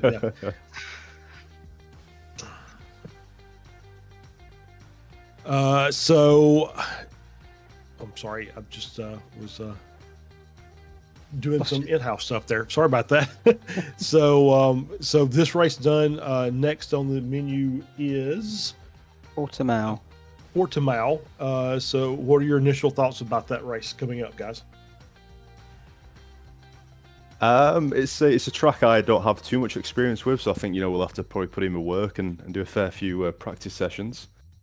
But I think if anything, if the last couple of races are anything to go by, it's just a case of staying away from the incidents and getting reasonable pace and just staying safe. All right, well, guys, again, congratulations. I'll let you go ahead and give any thanks or any sponsor shout-outs if you want to go through that. Probably. Sorry, David, go ahead. Oh, basically, I want to thank, or we want to thank Dan, our team owner, for sponsoring us for CMS, and the whole team for having a good community to race with. I don't think you could ask much more for that. Actually, that sounds like a really nice outfit you're a part of there. So I'll say well done and congratulations, and looking forward to seeing you next time out at Portimao in Portugal. And good luck for that one as well. You got plenty of time over the holidays to practice it, I'm sure. Yeah, thank you very much. You're welcome. No worries. Well, thanks for joining us, guys, and good luck for the future. Right, well, we've got time for one left, and that is going to be our LMP2 class winner. Let's bring Clark into the channel here. Clark, LMP2, you've absolutely trounced the field, I think, there, Lewis. I mean, how are you feeling after that one? I mean, I'd be lying if I wasn't happy about it. But, I just enjoy the wet. Me and my teammate enjoy the wet. It was fairly nice race. Not really any issues. A few little niggles with traffic, and that was about it. I must admit, I think you were probably one of the only cars out there that I don't think I saw at any point really facing the wrong way or having a moment in a certain corner. I mean, conditions themselves, they were tricky. Was there any particular part of the circuit you were the most sort of fearsome of or fearful of? Basically, you made it Mulsanne corner, you were pretty much alright. The rest of it's not too bad. There's a few tricky bits, but you just got to find the line and just find the grip and stick with it. Indianapolis, is that all okay as well, or? Yeah, it's not too bad. It's a bit tricky on the outside and then breaking into there, but we try to save a lot of fuel, so we're lifting quite heavily just to gain a bit of advantage in the strategy as well. So. Well, you had an advantage then, clearly, with the fuel saving. I don't think you needed it. You won by over 3 minutes, lapping almost the entire field. I mean, with a performance like that, how is your confidence after that one?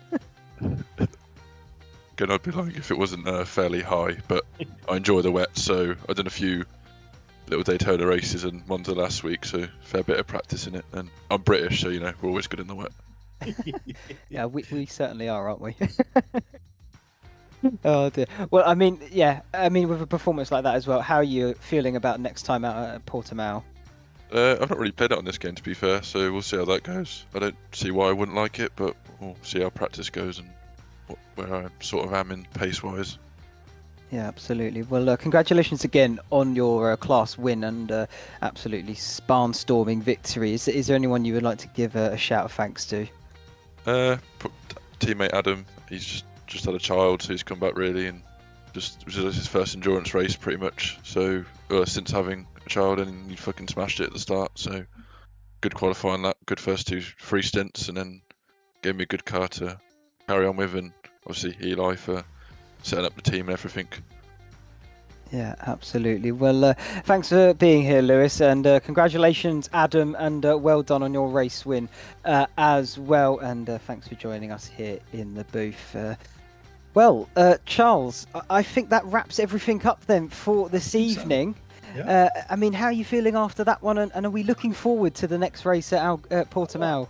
Well, okay, so I've always, Le Mans is very special, as we talked about. This was actually a really interesting race. There was lots of strategies being played out, and you could see how the drivers really adapted their driving styles to the conditions on there. And it, it was a little sketchy at the first half of the race, but the second half of the race really clean. Lots of good track battles, so it was a very enjoyable race to be part of, and I'm always looking more forward to the next race. So just let's line it up and go again. Let's do it tomorrow.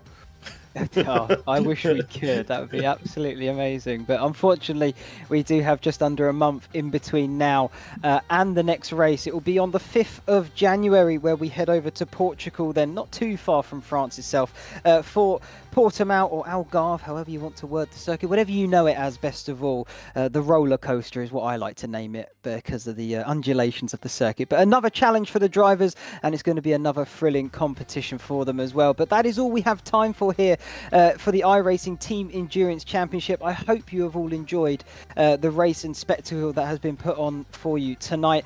I know I've enjoyed it. Charles, I'm pretty sure I can speak for you and say you've massively enjoyed it as well. Absolutely.